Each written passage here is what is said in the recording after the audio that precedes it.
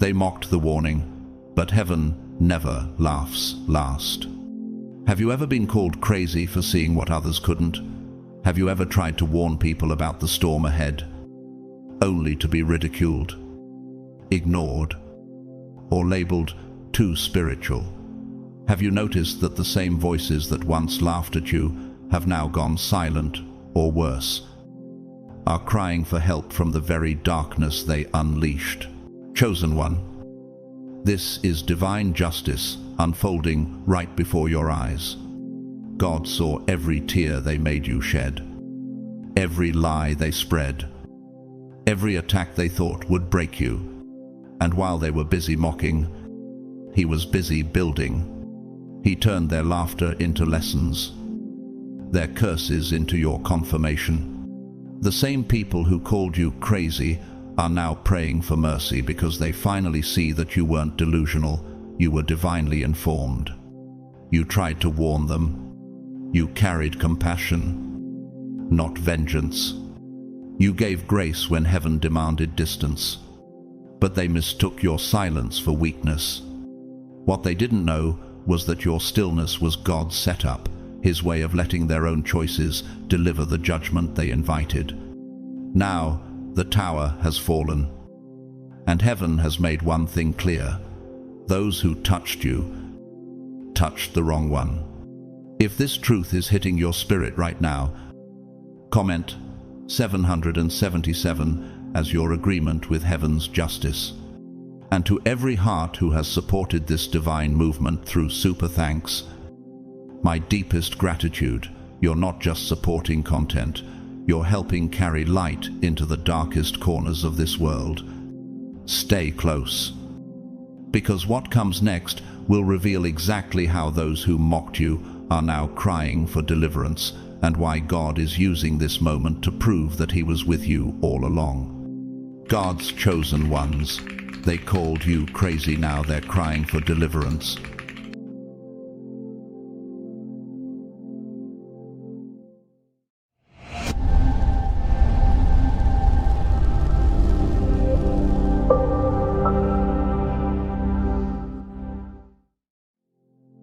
Tonight, revelation itself walks through the corridors of your memory. The veil lifts. The unseen becomes visible. While you were quietly tending to the architecture of your destiny, laying each foundation stone with faith and sweat, there were those lurking behind curtains of jealousy, rehearsing the language of your destruction. What they thought was hidden in silence now screams through divine exposure. This is not coincidence. This is not karma. This is the court of heaven in session. And the judge has spoken. Vengeance is mine. I will repay, saith the Lord. Romans 12:19. As you slept beneath the blanket of divine peace, others remained awake, conspiring beneath the cold fluorescence of envy. They did not merely think ill of you, they engineered a current of malice, synchronized like a dark frequency in the atmosphere. 3 voices, just 3 chanting rebellion against divine order. The Spirit calls that a coven. Their words became weapons, their jealousy a ritual. But energy obeys its origin. He who digs a pit will fall into it. Ecclesiastes 10:8. Their hearts burned not with inspiration but infection. Your progress nauseated them. Your joy was an unbearable melody. You radiated light too pure, too constant, like a lighthouse breaking through their fog of self-hatred. Instead of tending their own shadows, they tried to snuff out your flame. But light cannot be domesticated. The darkness has not overcome it. John 1-5. Have you ever wondered why their plots failed despite their numbers? Why their voices sound so loud but their hands achieve nothing? Because you, chosen one, are guarded by frequencies they cannot detect. You vibrate in alignment with heaven's code. Your life is not random, it is architecture. Each trial, a beam in the cathedral of your purpose. Each heartbreak, a sacred resonance echoing through eternity. Those who struck at you did not realize they were throwing stones at the foundation of divine design. They were warned, yes, warned by someone with sight beyond the veil. Someone who whispered, "Stop now," before your curse circles back as your own sentence. Yet pride, the oldest drug, seduced them. Jealousy clouded their logic. Desperation mutated them into gamblers who bet against God's blueprint. And like Lucifer, who believed his reflection could outshine the sun, they plummeted into the orbit of their own chaos. The spiritual law is precise. What is released must return. For with the measure you use, it will be measured back to you. Luke 6:38. Their rituals backfired. Their whispers amplified against them. Their power dismantled by divine geometry, because when the architect of heaven draws a line, no mortal hand can erase it. Think of Pharaoh's army swallowed by the Red Sea, Exodus 14:27. They thought control was power. Instead, control drowned them. So too, the modern covens, be they colleagues, relatives, or friends turned foes, find their own voices echoing curses they cannot retract. And deep within your soul, another question rises. Quiet, yet cutting. Why did God let me witness their rise before their fall? Why was I tested so hard by betrayal I didn't deserve? Why did pain become my teacher before peace became my crown? Because heaven forges its soldiers in paradox. The anointed are trained through tension. The bow must bend before it releases the arrow. In the frescoes of Fra Angelico, that devout painter of divine mysteries, angels are always painted mid-motion, half in light, half emerging from it, because glory is not stillness. It is transformation. You, too, are mid-motion between what was attacked and what will ascend. As Beethoven once wrote in the margin of his 9th Symphony, "From the heart may it return to the heart." Your suffering was not punishment. It was frequency correction, heaven tuning your heart until it matched divine resonance. A modern echo of this truth lives in a man named Raphael, a humble street cleaner from Seville. When mocked for humming hymns during his night shifts, he simply said, "If God listens while I clean his streets, that's enough honor for me." Years later, the same people who laughed now ask him to pray for their children. That's vindication without vengeance. And as for the deceivers, they learn the oldest lesson in cosmic law. You cannot curse what God has blessed. Numbers 23:20. But hear this, your story doesn't end in revenge. It culminates in rebirth. You are the phoenix rising from ashes of accusation. You are the diamond shaped under tectonic grace. The universe bends its light toward you now. This is the lesson the author within me has carved from your story. What tried to break you actually broadcast your anointing. Pain is not proof of abandonment. It is proof of assignment. So tell your story. Share your scars. Someone else's deliverance depends on your transparency. And now, chosen one, stand. Rise like dawn after endless night. Step forward, not with vengeance, but with victory in your veins. The war is over. The crown fits. Walk in it. The energy they hurled at you did not vanish into thin air. It has returned like a comet ignited by divine velocity, blazing back toward its source with precision only heaven could calculate. Those who once whispered curses now choke on the echo of their own words. Their hearts pound under invisible weight. Their breath catches in the midnight hour when silence grows too loud. At 3 a.m., their souls stir in terror. haunted by the knowledge they crossed a line that heaven never permits to be redrawn. This is not a coincidence. This is divine law in motion. Do not be deceived. God is not mocked. For whatever a man sows, that shall he also reap. Galatians 6-7. The same spiritual energy they weaponized against you has turned sentient, an executioner cloaked in justice. They interfered with sacred frequency, and now that frequency is roaring back, amplifying through the chambers of their own misdeeds. Every curse reversed, every whispered spell inverted, every dark vision projected toward your downfall has become a cinematic replay of their own collapse. For the universe does not permit manipulation of its holy circuitry without consequence.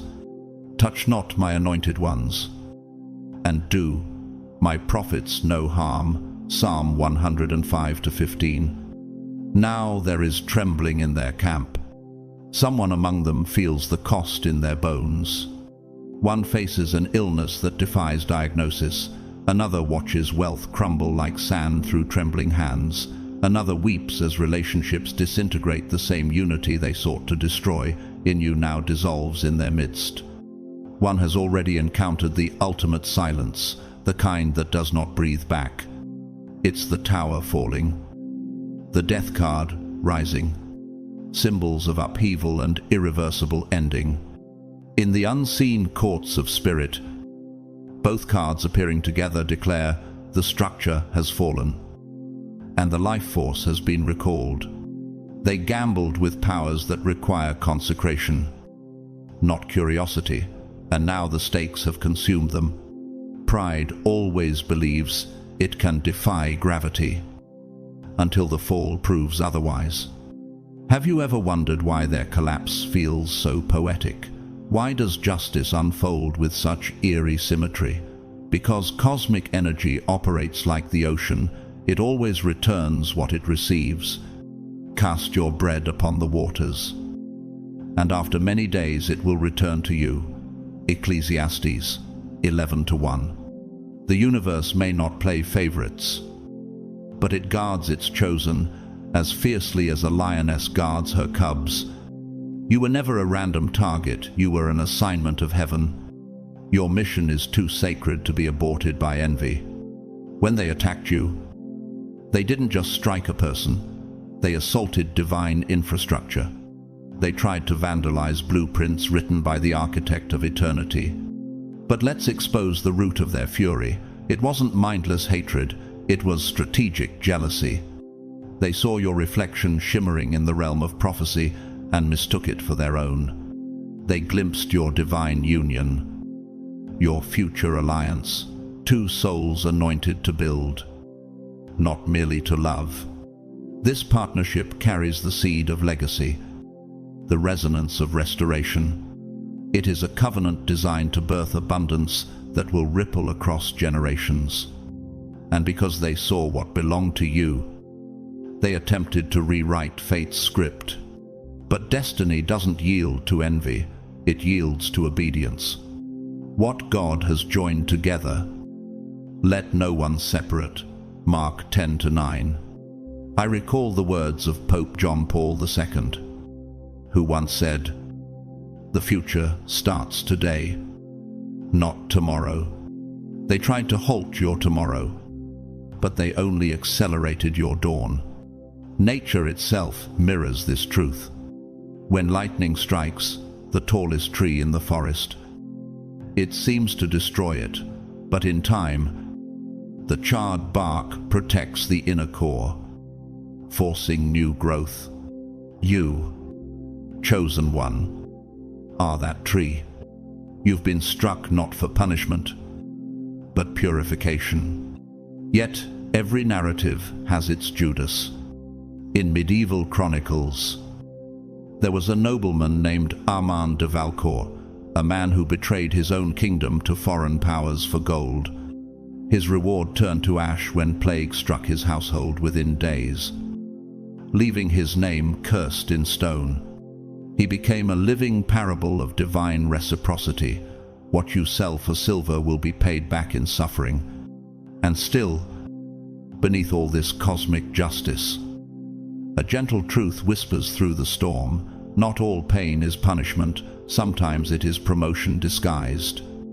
Your endurance is evidence of divine engineering. You were not built for collapse, but for calibration. As the psalmist declared, "Many are the afflictions of the righteous, but the Lord delivers him out of them all." Psalm 34-19. From the author's heart, here is what I've learned. Divine protection doesn't prevent storms. It proves your ship is worthy of sailing through them. You survived not because you were untouched, but because your roots were anchored deeper than their reach. If this resonates within you, share your own story of deliverance. Someone else wandering in shadow needs to see your survival as their prophecy. So rise, rise with the poise of dawn after tempest. Your enemy's chaos has become your confirmation. Their curses were clay. Your purpose is stone. The boomerang has returned. The trial has spoken. And heaven has declared, the chosen stand unshaken. It was never just a relationship. It was an equation written in heaven's architecture, a spiritual merger of two divine frequencies designed to rewire the consciousness of those who encounter it. When two souls, chosen and refined by fire, unite under divine timing, the vibration around them changes everything it touches. This isn't romance, it's resurrection. It's Genesis rewritten through grace. Two are better than one, because they have a good reward for their labor. Ecclesiastes 4-9. Your adversaries sensed this before you fully did. They could feel your ascension approaching. Like predators sensing pressure before a storm, they didn't celebrate your rise, they tried to fracture it. They built illusions like architects of confusion, crafting emotional mazes to make you doubt the offer heaven placed before you. They whispered thoughts to distort your discernment, false echoes meant to cloud your intuition. Their intent was surgical. Prethese. They wanted you to mistake destiny for deception, purpose for peril. But your spirit had already been tempered in the furnaces of trial. You carry discernment, born from warfare. You know the difference between divine delay and demonic distraction. How many times did they think you would fold? How many times did they bet that confusion would consume you? Yet each time, the veil lifted. Because when God forges his soldiers, he also fortifies their perception.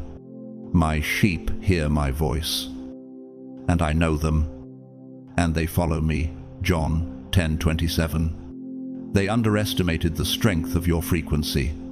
They didn't know that your spirit operates like a quantum resonance, able to detect interference long before it manifests. They couldn't grasp that discernment.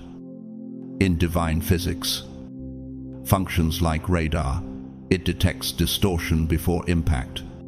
While they conjured their little spells, your angels recalibrated the field. The universe rerouted the current of every curse before it reached your atmosphere. And yet, they did not stop there. They aimed directly at the arteries of your life, your finances, your creativity, your peace, like thieves studying blueprints. They targeted your abundance with algorithmic cruelty. They plotted financial confusion. Knowing that scarcity suffocates potential, they delayed opportunities, disrupted transactions, and clouded the memory of those who owed you.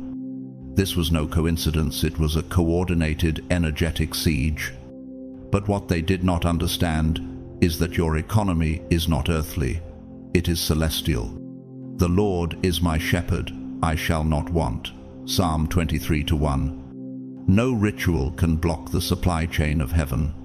Your provision doesn't flow through banks or bosses, it flows through covenant. They attacked your creativity too. hoping to silence the symphony inside you. They wanted your mind blank, your pen dry, your spirit uninspired, because your words are frequencies. Your art is a transmission from the divine realm. The things you create don't just exist, they heal, awaken, recalibrate. They feared your voice because your voice carries voltage. A story comes to mind. Aidan Brooks, a young mechanic from Detroit.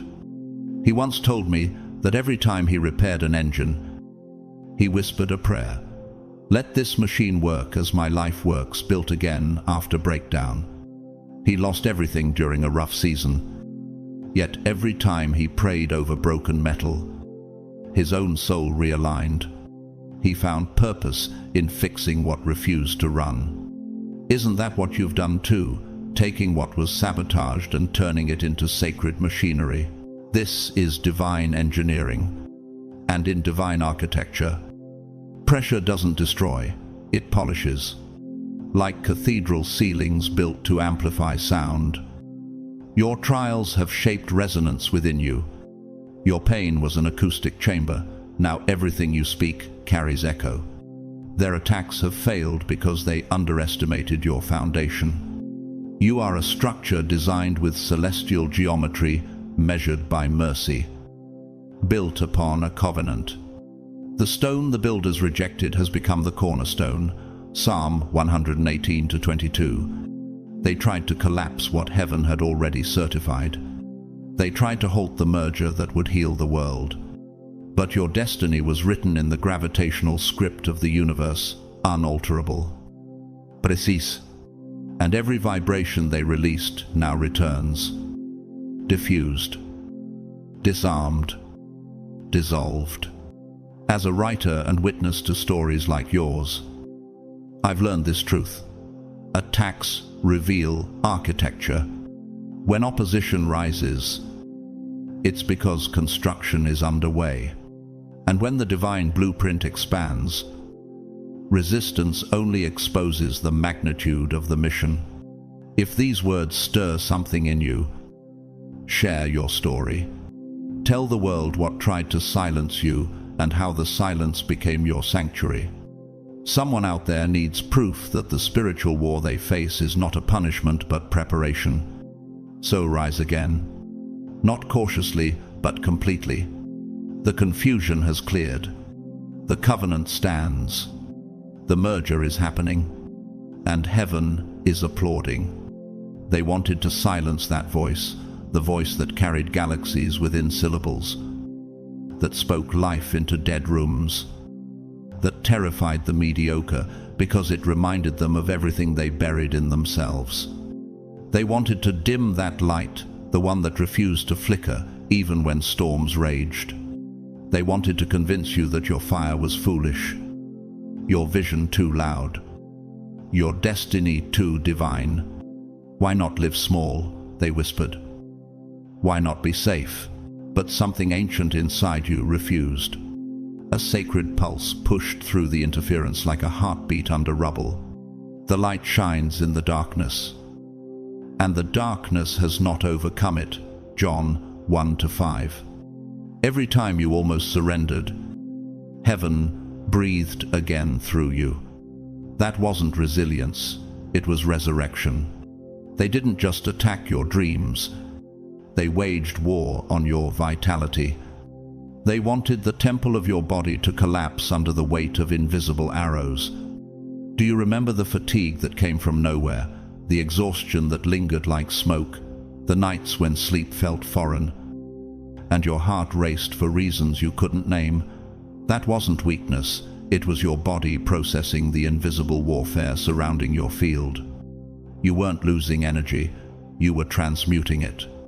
Like Job, under the testing of unseen forces. You were being measured, but not destroyed. Though he slay me, yet will I trust in him. Job 13:15. They wanted your dreams buried beneath headaches, your purpose drowned in sleeplessness. But each time you rose from your bed, your angels took note. Heaven was watching the endurance of its chosen, and still they did not stop. When your strength didn't break, they went for your emotions.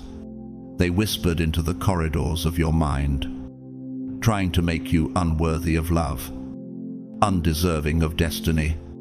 They wanted you to believe that no divine union would want someone like you, that you were too wounded, too imperfect, too not enough. They dug through your past like scavengers, resurrecting every failure to feed their narrative. Have you ever felt that sudden doubt, that whisper of unworthiness that didn't sound like your voice?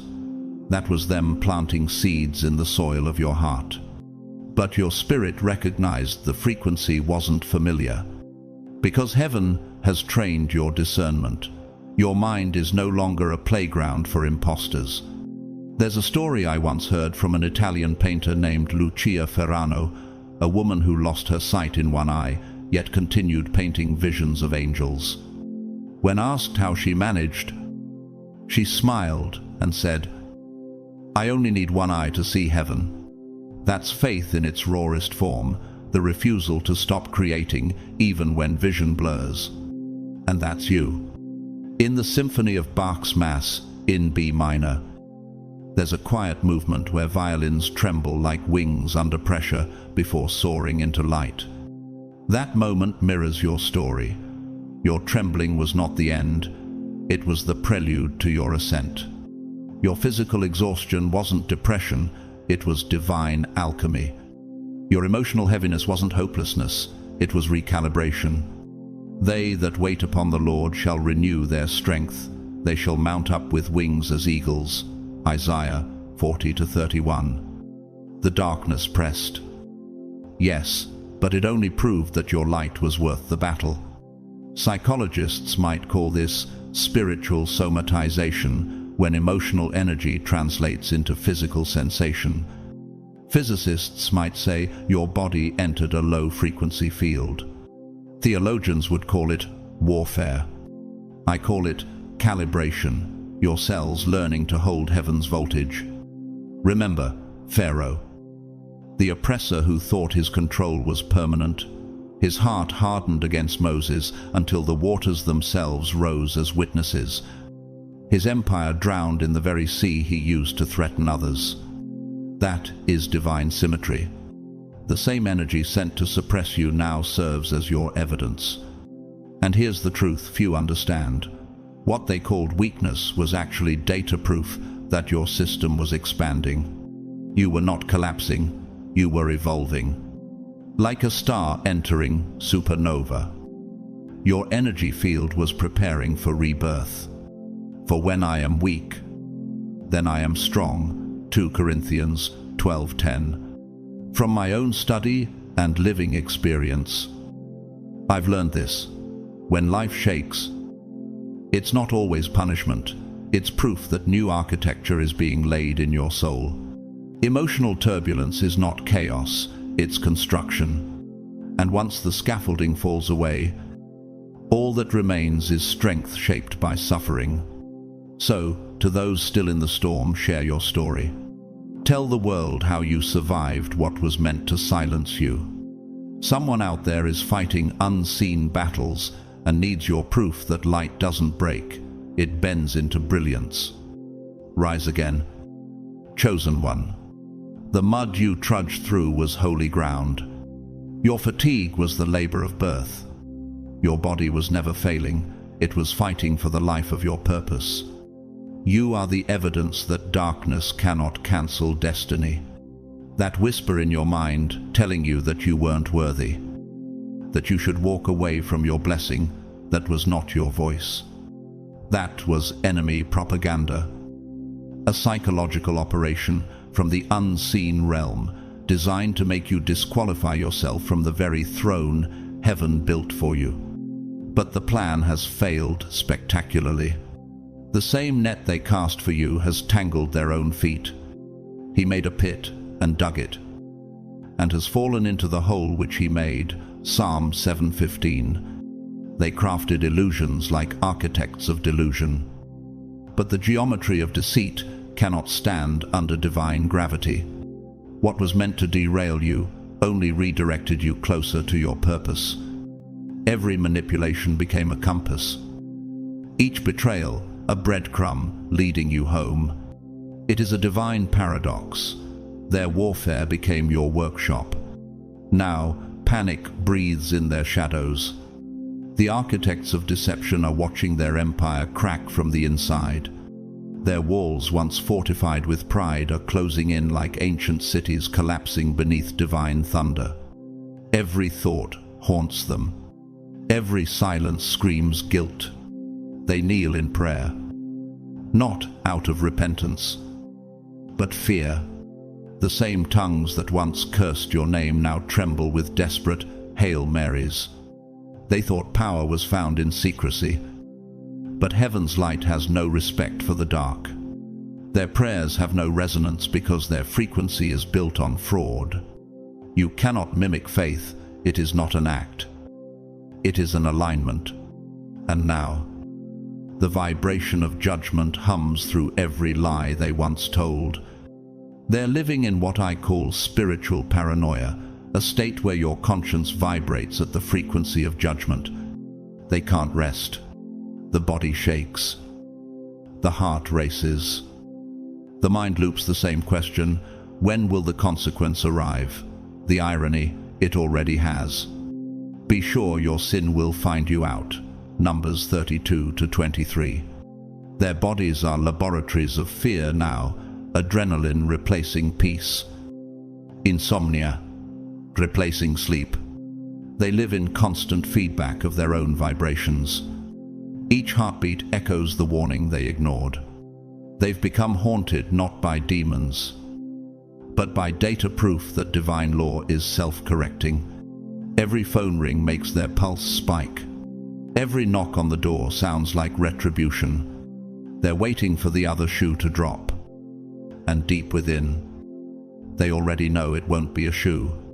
It will be the sword of divine correction. Their senses betray them now. The air feels heavy. The night whispers their guilt. What they call anxiety is really awareness spirit, recognizing justice on the horizon. Like Cain wandering after Abel's blood cried from the ground. They know their actions echo in eternity. There is no silence deep enough to bury truth that has been spoken in heaven's court. And still, some of them are crawling back to the same spiritual practitioners who warned them not to meddle in sacred design. Imagine that desperation returning to the very one who said, "Don't do this, it will destroy you." But arrogance blinds before it burns. Now, trembling and hollow-eyed, they beg for reversal spells, for shields, for loopholes in laws they mocked. They've discovered that some laws are not human, not negotiable, not bendable. It is a tragic irony. The very gatekeepers they ignored now pity them. They are seeking refuge from the same forces they invited in. You cannot uninvite a spirit you paid to enter. You can only repent to the one who governs them all. They are finally learning that no transaction can replace transformation, because this isn't karma, it's covenant. Touch not my anointed ones, and do my prophets no harm. Psalm 105-15. They mistook the universe for a vending machine, thinking they could purchase blessings or bribe outcomes. But a covenant is not a currency, it's a contract. Heaven's law operates like quantum entanglement, once bound to divine purpose. Every thread of your life moves in synchronization with eternity. They have touched what was sealed, and the energy has recoiled like a divine boomerang. Some debts can't be erased by ritual. Only time and suffering can balance them. They crossed thresholds that heaven sealed, tampered with timelines that were never theirs to touch. What they attempted wasn't envy, it was spiritual larceny. They tried to steal what was written in your divine blueprint.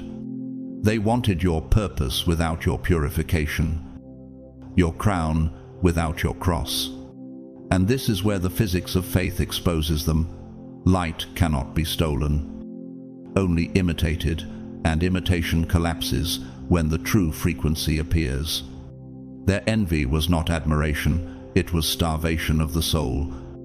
And when a soul starves long enough, it feeds on shadows. But heaven records theft with perfect precision. And the penalty for stealing from the chosen is not one the mortal mind can comprehend. For it is a fearful thing to fall into the hands of the living God. Hebrews 10:31. Judgment is not always thunder. Sometimes it's silence that never leaves. Their laughter fades. Their alliances rot. And the echo of their pride becomes their prison. The mercy they denied others has been measured back to them in absence. Grace withheld becomes gravity increased. Now they are witnessing the echo of their own energy. The same alliance that united them in wickedness is now splitting like dry wood under fire. Arguments ignite where agreements once stood. Their circle, the coven of jealousy, fractures from within. One accuses another. Another denies involvement. Each one clings to fragments of excuse. But truth has already burst into the room like morning light through stained glass. They are experiencing entropy, the scientific law that all systems decay when their source is corruption. Betrayal doesn't build, it bleeds. Their voices are now instruments of chaos. In a symphony they compose themselves. This is what happens when a group gathers for darkness instead of light. There is no loyalty in shadow, no honor among spiritual thieves. When exposure comes, they scatter like roaches scrambling from illumination. The light exposes all things hidden in darkness, Ephesians 5:13. And here's the poetic justice. The same light they tried to extinguish in you has now become their undoing. For light does not seek revenge, it simply reveals. Their exposure is not punishment, it's purification by consequence. In nature, we see this mirrored truth. When a serpent devours its own tail, it believes it's consuming power, but it's consuming itself. Poison doesn't know patience. The venom they release now circulates through their own systems. It's the law of ecosystems. Every predator that kills without balance eventually poisons its own habitat. Darkness feeds until it starves itself. Divine ecology corrects what human hands corrupt. History, too, holds an echo. Centuries ago, there was a nobleman named Sir Thaddeus Corrin, a man who betrayed his kingdom for gold.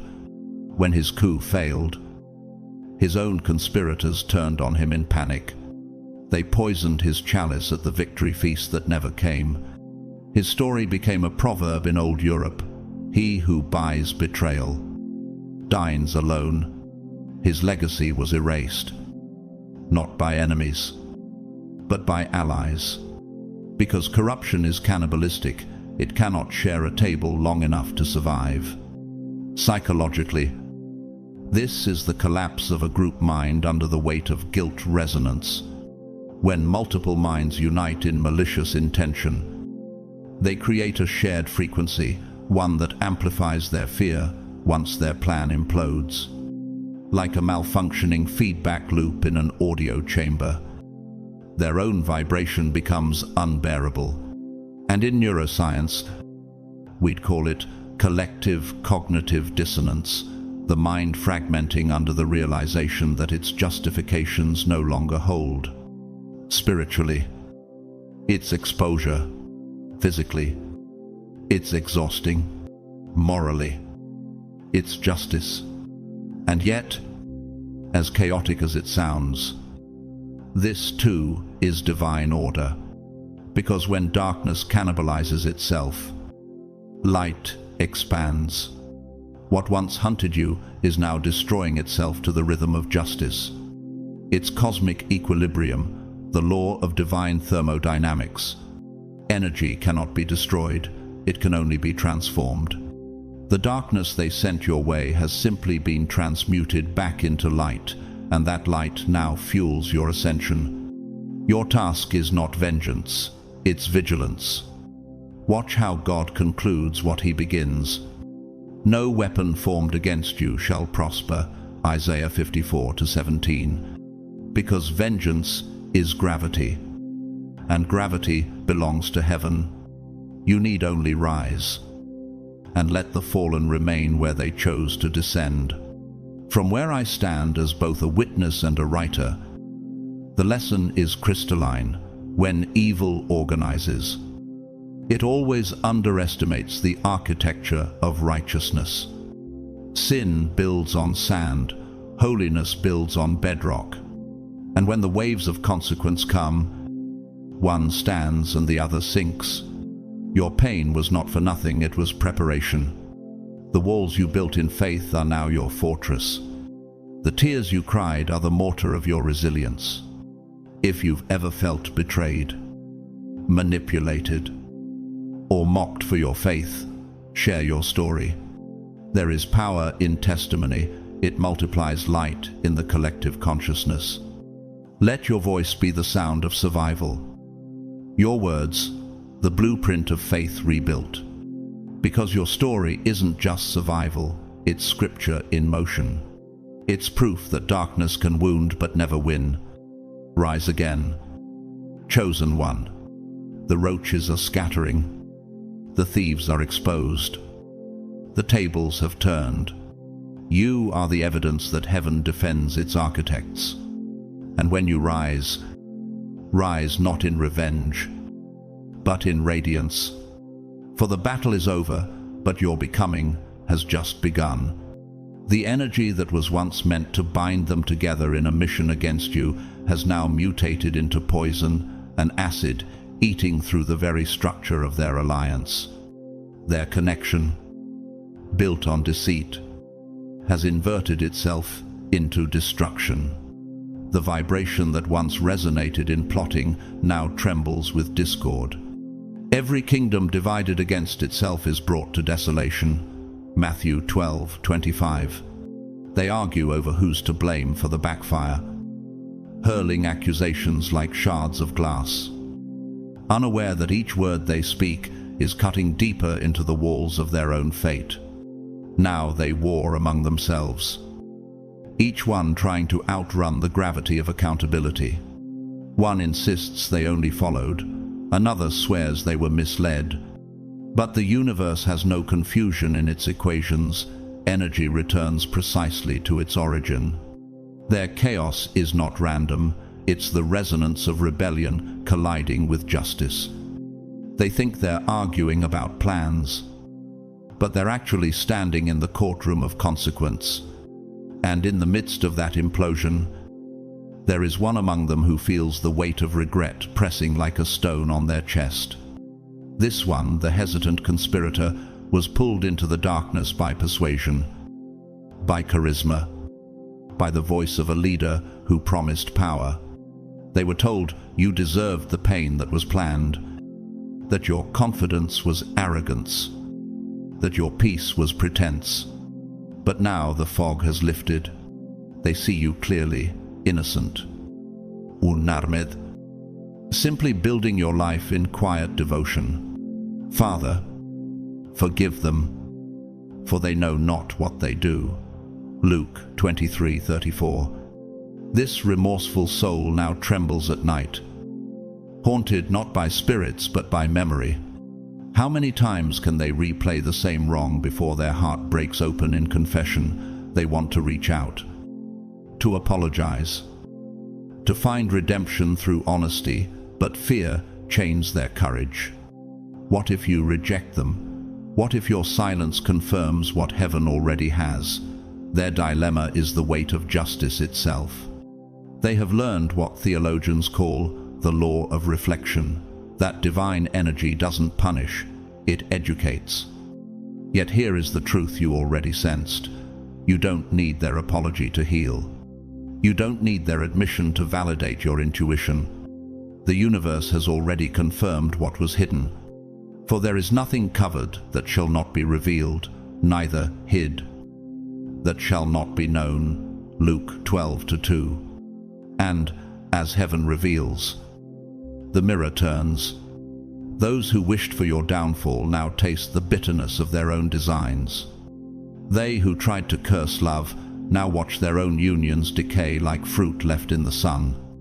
Those who sent lack into your finances now stare at accounts bleeding numbers they cannot explain. They who mocked your creativity now wander through droughts of inspiration, their ideas turning to dust. This is not coincidence, it's symmetry. Divine reciprocity is exact. What they projected is what they now live.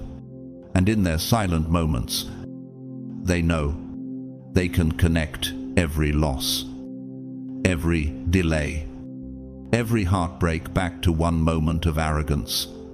They whisper, "Why is this happening?" Yet the answer lives in their memory. Knowing does not cancel the consequence. Awareness does not erase the debt. For whatever a man sows, that shall he also reap. Galatians 6-7. Some of them now move through life with hollow eyes and trembling hands. Their smiles are masks, their laughter brittle. It looks like depression. But it's something deeper, what mystics call spiritual consequence manifesting in emotional form. They drink to silence the echo. They eat to fill the void. They buy to feel alive. But nothing satisfies.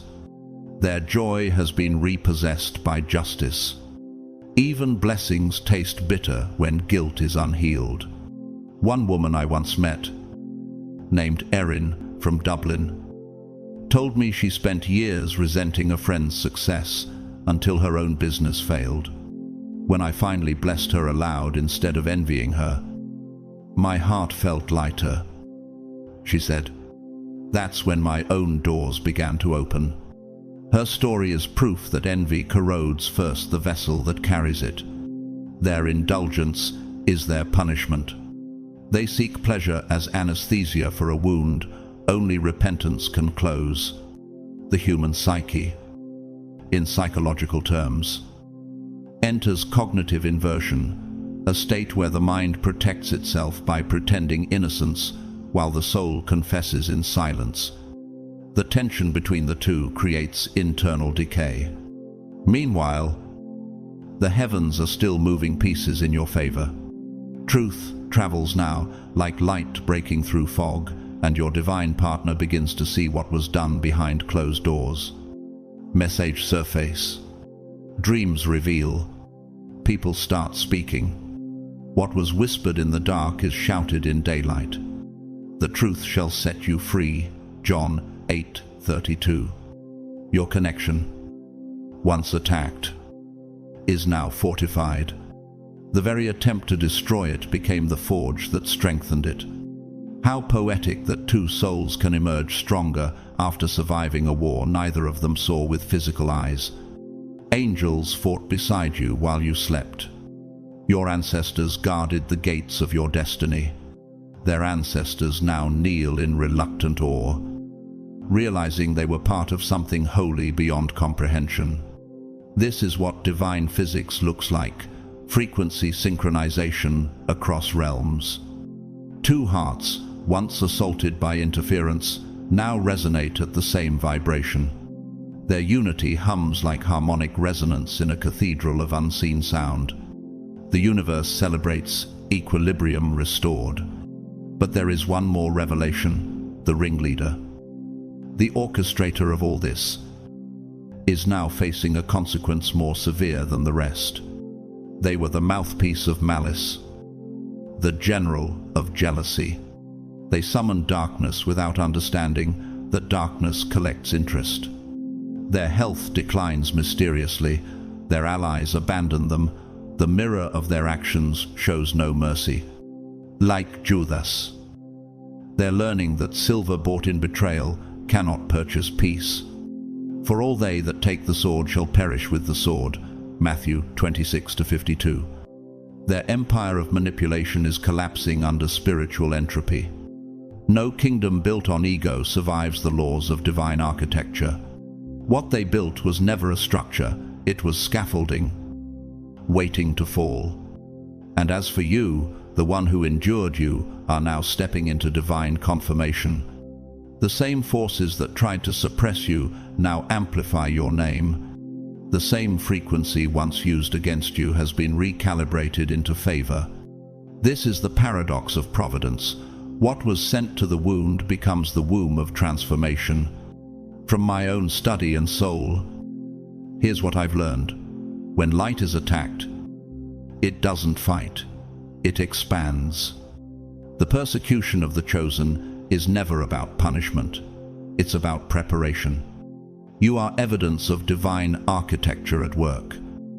Proof that alignment is stronger than attack. If you've ever survived being misunderstood, envied, or betrayed, share that story.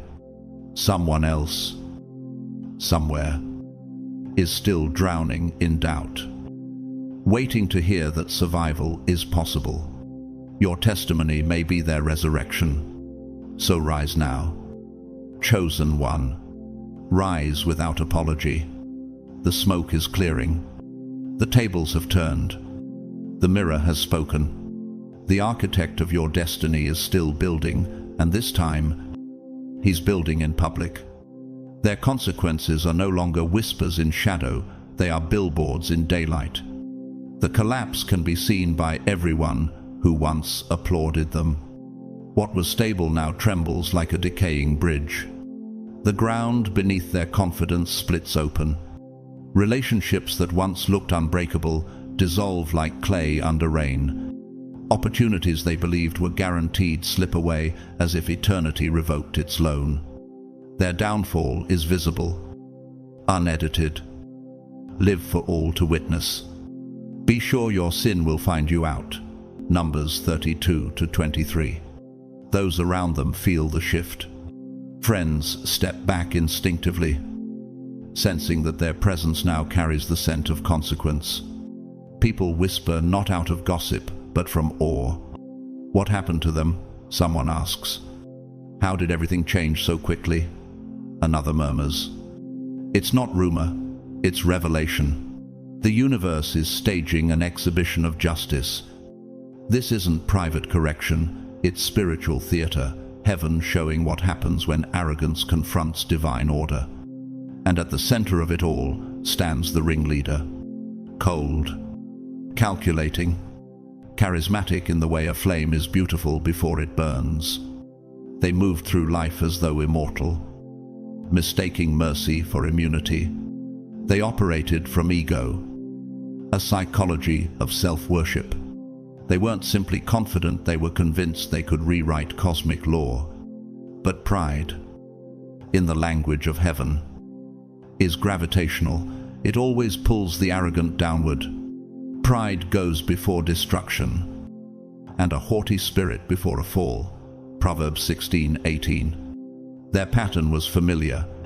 This was not their first manipulation, not their first spiritual heist. But this time, they touched what did not belong to them. They aimed at someone anointed, someone backed by a divine covenant. And divine law does not tolerate assault on its architects. The magnitude of their punishment mirrors the magnitude of their pride. The higher the tower of self-importance, the more devastating the collapse. Whoever exalts himself will be humbled. Matthew 23:12. Their peace has evaporated, their health trembles, and the illusion of control disintegrates like mist in the morning. They tried to conquer destiny, but ended up prisoners of consequence. Their insomnia isn't random, it's judgment wearing a human heartbeat. How many nights can one replay the same betrayal before the mind begins to echo the sound of its own downfall? Meanwhile, truth quiet. Relentless truth is emerging, like sunlight through shattered glass. Lies they crafted so carefully are now unraveling thread by thread. Manipulations are exposed in divine symmetry. Hidden communication surface. Eyes that were once blind begin to see. The stage they built for your humiliation has become the screen projecting their own undoing. For there is nothing hidden that will not be disclosed. Luke 8:17. They are terrified not of you, but of exposure. The mask they wore for years is melting. They see the reflection they can no longer edit. Public humiliation on a spiritual level feels like suffocation. Every breath reminds them of what they buried. Their reputation, once an idol, now becomes the very altar of their undoing. But understand this: divine protection is not passive. It is not a fragile glass dome. It's a kinetic field, alive, intelligent, reactive. When heaven protects its chosen, it doesn't merely shield, it strikes. It reflects energy with precision. No weapon formed against you shall prosper, and every tongue that rises against you in judgment you shall condemn. Isaiah 54:17. Your angels are not statues, they are soldiers. When your enemies attacked, they weren't just fighting you, they declared war on the architect of your destiny. And when the architect defends his design, he doesn't just restore the structure, he rebuilds the skyline. Divine protection functions like quantum physics. It transforms incoming energy into acceleration. What was meant to harm you becomes propulsion. You may ask yourself quietly, why did I feel so heavy during that season? Why did every door seem jammed when I was trying so hard to move forward? Because your spirit was absorbing interference. Your frequency was recalibrating against resistance. That sensation of being stuck wasn't failure, it was friction. The heat before breakthrough. But that season has ended. The interference is gone. The field around you hums with new clarity. Blockages have turned into pathways. The delays were rewrites, heaven editing the timing for greater impact. You are now entering the stage of divine acceleration. What they tried to slow is now speeding toward you with multiplied force. The Lord will restore to you the years that the locust has eaten. Joel 2:25. In the world of architecture, when engineers test a bridge under extreme stress, the fractures that appear reveal where reinforcement is needed.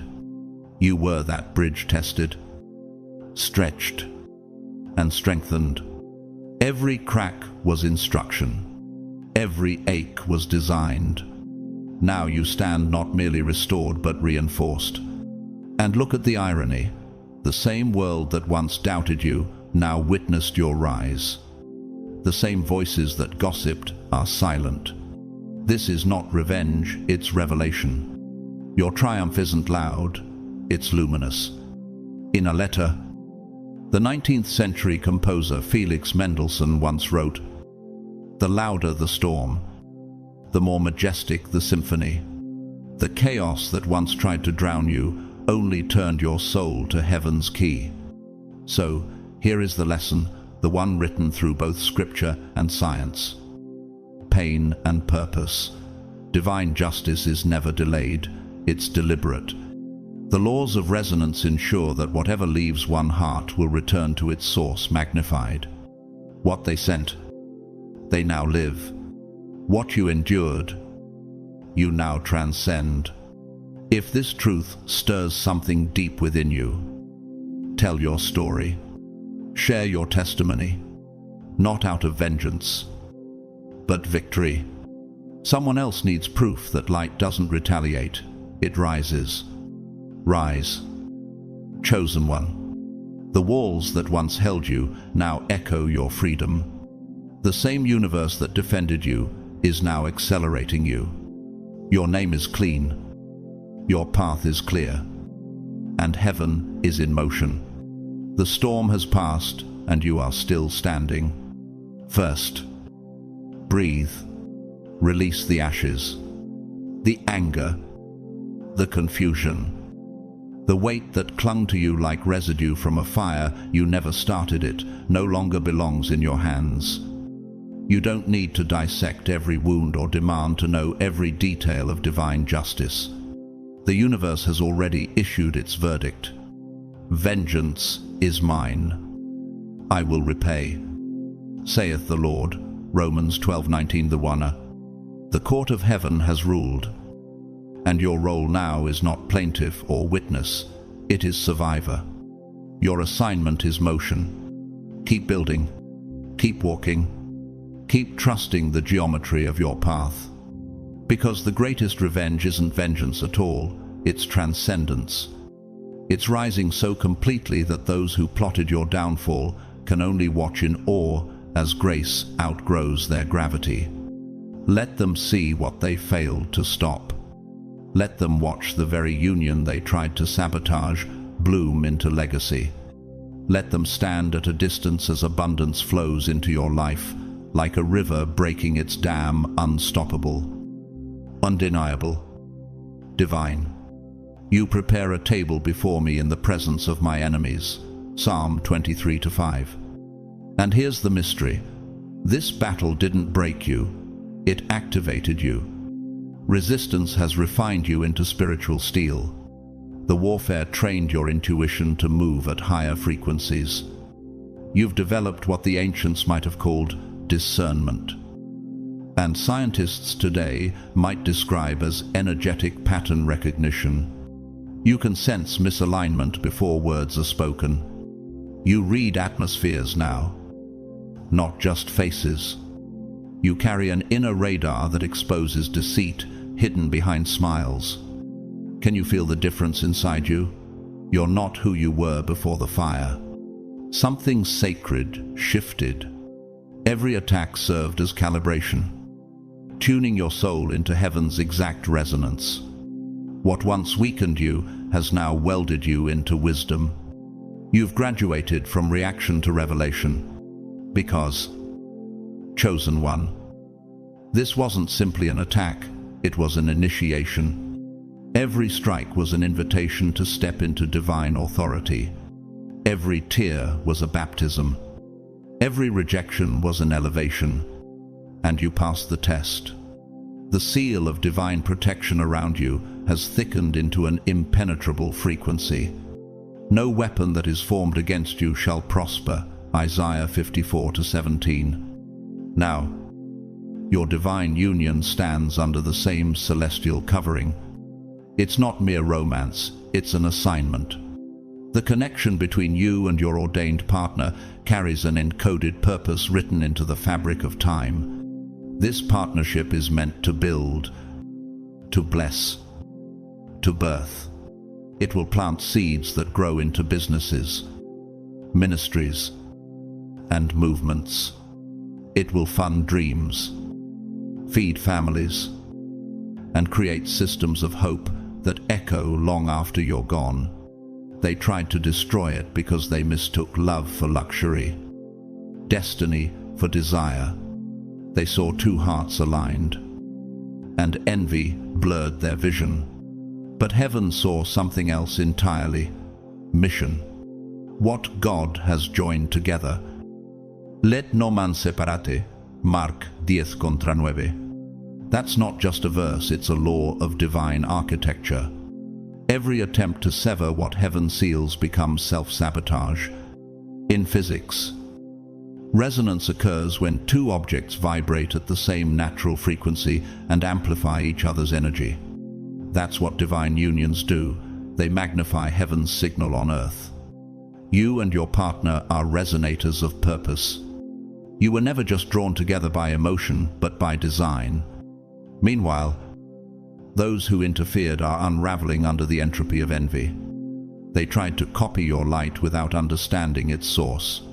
They wanted your energy signature, your anointing, and your assignment, but these cannot be replicated. They can only be received. They thought they could redirect what was written for you, like thieves attempting to rewrite physics. But destiny is not data, it's DNA. It's coded, sealed, and sacred. There's an ancient parable rarely mentioned outside old monastic texts, the tale of Lucian of Carthage. A merchant who tried to steal a prophet's blessing by wearing his cloak. The garment fit, but the spirit didn't. Within days, Lucian lost everything he owned, because blessings borrowed without permission burn the borrower. Such is the law of divine substitution. You cannot inherit what you haven't endured for.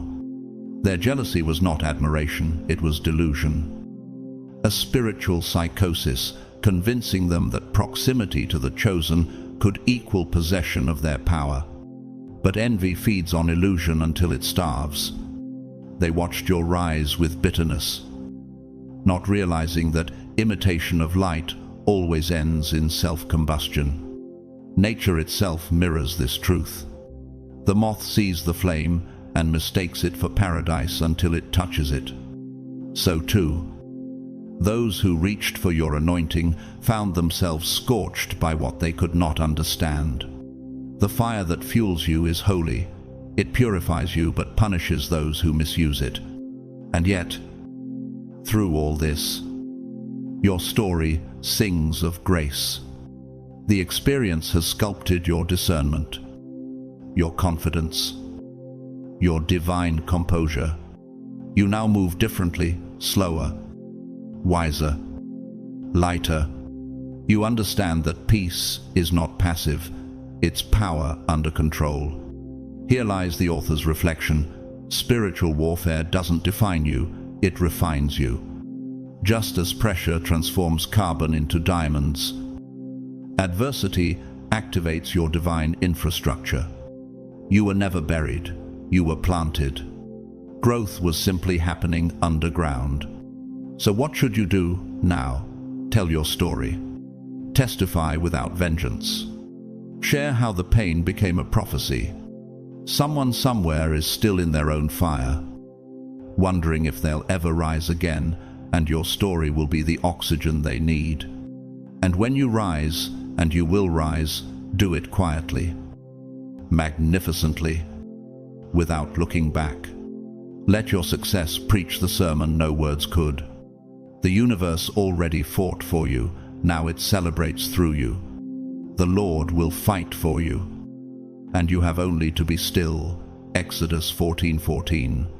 Rise, chosen one. Rise like dawn over the ruins. The war was never about destroying you, it was about discovering you. The darkness only revealed what could not be dimmed. Your name is written in light now. Your steps are measured in purpose, and the heaven that defended you now propels you forward. They watched you ascend not as witnesses of inspiration, but as prisoners of comparison.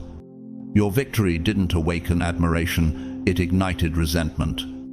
Instead of learning from your light, they tried to smother it, hoping that darkness would make them glow. But that's not how light behaves. Light is not competitive, it's contagious. And when one flame rises, it multiplies illumination. Yet they could not comprehend abundance. They were trapped in the physics of scarcity. They mistook divine allocation for limitation. They believed that your success somehow subtracted from theirs, as though blessings were a finite resource rather than an infinite current. The Lord is my shepherd. I shall not want. Psalm 23:1, a truth they never absorbed. Their logic was flawed. They thought by dimming your flame they could redirect its reflection. But extinguishing another's fire only guarantees your own darkness. In trying to eclipse your light, they exiled themselves from their own. What made their act more insidious was their target, not your reputation, not your relationships, but your purpose work, the sacred assignment written into your soul before birth. They went for the architecture of your destiny. They didn't just block doors, they built counterfeit ones. They meddled in alignments orchestrated by heaven, disrupting introductions, delaying launches, sowing confusion among your supporters. Their interference was methodical, almost scientific. yet spiritually suicidal. For we can do nothing against the truth, but only for the truth. 2 Corinthians 13-8. They wanted you uncertain of your calling. They hoped the noise of their deceit would drown the melody of your mission. They whispered that you were unqualified, that your gifts were illusions, that your ambition was arrogance. But destiny has its own immune system. It rejects every false word spoken against it. The gifts and the calling of God are irrevocable. Romans 11:29. And indeed, your purpose may be delayed, but it cannot be destroyed. What heaven authors, no human hand can erase. Purpose operates like celestial orbit. It may be obstructed by passing shadows, but it never loses its path. The gravitational pull of divine will always restores alignment. They even tried to infiltrate your decision-making. They wanted to hijack your free will, to make you choose a smaller vision, a safer dream. At each crossroads, they whispered the language of fear, disguised as practicality. They made the narrow road appear reckless and the wide road appear wise. Yet the soul recognizes its own map. Something in you refused their hypnosis. Your intuition cuts through the illusion like lightning across fog. A woman once told me, a seamstress named Lila from Nairobi, that envy was the needle that tore her friendships apart. When my friend opened her shop, she said, I felt threatened. But when I learned to celebrate her success, customers began to find mine. Her quiet truth revealed a cosmic law. Joy multiplies when shared. Jealousy divides until it disappears. The same law applied to your enemies. Their attempt to manipulate your journey exposed their own stagnation. They became architects of their own confusion. Psychologists call this projection bias, believing that another's growth must mirror your limitations. But spiritually, it's deeper. It's rebellion against divine sequencing.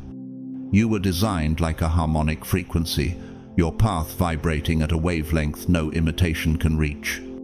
That's why their interference failed. Their energy simply couldn't resonate with your assignment. It's quantum law cloaked in theology. Frequencies that don't match cannot merge. What fellowship has light with darkness? 2 Corinthians 6:14. They tried to substitute themselves into your script, to copy your energy signature like counterfeiting sacred currency. But destiny doesn't function like paper, it's more like DNA. You can't clone it, you can only corrupt yourself trying. In the heavenly record, there are no forgeries that last. Every imitation eventually collapses under the weight of authenticity. In the Renaissance, there was a painter named Leone Battista, forgotten by history because he spent his life imitating Michelangelo instead of finding his own expression. He died surrounded by sketches of other men's visions. His tragedy wasn't failure, it was a borrowed identity. And that's the curse of envy. It convinces souls to trade purpose for plagiarism. Nature, too, reflects this principle. The moon shines by reflection. But when it forgets its rhythm and blocks the sun, an eclipse occurs, momentary darkness that fools the world but cannot last. Your enemies played at eclipse, mistaking interruption for dominance. But the light always returns. And now, their schemes lie in ruins, while your purpose stands intact. What they meant for delay became your development. What they hoped would confuse you has sharpened your clarity. You've learned to trust your own compass, to feel when the energy in the room shifts, to recognize when a smile hides sabotage. You now operate at a frequency they cannot reach, a resonance protected by spiritual insulation. Theologians might call it divine discernment. Physicists might call it vibrational shielding. I call it evidence that heaven has upgraded your awareness system. You've become both lightning and conductor, charged yet grounded, powerful yet peaceful. No weapon formed against you shall prosper. Isaiah 54:17 isn't a phrase anymore. It's physics wrapped in faith. Your energy field now repels anything not aligned with your assignment. So where do you go from here? Rise higher. Tell your story, not from bitterness, but from brilliance. Let the lessons of envy become lanterns for others walking in similar storms.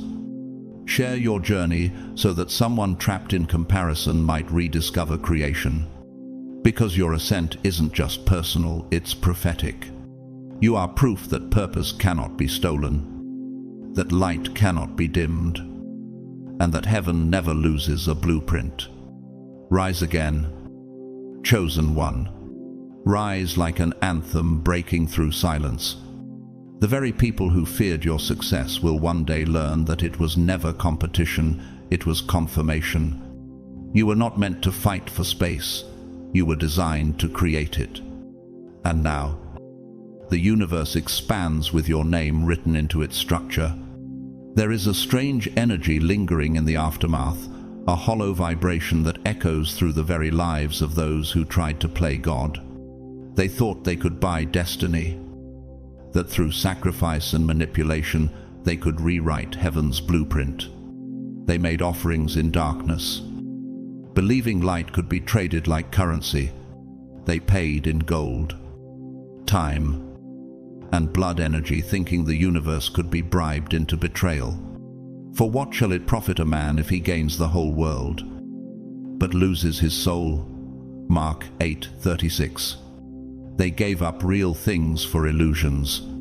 Some traded love for control, peace for power, integrity for influence. They sacrificed relationships that once anchored them, spouses, children, friends, convinced that your fall would validate their emptiness. Some used innocent symbols in their rituals, a child's toy, a strand of hair, a photograph of someone pure. They defiled innocence in pursuit of envy's promise. They were willing to destroy anything sacred. Unaware that such energy is like acid, it dissolves the vessel that contains it first.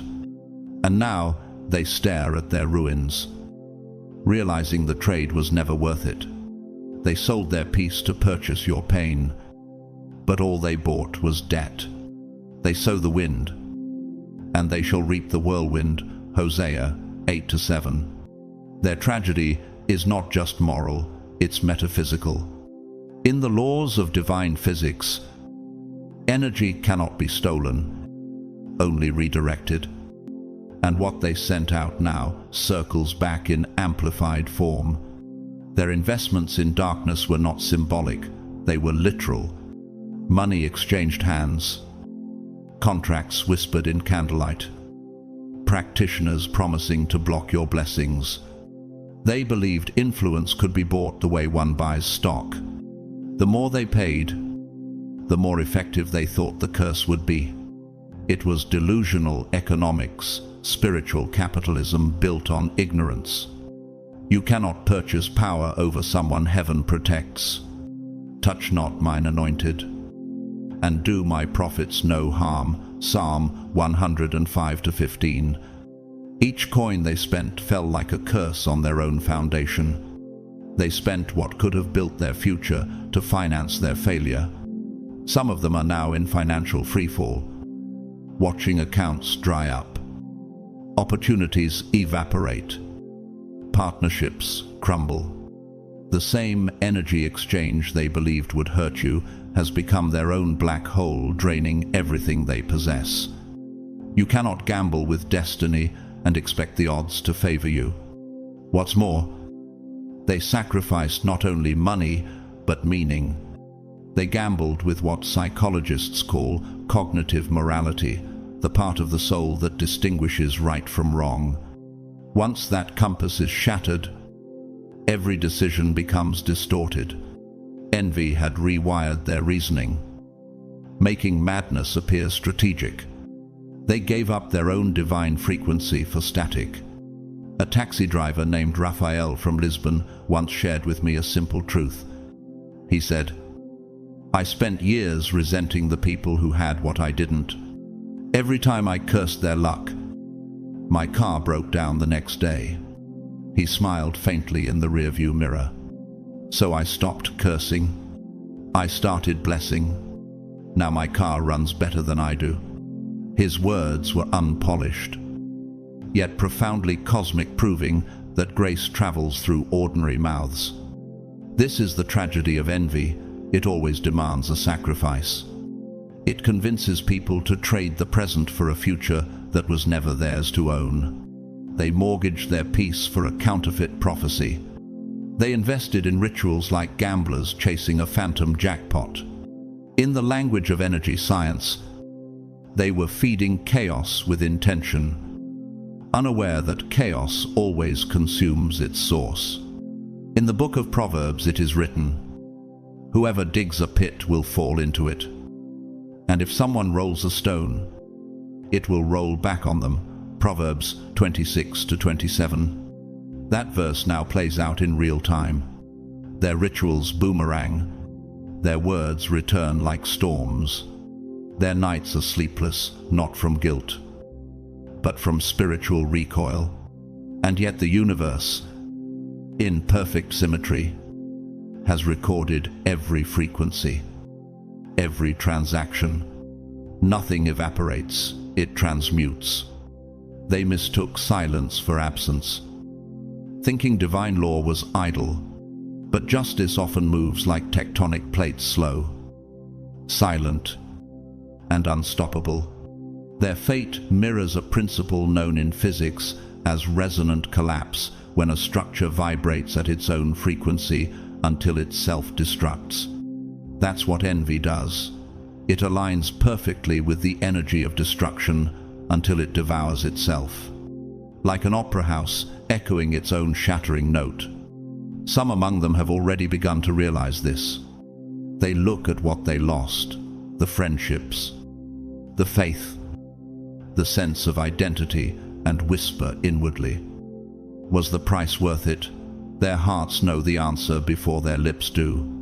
And through it all, you stand untouched, chosen, luminous. You didn't fight their rituals, you transcended them. You didn't need to lift a sword, because heaven had already raised a shield. No weapon formed against you shall prosper. Isaiah 54-17. Your enemies didn't lose to you, they lost to divine order. This entire episode, as tragic as it was, birthed revelation. It proved that destiny is not a fragile thread, it's reinforced steel in heaven's architecture. You were never in danger, you were in refinement. The interference didn't interrupt your journey, it upgraded your armor. Every plot against you became an investment in your endurance. And as for the tools of your advancement, you carry something they could never purchase: divine awareness. You now understand that spiritual warfare operates like quantum resonance. The observer changes the outcome simply by standing in faith. You shifted your reality without striking back. That is mastery. A musician once said that the silence between notes is what makes music powerful. That's divine wisdom in practice. The pause between your pain and your victory is not emptiness, it's design. In that stillness, the heavens recalibrated your path. So yes, you've won, but not through revenge, not through retaliation, but through radiant restraint. The divine justice system has already delivered its verdict. And now, your only task is to move forward unburdened, unbothered, unbreakable. Rise, chosen one. Rise without the need to explain. Rise because heaven already announced your vindication. The war has ended. The stage is cleared. And the world is about to witness the architecture of divine recompense unfold around your name. Destiny doesn't malfunction, it recalibrates. What they built for your downfall has been absorbed into the machinery of your rise. The very frequencies they once weaponized against you are now recoded to empower your ascent. What was meant to enslave your consciousness has become the algorithm of your liberation. This is not another hollow meditation, this is declassified divine technology. He makes all things work together for good, to those who love him and are called according to his purpose. Romans 8:28. The destiny engine operates on sacred architecture, consciousness re-engineered into coherence. It's the spiritual equivalent of alchemy, transforming pain into propulsion, betrayal into blueprint. Your mind, once targeted by manipulation, now functions like an upgraded operating system, sovereign, luminous, untouchable.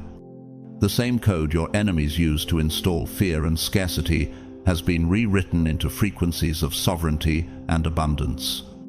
Psychologists might call it neuroplastic transmutation. Mystics call it awakening. You are no longer reactive, you are resonant. The most difficult action you'll ever take now is to sit in stillness. Put on your headphones and allow the divine frequencies to do their silent work while your enemies, unaware, keep digging their own graves. The collective upgrade has already begun. Consciousness across the chosen is sinking into a higher bandwidth. Heaven's software update is live. Behold, I make all things new. Revelation 21:5. What they meant to break you is now powering your rebirth. For those who mocked your stillness, they will soon realize it was strategy, not stagnation. Start the engine, and you'll feel it, that holy hum beneath your ribs, that sacred electricity aligning your steps. The same field of energy they tampered with now runs on grace. Every lie they tell becomes the data God uses to reconfigure your reality. Every curse they cast becomes the code your spirit reprograms into expansion. And now, as the light rises, your enemies are being summoned to face the very equations they authored. They can no longer outrun what they've written. The law of cause and effect, both spiritual and quantum, has engaged. What they set in motion must now complete its cycle. Do not be deceived. God is not mocked, for whatsoever a man soweth, that shall he also reap. Galatians 6-7. Some of them are sitting in sterile rooms now, across from counselors, confessing what they don't fully understand, that their obsession turned into affliction. The guilt has become its own haunting. Others have run to the altars, trying to buy back innocence with confession. But divine law does not deal in shortcuts. Forgiveness removes sin, but it doesn't erase the echo. Mercy redeems the soul, not the consequences. They are learning what every soul eventually must. You cannot undo the vibration of an action simply by regretting it. You can't burn a field and pray it grows back overnight. The universe keeps perfect ledgers, and every energy transaction must find its equilibrium. There's always a season of balance, and that season, their season, is now. They are discovering that divine justice has no blind spots. The eyes of the Lord are in every place, keeping watch on the evil and the good. Proverbs 15:3. Their prayers for mercy echo through the heavens, but meet silence that remembers every tear they caused you to cry. Not out of cruelty, but out of cosmic symmetry. The irony is striking. They once mocked you for believing in unseen power, and now they beg that same unseen power for release. This is the paradox of arrogance. It laughs at faith until faith becomes the only lifeline left. Their worlds are collapsing like glass towers under divine vibration. Every lie they built on now fractures. Every false alliance dissolves. There is one among them, trembling quietly, who now understands too late. They whisper, "I never meant for it to go this far." But destiny doesn't pause for regret. Divine architecture doesn't halt mid-construction. Once the design has been activated, it fulfills itself completely. The theologian Karl Rahner once wrote, "The sinner's punishment is not imposed by God, but inherent in the act itself." That truth now unfolds in real time. They are not cursed, they are correcting. Every sleepless night, every financial collapse, every friendship lost is not vengeance but vibration. The system is self-adjusting, and in this great correction, you stand as testimony, the living evidence that heaven's protection is not passive. It is precise. It is aggressive. It is alive. When the chosen are attacked, heaven doesn't just defend it, recalibrates reality itself. This is divine mathematics in motion. You cannot assault a soul under contract with God without invoking the reaction of the entire celestial army. He shall give his angels charge over thee, to keep thee in all thy ways. Psalm 91:11. The enemies thought they were battling flesh, but they were fighting frequencies. They thought they were binding you, but they were energizing you. Their interference became the friction that forged your fire. The destiny engine was never external, it was encoded within you all along. In the 17th century, the painter Gian Lorenzo Bernini sculpted the ecstasy of Saint Teresa. Critics called it excessive, but the saint herself described it as the soul pierced by divine light until pain became glory. That's you now. What was once agony has become radiance. What was meant to destroy you became the sacred medium of your unveiling. And now, rise. Rise not as a survivor, but as a sovereign. The universe has recorded every injustice, balanced every scale, rewritten every curse into code that now accelerates your evolution. Rise, because your silence was never a weakness, it was calibration. Rise because your stillness was never defeated, it was synchronization. Rise because the war is over, and your crown is waiting. The Lord will fight for you, you need only to be still. Exodus 14:14. You are no longer the target, you are the template, the prototype of divine reclamation. And heaven smiles, for the engine of destiny has turned, and you, chosen one, are finally in motion. We've reached the end of this revelation, but this is not the end of your story. If you've stayed with me through every word, then you already know this wasn't just a message. It was a mirror, showing you who you've always been beneath the pain, the doubt, and the misunderstanding. It was heaven's reminder that you were never crazy, you were called. They called you delusional for believing in unseen promises. They mocked your hope while living inside their fear. They laughed at your vision because it exposed the smallness of theirs. But faith doesn't need validation. Faith is the evidence of what the world cannot yet comprehend. And now, those same voices are trembling, their confidence shattered, crying for the deliverance they once told you didn't exist. They tried to bury your name, but they didn't realize you were a seed. Every insult became fertilizer, every betrayal, a storm that watered your purpose. The soil of your suffering has now turned sacred, and what they thought was your ending became your emergence. You were never fighting for attention, you were being prepared for an assignment. When God chooses someone, isolation becomes initiation. The silence you endured wasn't punishment, it was training. Heaven was building your endurance in private before honoring you in public. That pain wasn't proof of weakness, it was proof of worth. The delays weren't denials, they were divine edits, ensuring that what's written for you could never be stolen. Now, the balance has shifted. The same energy they used to harm you is now fueling your rise. The same mouths that cursed you will soon announce your victory. The same people who tried to erase your light will need it to find their way. The stone that the builders rejected has become the cornerstone, Psalm 118-22. You are that cornerstone, the foundation of a new era, built from the fragments of what tried to destroy you. Your name will no longer be whispered with ridicule, but with reverence. This is the season where what was hidden will be revealed, what was stolen will be restored, and what was delayed will be delivered. You are walking proof that the chosen are never forsaken, they are refined.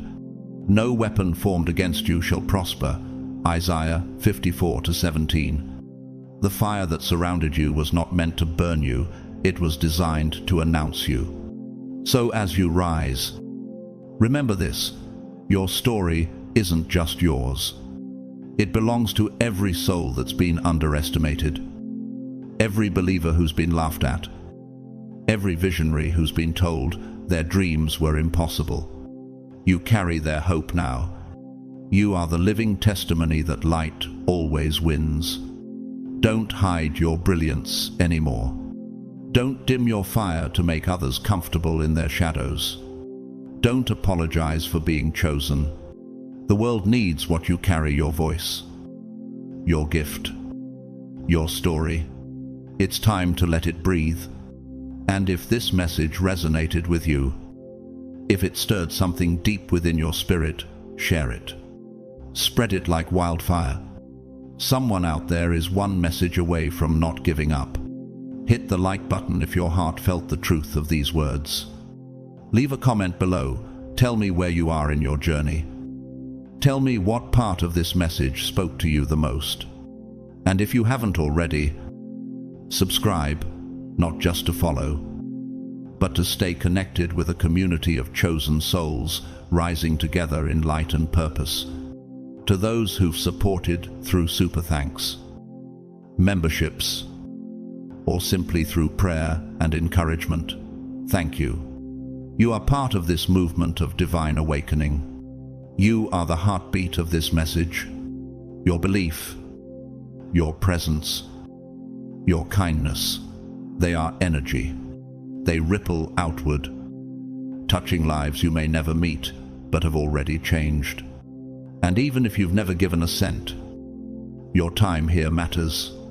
Your attention, your engagement, to your faith, that's the real currency of light.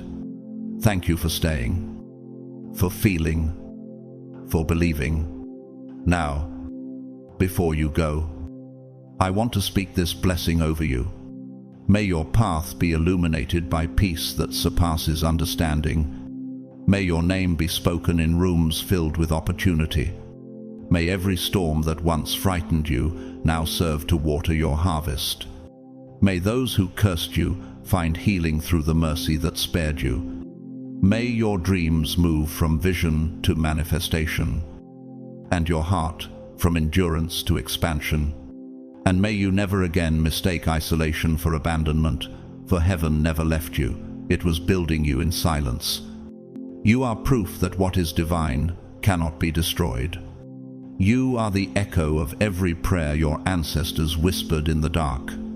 You are heaven's rebuttal to every lie told about you. So rise now, rise with authority. Rise with humility. Rise knowing you are loved, protected, and destined. The war is over.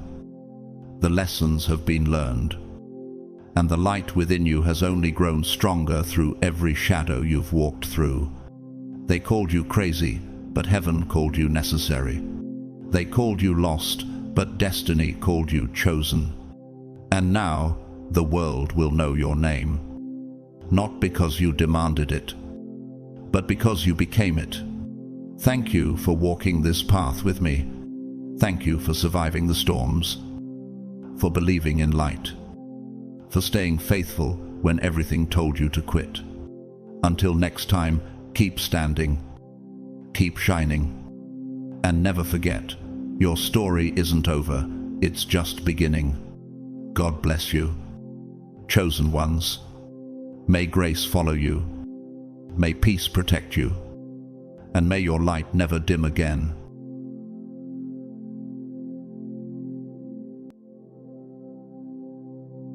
Have you ever been told you were too quiet or too nice to succeed? Have you ever been laughed at for staying calm while everyone around you played games, only to find out you were the one who held all the cards? Chosen one, let me tell you something. They thought you were clueless, but they were so wrong. While they underestimated you, you were quietly building your empire. You didn't fight back because you didn't need to. You watched, listened, and calculated, knowing that true genius doesn't have to shout, it moves in silence. God has been refining your mind, your spirit, your strategy. You weren't just sitting there doing nothing, no, you were preparing. Your silence was your shield, your stillness was your weapon. And now, those same people who doubted you, who mocked your quiet nature, are beginning to see you for who you truly are, a force they can't ignore. It's O's plus. Let it all, would now let it. If this resonates with you, chosen one, I want you to hit 777 in the comments as a sign that you're ready to step into your brilliance.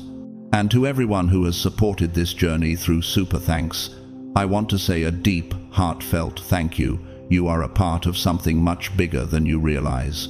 Don't forget to subscribe to the YouTube channel, Grateful to God, for more prophetic messages and spiritual insights. Now, stay close, because in just a moment, I'll show you exactly how your silence was the most powerful strategy of all. How God used every moment they tried to break you to actually build you into a genius they were never prepared to face. Ready? Let's dive in. God's chosen ones. They labeled you crazy, but you were always the genius.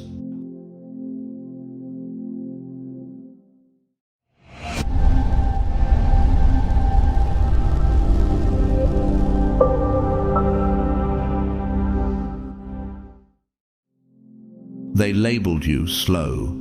They ridiculed your silence. But what if I told you that while they were busy making judgments, they missed the one thing that could have set them free? They measured you all wrong. And now they're terrified of what you really see. They thought you stayed quiet because you didn't know the answers. But the truth? You stayed silent because you already knew too much. Let's cut through the noise. Your intelligence has always been a force they couldn't grasp. You've felt it, haven't you? That sting of being underestimated. That eerie feeling when everyone around you acts like they know the truth, but you can sense the cracks in their stories. You've always had a gift that scares those who don't understand it. You see, chosen one, your mind doesn't operate like the crowd. You don't just accept things as they are. You peel them back, revealing what's hidden underneath.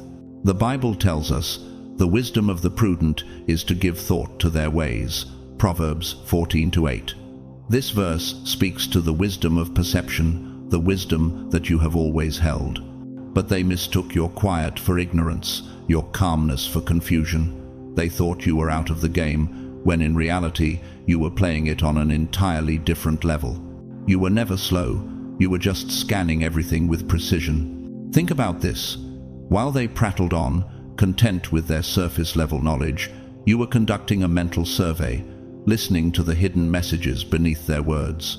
You heard the lies behind the laughter, felt the tension in the room before anyone even spoke, and you never had to say a word.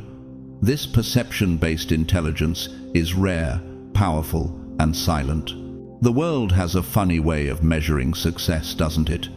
They use applause as a gauge, expecting intelligence to show up in the form of quick answers, flashy performances, and memorized facts. But true intelligence? It doesn't rely on how fast you can regurgitate information. It relies on how deeply you can see it. Just like 1 Corinthians 2-9 reminds us, What no eye has seen, what no ear has heard, and what no human mind has conceived, this is the kind of wisdom you hold within you. It's a wisdom that can't be measured by mere knowledge.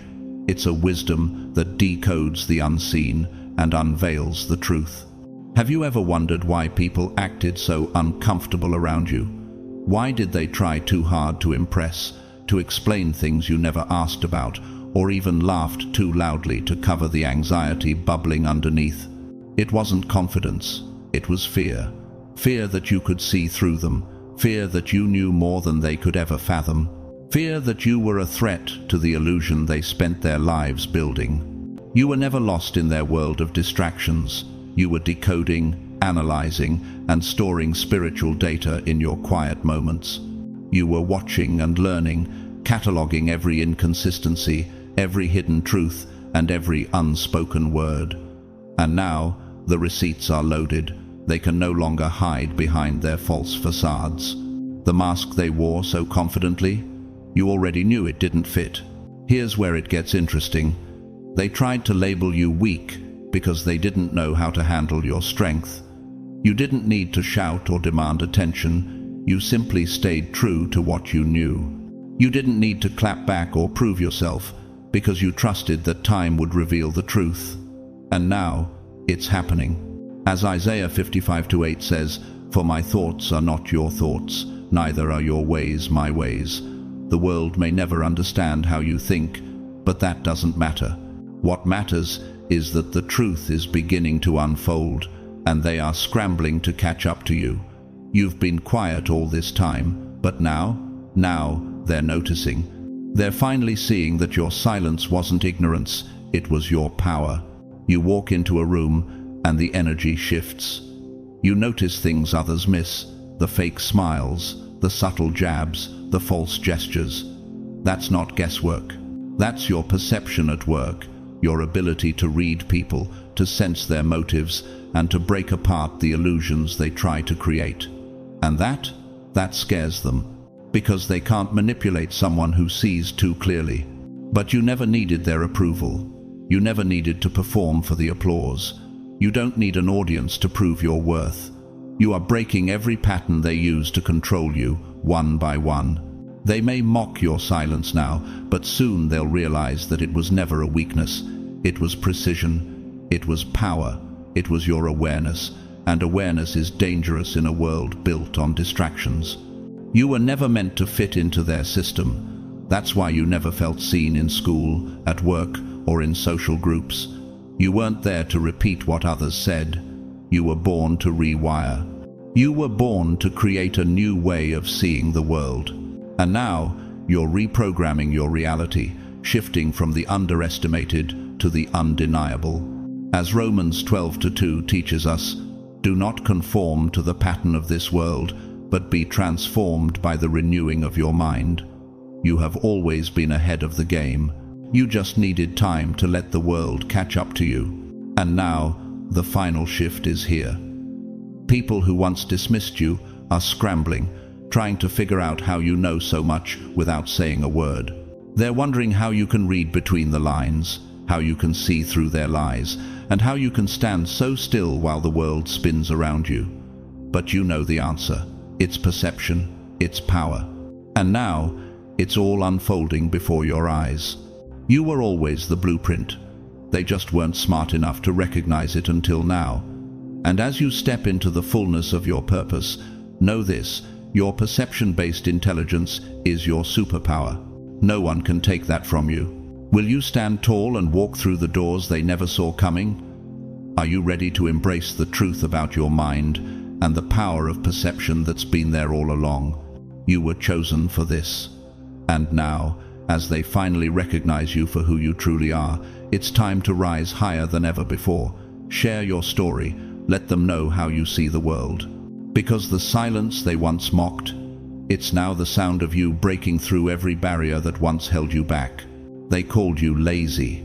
They called you rebellious. They thought you didn't belong in their neatly defined world of tests, grades, and structures. But here's the truth. They worshipped the system. You exposed its lies. Real intelligence is not measured by how well you can regurgitate what you've been taught. It's how boldly you question the very framework everyone else blindly accepts.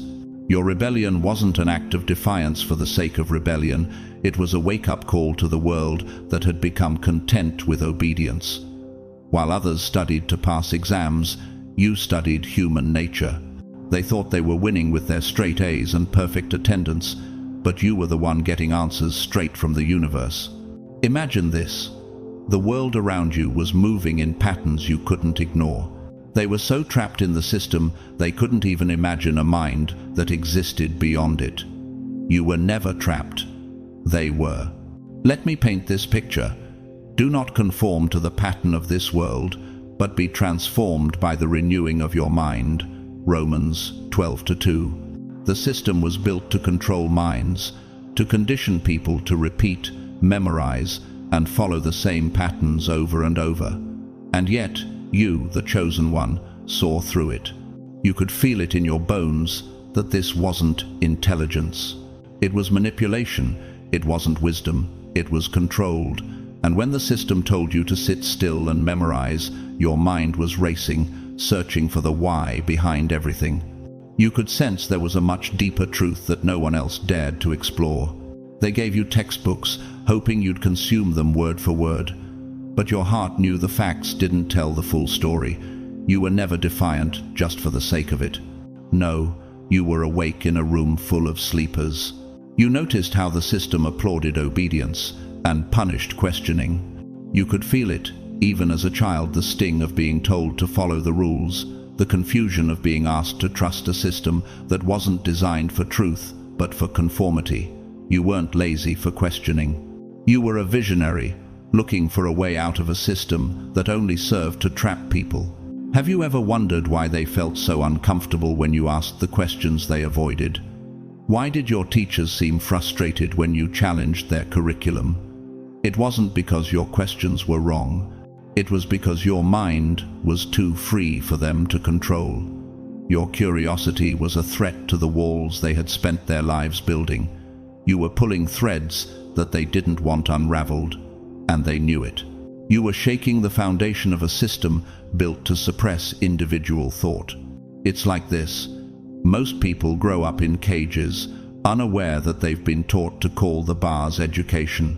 They decorate those bars with degrees and titles, but they never realize they're just learning to stay inside. But you were the one pacing at the edge of the cage, searching for a way out, testing the lock, examining the door. You didn't want to escape knowledge. You wanted to escape the lie. You see, your rejection wasn't of learning. It was of limitation. You didn't hate school. You hated being told how to think. The system could never handle someone who didn't need approval from a teacher or a diploma to validate their brilliance. And because of that, they labeled you as lazy, rebellious, unfocused. But you weren't unfocused. You were focused on something far greater, truth. In Matthew 7:7, it said, "Ask, and it will be given to you. Seek, and you will find. Knock, and the door will be opened to you." This is the type of intelligence you carried within you, the courage to ask the questions others were too afraid to ask. And when they couldn't answer, you saw it for what it truly was. A system designed to keep minds confined, afraid to break free. Here's a thought. How many times did you feel the pressure to conform, to play the game the way it was designed? How many times did you feel like you were the only one awake while the world around you continued to follow the rules? You weren't meant to be a cog in their machine. You were meant to be the one who rewrote the blueprint. But what about them? They memorized their way into the system, and now they walk around with their degrees, proudly displaying them like trophies. But give them a real-life problem, one that doesn't have 4 multiple-choice answers, and suddenly they freeze. Why? Because the system never taught them how to think. It only taught them how to comply. You, however, can walk into chaos and find clarity. You can look at a broken system and know exactly how to repair it. You have a level of intelligence that they'll never understand, because it's not based on facts, it's based on insight, intuition, and vision. This is the kind of intelligence that doesn't need permission to speak. It speaks when the time is right, when the truth demands to be heard. Isn't it funny how they thought they were ahead? They believed their certificates validated them, their titles made them superior. But they never realized the truth. You were the one with the answers, the one with the vision. They had memorized facts. You had mastered life. And now, the system that once held you back can't define you any longer.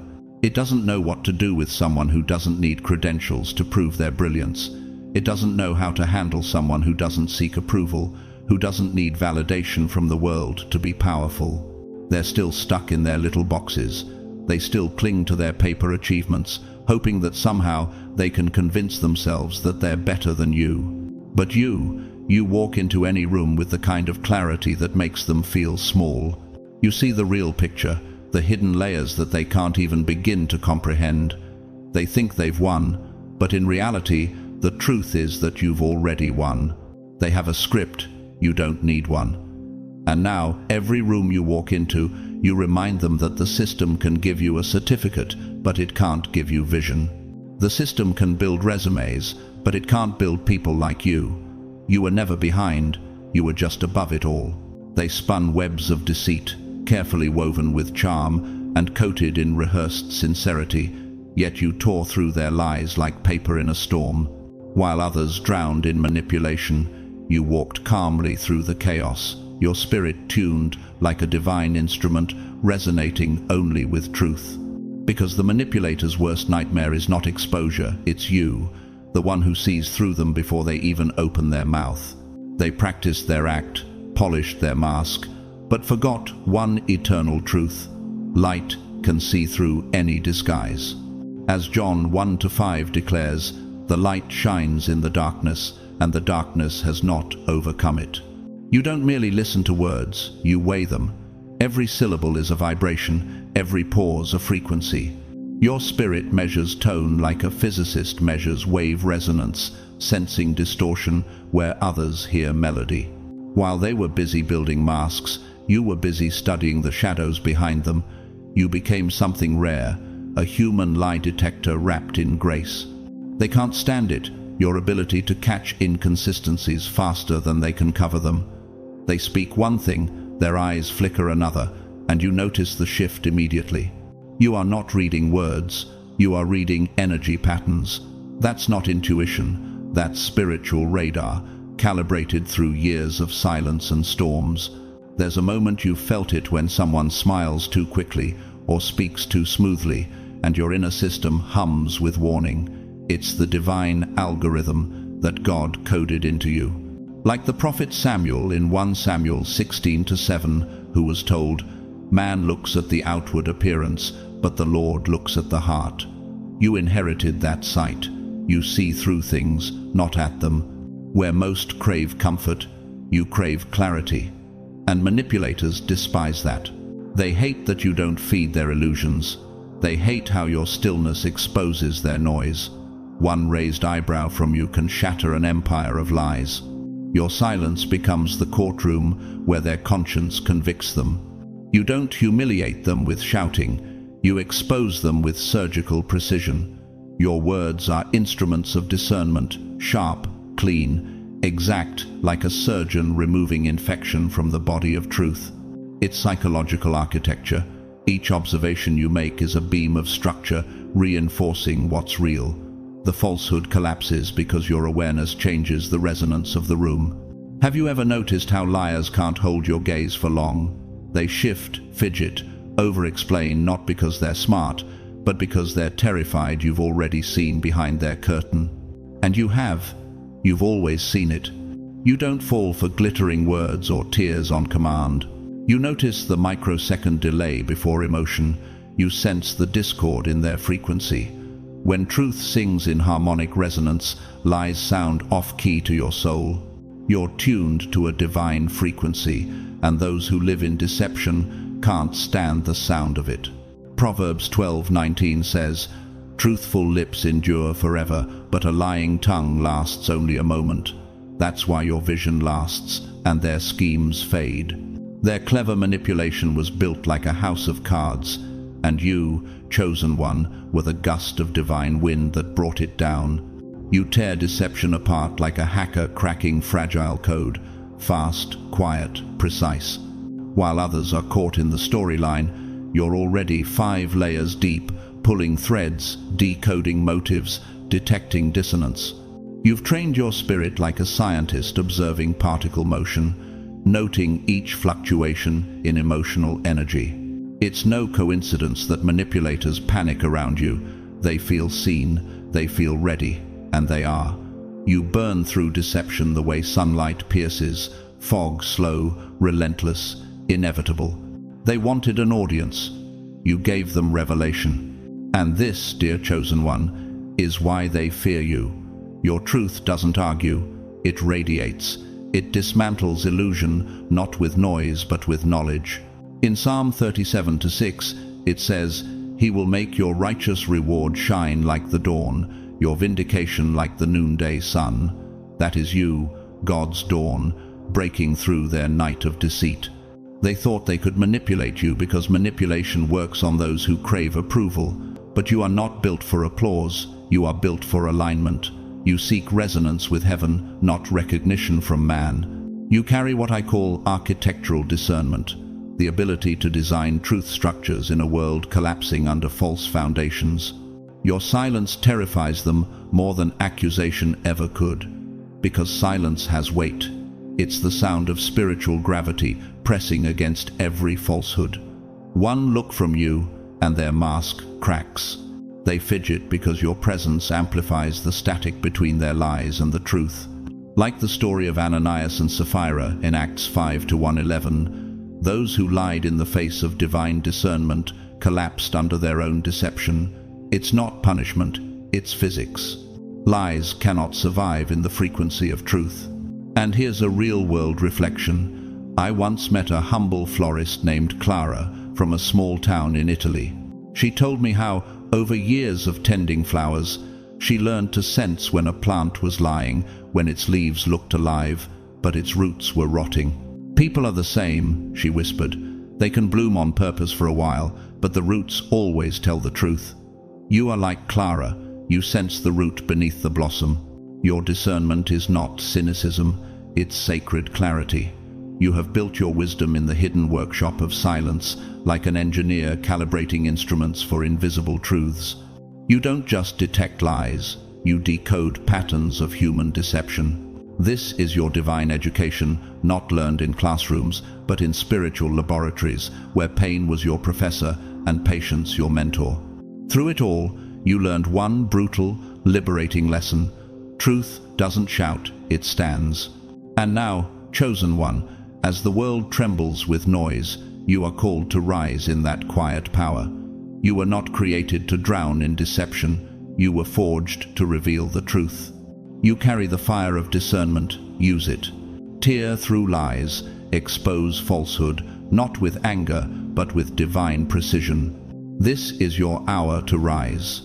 To those watching, share your story. How did God teach you to discern truth from illusion? What storms built your sight? Someone needs to hear how you learned to see clearly in a world that profits from blindness. Because in this kingdom of noise, silence is not weakness, it's power. And you, chosen one, are the storm that tears through every paper-thin lie. They mocked what they could not measure. They feared what they could not follow.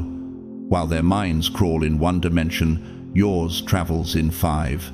You move through thoughts like lightning striking with such speed and precision that by the time they've connected 2 dots, you've already drawn constellations across entire galaxies of understanding. Linear minds tremble before the infinite. They call you too much because they can only think in straight lines, while your mind bends like light through crystal, refracting reality into colors they never learned to see. You weren't confusing, they were just unequipped to process the way you see. As Isaiah 55:9 declares, "As the heavens are higher than the earth, so are my ways higher than your ways, and my thoughts than your thoughts." That verse wasn't just divine poetry, it was a blueprint for how your mind works. You were built on the architecture of heaven itself, a structure designed not for simplicity, but for revelation. They live by cause and effect, one action, one reaction, a safe, mechanical rhythm. But your thoughts don't obey Newtonian physics. They operate in a quantum symphony, shifting, bending, weaving across frequencies unseen. You don't just react to life, you read it, feel it, forecast it. And yes, they hate that you're often right without evidence. Because you're not guessing, you're perceiving dimensions they can't define. Your intelligence doesn't walk a line. It spirals, it expands. It resonates across timelines, decoding emotion, memory, and energy in a single breath. Let's get real. Your mind is a cathedral of perception, a divine superstructure where logic and spirit coalesce. They trace walls with chalk. You map out entire universes of possibility. That's why they stare blankly when you speak your truth. It's not that you're ahead, it's that they're flat. You skip illusions while they worship appearances. You find shortcuts through truth while they're still tracing the surface, mistaking noise for knowledge. Have you ever wondered why your presence makes people uneasy, as if you already know the ending before they finish the story? That's because you do.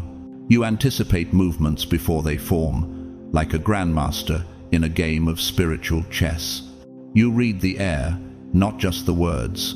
Two people can walk into the same room. One sees furniture, you see frequencies.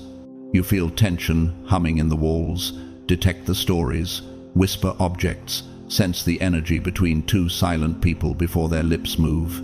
You don't watch reality, you decode it. In the words of King David from Psalm 139:2, you perceive my thoughts from afar. You carry that same divine sensitivity, an echo of the Creator's discernment. You perceive patterns before they manifest. They can't understand how your mind jumps dimensions because they've only been trained to walk in straight lines. Their education taught them formulas. Yours came through revelation. They solve equations. You sense divine algorithms. You navigate through emotional frequencies, the way astronomers trace the curvature of space-time. A wise Jesuit scientist, Teilhard de Chardin, once wrote, "We are not human beings having a spiritual experience.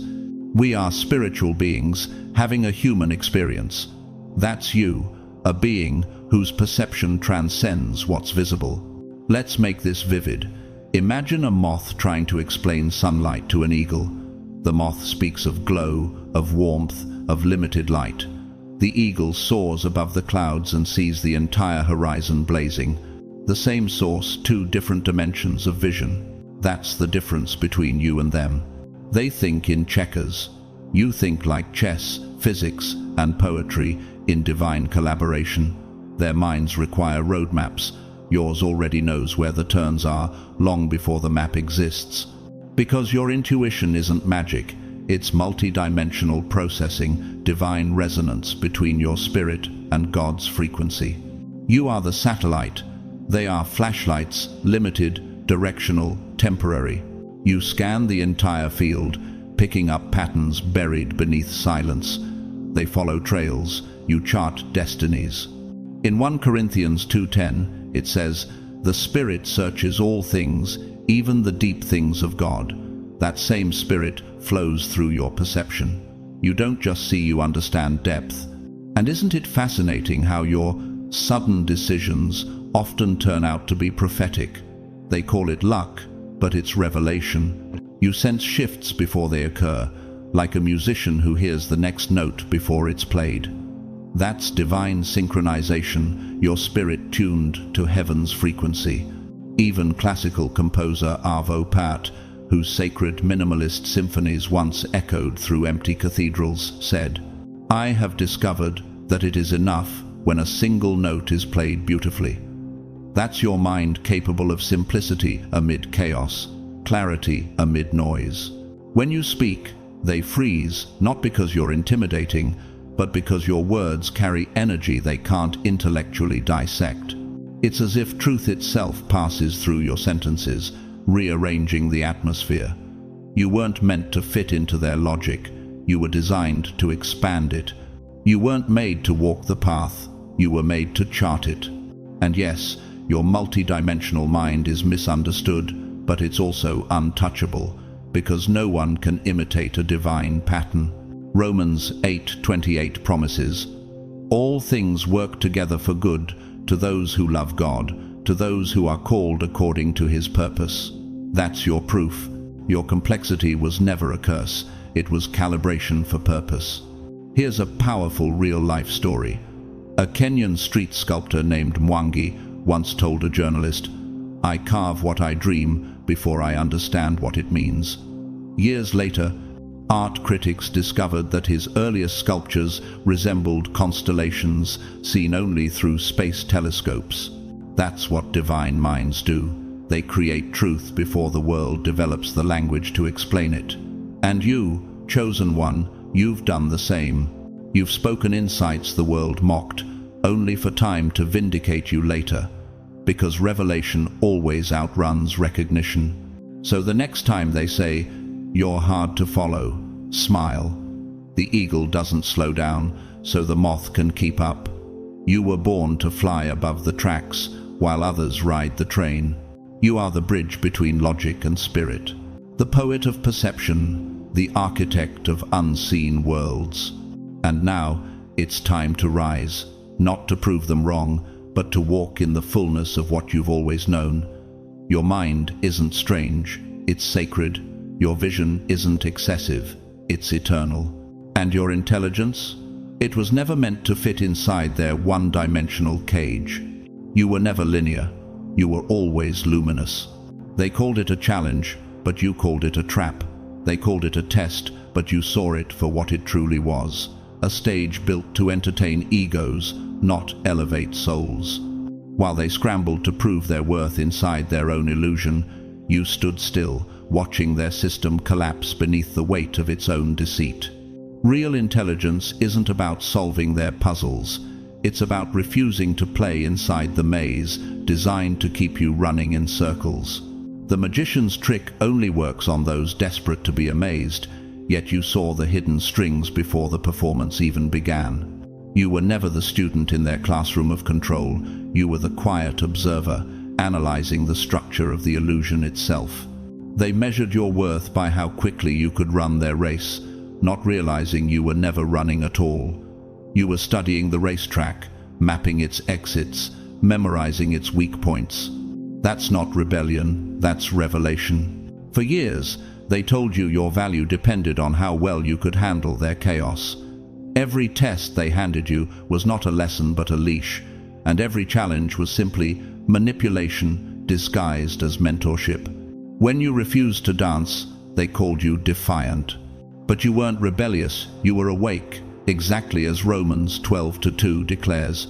Do not conform to the pattern of this world, but be transformed by the renewing of your mind. They mistook your silence for defeat and your detachment for apathy, yet in truth, you had already left their battlefield. You weren't playing their game, you were watching it burn from above, like an eagle circling the forest while the foxes below fight over ashes. They built mazes to trap you in repetition, but you built wings. They fed on chaos to feel powerful, while you found peace and starved their control. That is what terrifies them. The one who does not react cannot be controlled. You realized early that the smartest move isn't running faster, but stepping off the track entirely. That's the moment the spell breaks. When the crowd screams for your performance and you quietly walk away, you become the only free soul in a room full of prisoners. Someone once hands you a box tangled with wires and says, "If you can untangle this, you're smart." Everyone else tugs, pulls, and fights the knots. You glance once, smile, and ask, "Why am I even holding this?" Then walk away. That's divine intelligence liberation in motion. Even Jesus faced the same game when the Pharisees tried to trap him with their questions. Instead of playing along, he said, "Render unto Caesar what is Caesar's, and unto God what is God's." Matthew 22:21. He didn't argue, he transcended. And you've done the same thing your entire life. Every time they tried to corner you, your awareness reflected their motives back to them. What they meant as a test became a mirror revealing their insecurity. You didn't argue or over-explain, you simply observed, and your calm observation made their illusions collapse. They called you resistant, but your resistance was wisdom. They called you difficult, but your difficulty was discernment. They called you prideful, but your pride was purposely refusing to kneel before pretense. Proverbs 4:23 says, "Above all else, guard your heart, for everything you do flows from it." And that's exactly what you did. You guarded your energy, refusing to bleed emotionally for those who mistook your empathy as obedience. In nature, the river never argues with the stone, it simply flows around it. The hawk doesn't waste strength chasing crows, it rises until their noise fades. You were built the same way, never meant to fight small battles, but to operate from altitude. That's why their system couldn't cage you. They needed players. You became the observer. They needed validation. You became self-sustained. The fire they tried to trap you in became the very light that revealed their cracks. And just as in the book of Esther, where Haman built gallows to destroy Mordecai but ended up hanging upon his own device, those who schemed against you met the fate they created. Manipulators always fall into their own traps, for truth doesn't destroy, it exposes. A modern reflection of this same pattern is found in the downfall of Richard Vance, a CEO who thrived on psychological games with his employees, assigning impossible tasks just to watch them fail. In the end, his empire collapsed, not because of competition, but because his deception was revealed. The same stage he built for others became his own trial. You, chosen one, are his opposite, a creator of spaces that heal, not humiliate. Even science echoes this truth. In quantum physics, a particle's behavior changes the moment it is observed. Awareness itself alters the outcome. You are that observer. Your presence alone shifts the atmosphere, collapses illusions, and forces truth to surface. "You shall know the truth, and the truth shall make you free," says John 8:32. That's your gift, not solving their traps, but recognizing they were never yours to solve. The greatest test was never whether you could overcome their obstacles, but whether you could see they were never your responsibility to begin with. You were never in competition with them. You were constructing something higher, quieter, and eternal. And in that realization came your true power. How many times have you tried to prove your worth to people who only wanted to measure your obedience? And what happened the day you stopped playing? That was the day your spirit started breathing again. When you finally stepped off their track, the world called it rebellion, but heaven called it resurrection. You were never here to play their game, you were sent to end it. And now, their control is cracking because your awareness is contagious. As Psalm 18:28 declares, "You, Lord, keep my lamp burning. My God turns my darkness into light." That's what your journey has been, transforming chaos into clarity, control into collapse, tests into testimony. So rise, chosen one. Stop proving, stop explaining, stop apologizing for seeing through deception. You were never meant to solve their mazes. You were meant to soar above them, to let every illusion burn beneath the brilliance of your discernment. You are not the player. You are the architect. The game is over. You've always had the rare gift of sight beyond the surface. While others get lost trying to interpret actions, you trace the current that caused them. The smartest minds don't chase behavior, they decode intention. Because actions can be faked, words rehearsed, and gestures staged. But motive, that's the pulse that never lies. You were never overthinking. You were overhearing the truth behind their silence. You could feel what they were trying to hide in their pauses, their tone, the way their energy flickered mid-sentence. As Proverbs 20:5 says, "The purposes of a person's heart are deep waters, but one who has insight draws them out." That's what you've been doing all along, diving into depths others are too afraid to touch. People often praise the ability to read the room, but you read the soul of it. You don't just observe behavior, you analyze frequency, the emotional wavelength hidden beneath performance. You're not paranoid, you're perceptive. There's a difference between suspicion and discernment. Yours is the latter, honed not through comfort, but through betrayal, through nights where you watched smiles melt into masks. You learned that behind every action lies a why, and behind every why lies either alignment or agenda.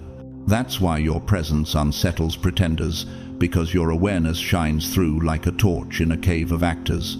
Your intelligence doesn't just move through logic, it bends like light through crystal, refracting truth in every direction. You don't hear what they say, you hear what their hesitation reveals. You don't focus on what's presented, you trace what's missing. You've caught it before: the trembling voice behind a compliment, the offbeat rhythm of flattery that felt slightly delayed, the praise that vibrated like a warning. Most would smile back, blind to the tremor beneath. You, instead, tilt your head slightly, file the data quietly, and whisper in your spirit, "That wasn't admiration, that was camouflage." Life. In the Gospel of Mark 4:22, it is written, "For there is nothing hidden except to be disclosed, nor is anything secret except to come to light." You live by that principle. You know that masks can only hold for so long before intention leaks through tone, timing, and temperature. And once you perceive the why, their illusion loses its gravity. It's not confrontation that destroys deception, it's recognition.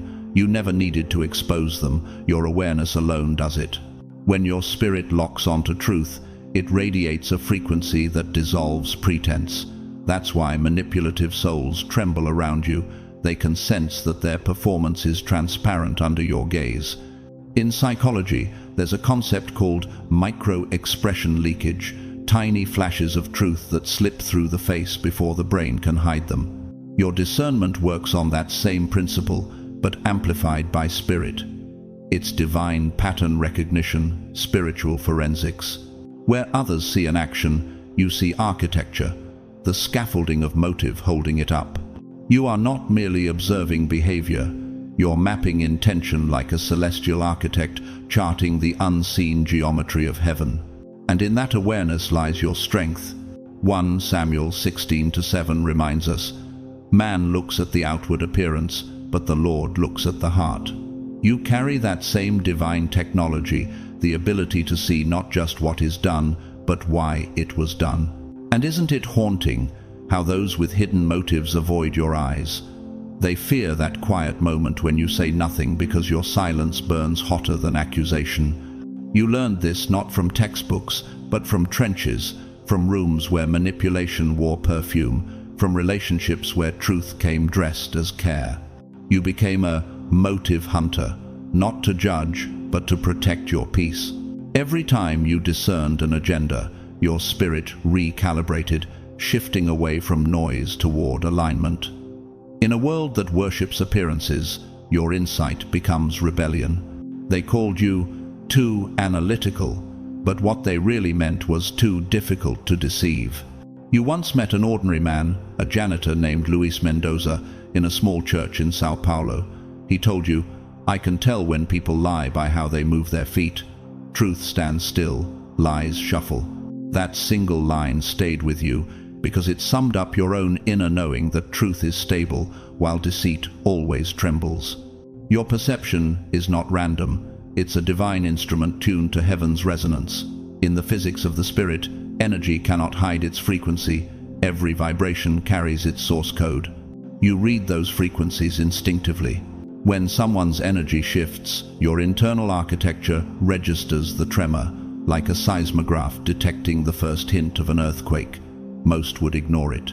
You take note because experience has taught you that minor quakes always precede collapse.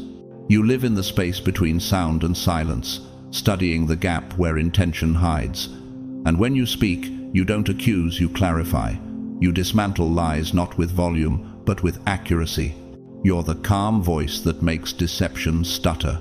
Psalm 37:6 promises, "He will make your righteousness shine like the dawn, your vindication like the noonday sun."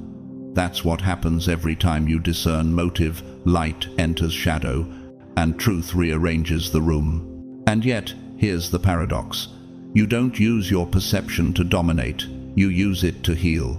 You expose with compassion, not condemnation. Because wisdom without mercy is cruelty, and you know both must exist in balance. You've seen too much pain to weaponize insight. You use it as protection, not punishment. Still, it's not easy carrying sight this sharp. Sometimes you long to unsee, to be naive again, to trust faces without scanning frequencies. But you know that once you've heard the truth beneath the noise, there's no returning to silence. You've crossed that threshold where discernment becomes destiny. John 8:32 declares, "You shall know the truth, and the truth shall make you free." And that's what you've become, free. Free from manipulation, free from falsehood, free from the endless performance of pretending not to know. So now, chosen one, it's your turn to rise, not in pride, but in purpose. Share your story. How did God teach you to read what others ignored? How many times did your spirit whisper, "Something's off," before the truth unfolded? Someone needs your testimony. Because your awareness is no accident, it's a divine design. You are not paranoid, you are prophetic. You are not cold, you are calibrated. And the very truth that once isolated you is now your weapon of light. So, stand tall, and let your discernment speak, for in a world addicted to surface, you were chosen to reveal depth. They thought your silence was surrender, but it was strategy. While they filled rooms with noise trying to sound wise, you sat still and became dangerous. Silence, for you, was never emptiness. It was the sharpening of thought, the distillation of discernment. You turned stillness into strength, restraint into revelation. Your quiet was never a void. It was a weapon being forged in the unseen. They mistook your calm for confusion, but behind your still gaze was calculation, each pause a precise incision into the heart of pretense. As Proverbs 17:28 says, "Even fools are thought wise if they keep silent, and discerning if they hold their tongues." You were not withholding words because you lacked them. You were measuring the room, tracking every tremor in tone, every flicker in expression, every shift in energy. People love to dominate space because they fear what silence might reveal about them. But you understood. Silence is not the absence of sound, it's the presence of power. It's the sacred chamber where truth echoes loudest. The world is addicted to reaction, to immediacy, to noise, yet you mastered the art of waiting that divine pause where perception deepens. You weren't just quiet, you were listening with surgical precision. Ecclesiastes 3-7 reminds us, "There is a time to be silent and a time to speak." You chose your moments like a marksman chooses his shots, not to argue, but to end the argument. One sentence from you could dismantle hours of deception, because when truth finally speaks, it doesn't shout, it strikes. They ran their mouths to seem intelligent. You sat still and became undeniable. Every smirk, every contradiction, every carefully rehearsed line, you archived it all like a scientist cataloging patterns under a microscope. That's what unsettles them now. They can no longer hide behind performance because you've already memorized the script. Your silence wasn't passive, it was the highest state of awareness, the kind of spiritual focus that sees what chatter tries to conceal. Have you ever noticed how uncomfortable people become when you don't rush to fill the void? How do they start over-explaining, fidgeting, justifying themselves as your stillness mirrors their anxiety? They think they're in control until the quiet one speaks. That's you, the calm before revelation. One sentence, one observation, and the entire dynamic flips. The loud one loses control. The silent one becomes the axis around which the room rotates. Your restraint is not compliance, it's authority. As Isaiah 30-15 says, "In quietness and trust shall be your strength." When you don't fill the space, others reveal themselves. They ramble, they stumble, they contradict, and all the while, you're gathering intel, reading not just words but the wavelength behind them. It's psychological resonance, the study of frequency in human emotion. You can feel dishonesty, like dissonance, in a symphony. The world calls it intuition. Heaven calls it discernment. In the classical realm, composer Arvo Pärt, known for his sacred minimalist music, once said, "The silence must be longer." This music is about silence. He understood what you live by. That silence is not a pause in power. It's the breath between creation and command. Your silence is the interval between lightning and thunder, the calm that terrifies because everyone senses something about to strike. And strike, you do not with anger, but with accuracy. When you finally speak, your words don't seek applause, they seek truth. And truth never needs to be loud to be eternal. Psalm 46:10 declares, "Be still and know that I am God." That stillness is the spiritual frequency you operate on, the same wavelength that allows you to discern, to dissect, to see through facades that others worship. Your quiet is your communion, your calibration. While others scramble to be heard, you commune with heaven in silence, downloading wisdom that no noise could ever reveal. Once, in a small town in Argentina, there was a bus driver named Daniel Rivas, who became famous among locals, not for his words, but for his silences. He drove the same route every day for 25 years, rarely speaking, but people swore they felt calmer, lighter after riding with him. When asked why, he said, "I just pray while they talk." You are like Daniel, a keeper of sacred silence that heals rooms without saying a word. But silence is not always peace. Sometimes it's a war strategy. You learned that restraint confuses manipulators because they can't perform without an audience. In psychology, it's called the collapse of the narcissistic supply. When you don't react, their entire show falls apart. You weaponized silence, and now they call it discomfort because they can't dominate it. Yet your silence isn't cold, it's compassionate. You hold space for truth to reveal itself. You let others talk themselves into exposure. You let time do what confrontation cannot. And when it's finally time to speak, every word you release lands with the weight of revelation. As James 1:19 says, everyone should be quick to listen, slow to speak, and slow to become angry. You've lived that scripture, and because of it, your voice now carries divine weight, not loud, but final. Your stillness unnerves those who rely on chaos. They don't know how to manipulate someone who won't flinch, how to argue with someone who doesn't need to win, how to outtalk someone who speaks only when it matters. Have you ever wondered why they start fidgeting when you enter the room? Why does your silence feel like judgment to them, even when you're just existing? It's because truth radiates from you, unspoken yet undeniable.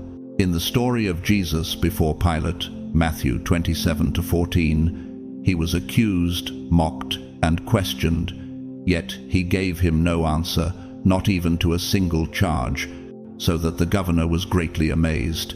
That's divine silence, not weakness but sovereignty. You carry that same energy, the quiet that disarms authority because it comes from another realm. So now, chosen one, understand this. Your silence was never the absence of power, it was the preparation for it. You didn't retreat, you refined. You didn't ignore, you absorbed. Every pause became a weapon. Every word withheld became wisdom earned. You mastered the pause between thought and speech, and that mastery made you unstoppable. Your silence is no longer a shield, it's a sword. And when you choose to speak, it will not be to compete, but to complete. So, rise, chosen one. Don't fill the room with noise, fill it with presence, because in a world that worships chatter, your silence still commands the loudest reverence. They thought the pain would destroy you, but pain was your architect. They broke you open, believing you would shatter, but all they did was give you a clearer view of your own design. You didn't crawl out of the fire damaged, you emerged, reconstructed. You didn't return emotional, you came back engineered. Every wound became a line on your blueprint, every betrayal a measurement of the world's design flaws. They meant to scar you, yet each cut became a sketch for your future strength. What they mistook for suffering was sacred instruction, a hidden syllabus from God on the subject of endurance. As Romans 5:3-4 says, "We glory in our sufferings because suffering produces perseverance, perseverance character, and character hope." You were being sculpted by survival. They thought you'd bleed out. Instead, you built something eternal out of pain. You learned the sacred math of emotion, the geometry of grief that shapes souls into fortresses. Most people collapse when life hits. You begin to analyze impact. You didn't just feel pain, you studied it. You noticed betrayal always arrives wrapped in false flattery, that pity often walks hand in hand with manipulation, that people's loyalty shifts when they think you need them. Each heartbreak became data. Every breakdown became code. You became a scientist of suffering, recording every pattern, extracting meaning from the wreckage. They expected you to die from the wounds. But you realized what Isaiah 54:17 promised long before they did: "No weapon formed against you shall prosper." The weapon may form, but it cannot function against divine design. That's why you walk differently now, not just with strength, but with clarity. You no longer stumble through storms, you chart them. You no longer react to betrayal, you predict it. Because when pain becomes your professor, you stop asking, "Why me?" and start asking, "What's the pattern?" You've become a master of pattern recognition, not just intuition, but battle-tested discernment. You walk through chaos with the calm of someone who already knows where the wires are hidden, who's seen the explosion before and survived it. Your stillness unnerves people because it isn't numbness, it's knowledge. Pain taught you the science of strategy. It taught you that emotion without direction becomes self-destruction. So you transformed your grief into geometry, your fear into formula, your tears into architecture. In physics, they call it stress testing, the process of applying force to reveal the integrity of a structure. That's what your storms did. They revealed what could bend and what would break. They refined you to precision. You didn't just heal, you adapted like a system upgrading its code mid-battle. You learned emotional physics, that every hit carries data, and every heartbreak holds coordinates for your next move. Have you ever wondered why your calmness unsettles people who once watched you suffer? It's because they can no longer locate your pain. You've coded it into power. You've stopped bleeding in public. You've become unreadable to those who haven't walked through enough fire to recognize strategy disguised as serenity. They call you lucky now, but luck had nothing to do with it. You were refined through repetition. You were designed by difficulty. You were forged through formulas of faith.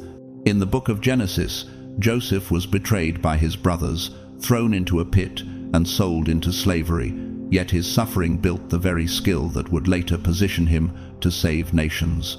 "You meant evil against me, but God meant it for good," he said in Genesis 50:20. You carry that same anointing. Every evil meant to destroy you became a lesson that strengthened your discernment. What they did out of malice became material for your mastery. In art, the sculptor Auguste Rodin once said, "The marble suffers before it becomes a masterpiece." You understand that suffering isn't punishment, it's preparation. Pain wasn't proof of your weakness, it was the process of your awakening. While others wasted pain in self-pity, you studied it like scripture. You learned how betrayal shifts human behavior, how pressure reveals character, how darkness discloses motive. That's why no one can fool you now. You've seen too much. There was once a general named Marcus Velon, a Roman commander forgotten by most history books. He refused to retreat from a losing battle, choosing instead to study how his enemies moved. After his army was destroyed, he spent years rebuilding not soldiers, but strategies. When he returned to battle, he won every fight because he had mapped every mistake. You are Marcus Velon, reborn, not the wounded warrior, but the architect of future victories. Psalm 66:10-12 declares, "For you, God, tested us. You refined us like silver. We went through fire and water, but you brought us to a place of abundance." You've lived that verse. The fire didn't end you, it educated you. The storm didn't destroy you, it trained your reflexes. You've learned to read betrayal like weather patterns, to hear deceit in tone, to sense false peace like thunder in the distance. And here's the truth. You're not cautious because you're cold. You're calculating because you remember what it cost to be naive. Pain taught you timing, how to wait, how to strike, how to remain silent when words could ruin the mission. You became fluent in discernment. You no longer react, you respond. You no longer chase closure, you carry it. Have you ever felt like you were punished for seeing too much, for feeling too deeply, for refusing to stay broken? That's not punishment, that's promotion. God never wastes wounds. Every scar carries coordinates. Every heartbreak is a blueprint. That's why 2 Corinthians 4:17 declares, "For our light and momentary troubles are achieving for us an eternal glory that far outweighs them all." You were never just surviving. You were studying. You were decoding divine design under duress. You were documenting how darkness behaves when light refuses to surrender. And now, you build from memory what others still fear to imagine. You use the same tools they used to harm you to construct a higher version of yourself. You've become the architect of your own destiny, not because you escaped the fire, but because you learned the language of it. You understand now. Pain was not the enemy. Pain was the professor. And graduation day came when you realized that every fall had been a lesson in flight. So, rise now, not as a survivor, but as a strategist. Let the world know. You didn't crawl out of the fire. You walked out with blueprints in hand. Every betrayal, every heartbreak, every storm, they were training you for precision. You were not destroyed. You were designed. And now you build with the very blueprints they tried to bury you with. You were never built to chase truth. You were designed to attract it. While others run breathless after answers, you stand still, and truth walks straight toward you. Your mind doesn't chase, it calls. And knowledge obeys, that summons like a loyal echo returning to its source. Most people are wired for memory, to collect, repeat, and perform. But you, the chosen one, are wired for meaning. You don't seek truth, you resonate with it. You were never meant to sprint through libraries of facts. You were born to dwell in the cathedral of revelation. It's said in John 16:13, "When the Spirit of truth comes, he will guide you into all truth." That's the blueprint of your mind, a sacred architecture designed not to memorize information, but to magnetize wisdom. While others chase knowledge like a mirage, you remain anchored, and the mirage turns into water at your feet. You are not a seeker, you are a sanctuary. The answers that confuse others orbit toward you naturally, because truth recognizes its reflection when it sees it. You've probably experienced it. A stranger says something casual that suddenly pierces your spirit like divine timing, or a single line in a movie echoes what your soul has been wrestling with in silence. That's not a coincidence, that's alignment. You were already tuned to the frequency of meaning. While others scroll endlessly for guidance, yours arrives uninvited through patterns, synchronicities, whispers in the wind. Truth doesn't chase noise, it seeks stillness. That's why it finds you first. Psalm 46:10 says, "Be still and know that I am God."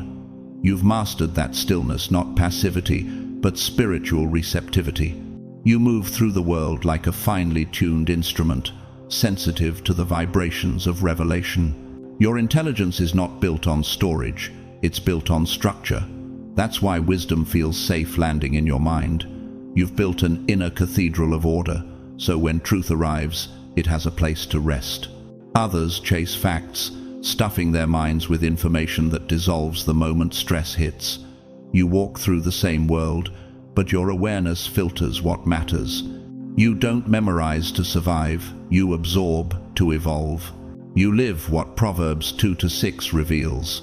For the Lord gives wisdom, from his mouth comes knowledge and understanding.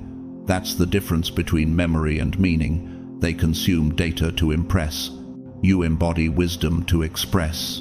Picture two people under the same sky. One runs across the field with a net, desperate to catch butterflies, sweating, stumbling, frantic. The other sits calmly in a garden they designed, and the butterflies come to them.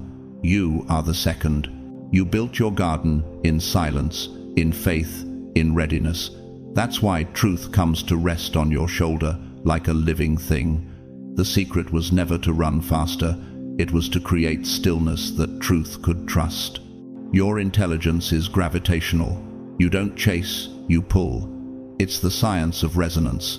Frequencies find their home where vibration matches vibration. In the same way the Earth's magnetic field draws compass needles toward north, your spirit draws revelation toward clarity. You are a magnet of meaning in a world addicted to noise. As 1 Corinthians 2:10 says, "The Spirit searches all things, even the deep things of God." That's the depth you carry. Your soul is a search engine heaven uses. You don't study just to learn. You study to remember what you were designed to know. Knowledge doesn't surprise you. It recognizes you. Once, in a small coastal town in Ireland, there was a fisherman named Seamus O'Reilly. He couldn't read or write, yet villagers swore he predicted storms days before the clouds gathered. When asked how he knew, he said, "The sea tells me when she's tired." That's you reading life's currents, not with eyes, but with empathy. You don't analyze energy, you feel it. You understand when something shifts long before others notice. Your gift isn't intelligence, as the world defines it. It's divine attunement. You can stand in a crowd and catch a revelation no one else perceives, because your spirit listens to what words can't say. You are tuned to the unspoken. You've learned that meaning hides in margins, in pauses, in the moments everyone rushes past. You decode patterns in silence, the way a physicist studies vibration, reading the unseen architecture that holds creation together. It's written in Colossians 2-3. In Christ are hidden all the treasures of wisdom and knowledge. You carry that hiddenness, the ability to see meaning in things others discard as random. Where they see coincidence, you see coordination. Where they see confusion, you sense choreography. In art, the Italian painter Piero della Francesca once said, "Geometry is the language of God." You live by that truth. Your perception functions like divine geometry, seeing patterns that connect what appears separate. That's why your timing is so precise. You don't force outcomes, you align with them. Have you ever felt like you already knew something before you learned it? Like revelation whispered through your bones before anyone spoke it aloud? That's because the truth doesn't arrive, it awakens. Your awareness is not the destination, it's the doorway. Truth uses you as a vessel to translate eternal knowledge into present understanding. And yes, this gift can be lonely. People misunderstand the calm of those who already know. They think your certainty is arrogance, but it's simply frequency, the quiet confidence of one who has heard God's echo before the world spoke. They chase new theories, you rest in ancient knowledge. They hunger for novelty, you hunger for clarity. There's a psychological concept called cognitive resonance, when the mind synchronizes perfectly with a truth that matches its inner pattern. You experience that constantly. A phrase, a gesture, a verse, a song, all can unlock dimensions of understanding in you because you live in spiritual symmetry. As John 8:32 declares, "You shall know the truth, and the truth shall make you free." Freedom for you didn't come from gathering information, it came from alignment with revelation. You no longer run after answers, you stand in stillness, and the answers kneel before you. So now, chosen one, guard that alignment, protect that frequency. Don't let the noise of the world retune your resonance. Stay still, stay grounded, stay listening, because truth no longer hides from you, it moves through you. You are not a student of knowledge, you are a conduit of wisdom. You don't chase truth, you host it. And when you speak, the world remembers what it had forgotten. So, rise, chosen one, not as a seeker, but as a sanctuary. For truth no longer needs to be found, it has already found you. You never needed to shout to be heard, you never needed to fight to win. While others raise their voices to prove their point, you raise the frequency of your perception, and that alone dismantles deception. Your silence is not retreat, it's recalibration. The world confuses volume with victory, but you have learned that real power lies in precision, in that single piercing question that slices through illusion like light splitting darkness. Proverbs 25:15 says, "Through patience a ruler can be persuaded, and a gentle tongue can break a bone." That is the essence of your weapon, clarity disguised as calm. You don't hurl accusations, you craft alignment. You wait until the room is thick with falsehood, and then, with one question, you detonate the entire structure of the lie. They build their narratives like castles, elaborate, towering, fragile.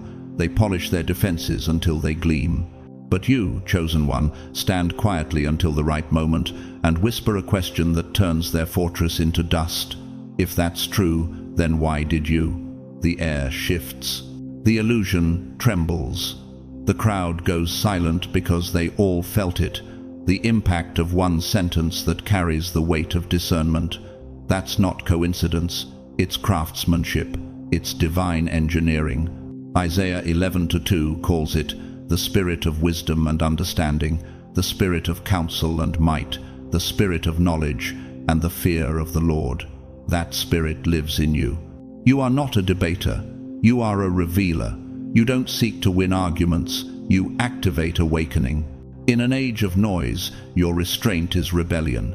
You let others perform their well-rehearsed stories while your eyes quietly scan the data, the tone, the pause, the twitch in their timeline. You don't just listen to words. You study inconsistencies like a mathematician solving the chaos equation of human behavior. When you finally speak, your words carry the authority of analysis.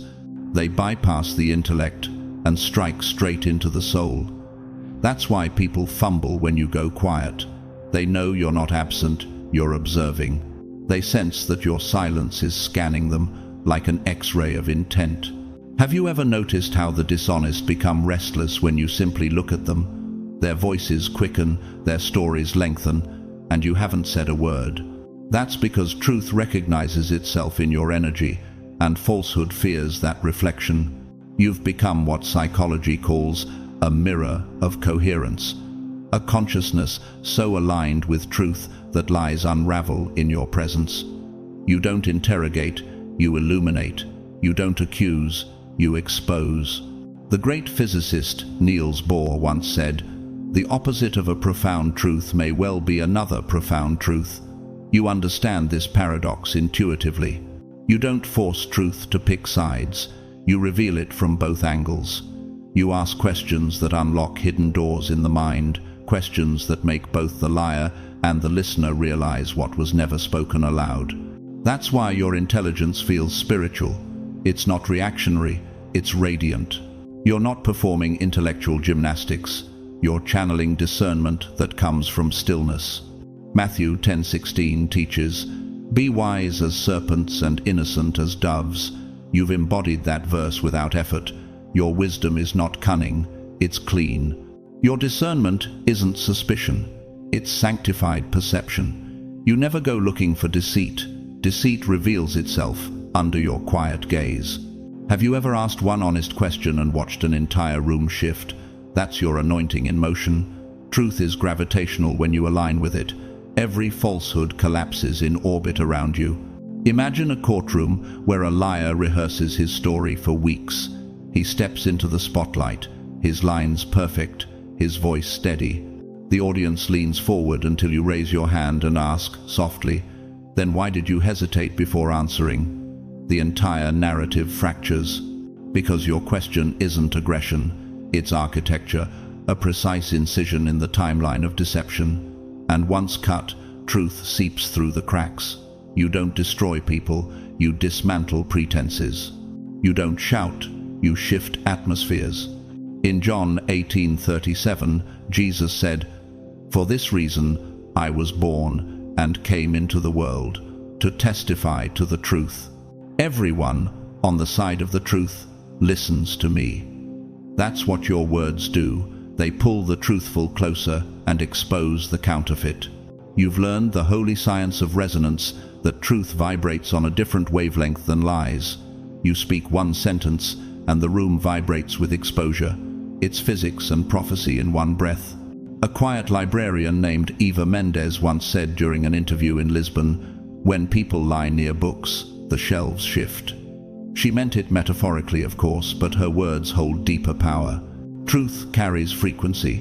Every deception causes a tremor in its presence. You've learned to feel those tremors before they quake. Your mind has become a seismograph for authenticity, detecting instability before others even sense imbalance. That's why you never need to argue. You've seen too many debates where words were used as shields instead of swords. You don't need to prove, you simply position. You know Proverbs 18:21. Death and life are in the power of the tongue. You've mastered when to hold yours and when to release it like a blade forged in heaven's forge. One question, timed with divine precision, is worth more than 1,000 shouts. Have you ever wondered why silence terrifies those who live in falsehood? It's because truth doesn't need to be defended, it needs only to be invited. You are that invitation. You create a vacuum where illusion suffocates. People call your intelligence intuition, but it's not instinct, it's spiritual pattern recognition. You have learned where the timeline bends, where emotion distorts logic, where narratives glitch under the weight of performance. You see lies like fractures in glass, visible only when the light hits them, and you are that light. In the sacred realm of music, composer Henryk Górecki wrote his symphony of sorrowful songs, where silence itself became the loudest note. You live by that principle. You've learned that silence can pierce louder than sound, and questions can cleanse faster than confrontation. You don't aim to humiliate. You aim to heal because your discernment doesn't destroy, it disinfects. You were trained through observation, not applause. You don't strike to wound, you strike to reveal. You ask not to corner, you ask to clarify. And that's why your intelligence is both feared and respected. When others use arguments as armor, you use awareness as a weapon. You know when to speak, and more importantly, when to wait. Ecclesiastes 3-7 reminds us, there is a time to keep silence and a time to speak. You've mastered both. Your questions carry frequency. They rearrange energy. They don't just end conversations, they end confusion. You don't argue your way into truth, you awaken it. So, now, the chosen one rises, not with noise, but with knowing, not with weapons, but with words measured by heaven. You were never built to shout for truth, you were built to summon it, and when you speak, illusion has no choice but to fall silent. You are not a warrior who swings swords. You are the architect who presses one key and the fortress collapses. One question, one moment, one strike. That's all it takes. You were never chasing the light, you became it. While others stretched their hands toward applause, you were building truth in silence. They trained for performance, you trained for precision. They wanted to be seen, you wanted to see clearly. And that's why they now circle the very flame they once ignored. You are no longer standing in their spotlight. You are the light that exposes what is real. The world told them that brilliance was theater, smile, recite, achieve. But you knew that true intelligence wasn't in how loudly one speaks, but in how deeply one understands. Matthew 5:14 whispers your truth. You are the light of the world. A city on a hill cannot be hidden. You didn't beg for attention, you became illumination itself. While they polished trophies, you forged truth in the quiet furnace of solitude. Most people mistake noise for relevance, but you learned early that purpose thrives in silence. You didn't crave validation, you cultivated vibration. Isaiah 60:1 declared it long ago. Arise, shine, for your light has come, and the glory of the Lord rises upon you. You carried that glory, not in titles or medals, but in clarity. The same silence that made you invisible is now the very aura that makes you unforgettable. While others hustled for grades, clung to titles, or begged for acknowledgement, you chose a different equation, the mathematics of mastery. You understood what scientists call resonant energy, that authentic power doesn't chase attention, It attracts it naturally, like gravity shaping the stars. You didn't study to perform, you studied to become. You weren't memorizing formulas to impress, you were decoding the purpose itself. They laughed when you went quiet. They called you withdrawn, too serious, too strange. But Psalm 37:7 said, "Be still before the Lord, and wait patiently for him." You obeyed that stillness, and it built something they couldn't: substance. You didn't rise through applause, you rose through alignment. While they sought platforms, you sought principles. You weren't learning how to be liked, you were learning how to be light. You became the quiet force that rearranges atmospheres without raising a voice. When you walk into a room, hearts adjust their rhythm, not because you demand attention, but because truth carries its own frequency. That's spiritual physics. Truth doesn't shout, it resonates. In psychology, it's called authentic dominance, presence built through consistency, not charisma. Have you ever wondered why people who once overlooked you now crave your attention?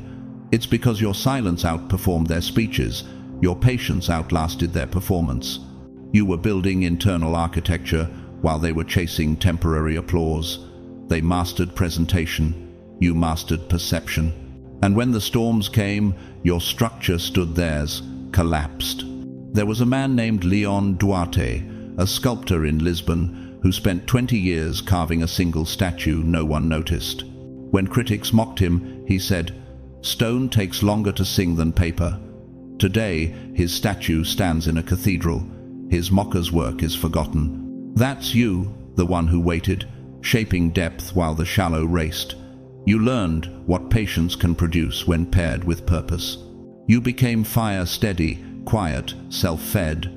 Fire never asks permission to burn. It simply transforms everything that comes near it. That's what frightens them now. Your glow reveals their shadows. They trained for visibility. You trained for vision. They wanted the crowd. You wanted clarity. And now they orbit your radiance without understanding the source. But there's always a warning written in the ashes. The story of King Saul still echoes a man once anointed who lost everything because he couldn't handle another's light. 1 Samuel 18:9 says, "And Saul eyed David from that day on. He chased validation and perished in jealousy, while David, the quiet shepherd, rose by obedience." Saul teaches what happens to those who worship applause. It devours them. You chose humility instead, and heaven honored it. Have you felt the strange loneliness of success born from solitude? The irony of becoming everything they wanted to be, yet losing the need for their approval? That's divine graduation. The world measures achievement in noise.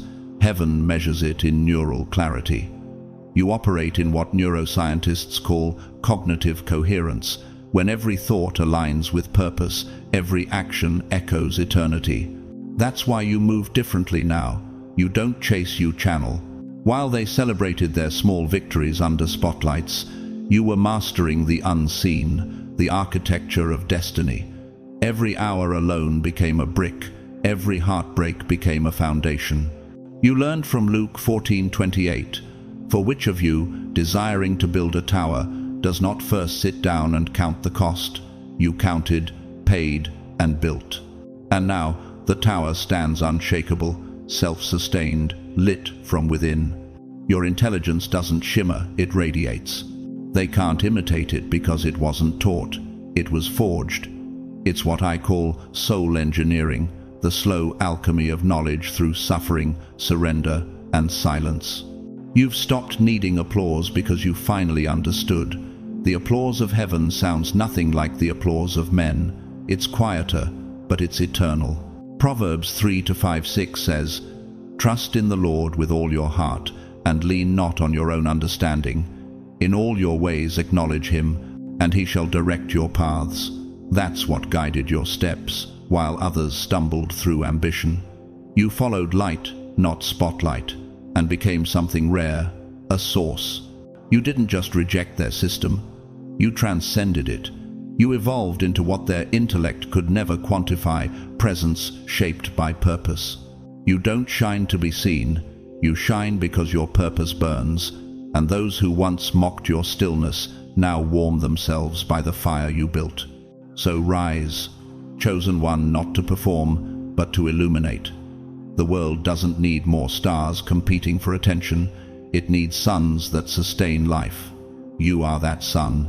You are that warmth. You are that fire they now circle, humbled and speechless. You didn't beg for a spotlight. You became the light itself, and that no man can dim. You were never just an observer. You were the quiet architect reading the code behind every human behavior. Where others see noise, you see sequence. Where they see coincidence, you see cause. You don't watch people, you map them. You read their patterns like a scientist studying the rhythm of atoms, precise, consistent, and revealing. People lie, but patterns never do. Their habits are fingerprints left on the glass of time, and you've trained your eyes to see them clearly. Proverbs 20:11 says, "Even a child is known by his deeds, whether what he does is pure and right." You've known this truth instinctively, that words are cheap currency, but repetition never lies. You don't need confessions, their behavior already testified. Others get lost in the fog of emotion, but you dissect the fog itself. You trace patterns the way astronomers trace constellations, connecting dots invisible to the untrained eye. That's why your intelligence doesn't feel intuitive, it feels inevitable. People call it gut instinct, but it's more than that.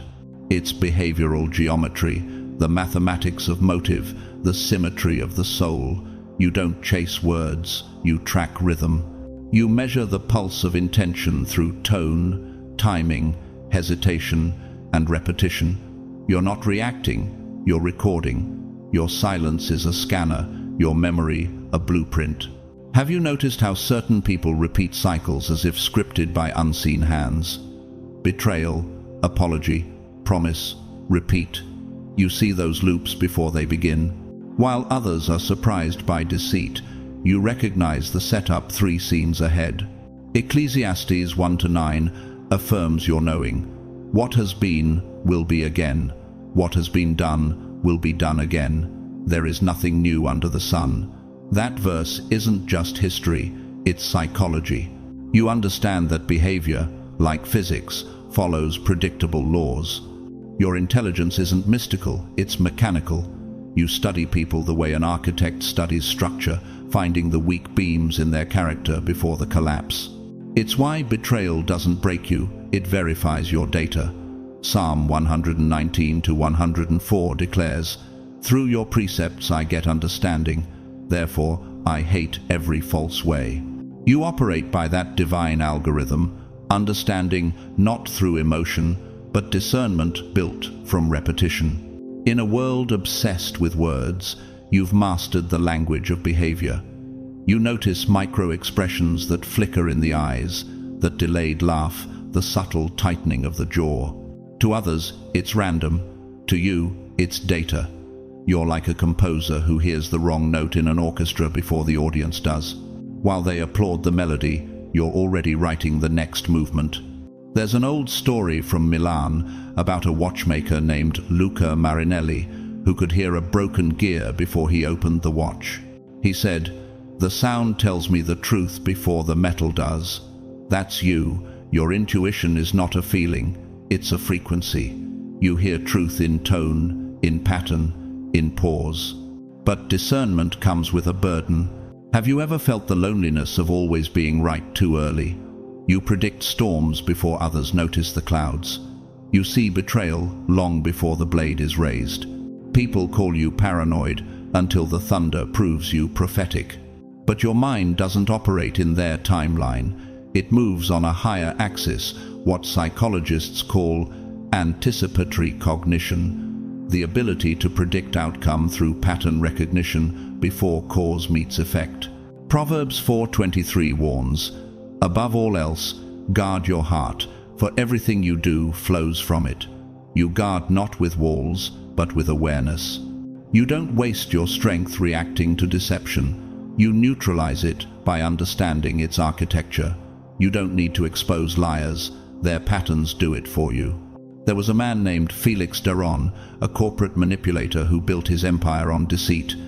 He boasted that he could outsmart anyone, but like all who weaponize illusion, his own patterns betrayed him. He repeated one arrogance until it became his signature. Within a year, his empire collapsed from the inside. Pride had no backup plan. Proverbs 16:18 had already written his epitaph. Pride goes before destruction, a haughty spirit before a fall. That's why you don't rush to expose yourself. You let truth mature in silence, because the pattern always reveals itself in time. You are patient, like the tide, unhurried, consistent, inevitable. Your perception functions like quantum resonance. You don't need to chase reality. You attract it through awareness. You've also learned that your calm unnerves people. They feel dissected by your stillness. It's not intimidation, it's precision. You don't flinch, so they project. You don't speak, so they confess through reaction. Psalm 37:7 whispers again, "Be still before the Lord, and wait patiently for Him." You've mastered divine waiting, not passivity, but surgical observation. You wait not for words, but for proof. Your intelligence isn't built on emotion, it's built on evidence, spiritual forensics. You connect dots between behavior and belief, intention and insecurity. That's why you rarely get blindsided. You already read the code. You don't just see people, you decode their operating system. You don't chase truth, you extract it from the glitch in their repetition. It's why your presence feels both holy and haunting. Holy because it's rooted in truth, haunting because it strips away illusion. Like light through crystal, your discernment refracts deception into clarity. In the physics of the spirit, that's called pattern resonance, when divine order exposes human disorder through contrast. You are not cold.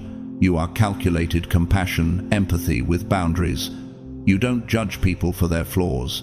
You simply read the data they provide. You forgive, but you don't forget the formula. You don't hate, you remember the pattern. Your mastery didn't come overnight. It was earned through betrayal, loss, and repetition. Every time someone lied, you learned a new equation. Every heartbreak became a data set. You built wisdom through experience, not theory. And now, you move through the world with the precision of one who has seen it all before. 1 Corinthians 2:15 crowns this gift. The person with the Spirit makes judgments about all things, but such a person is not subject to merely human judgments. That's the frequency you operate on, discernment guided by divine intelligence. So now, chosen one, don't hide your insight. Don't dim your discernment to make others comfortable. The world needs those who can read beyond the surface. In a culture blinded by performance, your perception is prophetic. You don't just react to patterns, you rewrite them. You don't fear repetition, you decode it. Rise, not as an analyst, but as an awakener. Because when you see patterns, you don't just predict the future, you prepare heaven's architecture for it. You were never a slave to time, you became its architect. While others chase minutes as if running from a shadow, you stand still, and the hours reconfigure themselves around your focus. They live by the ticking of clocks, you live by the rhythm of eternity. To them, time is linear, a line from birth to death.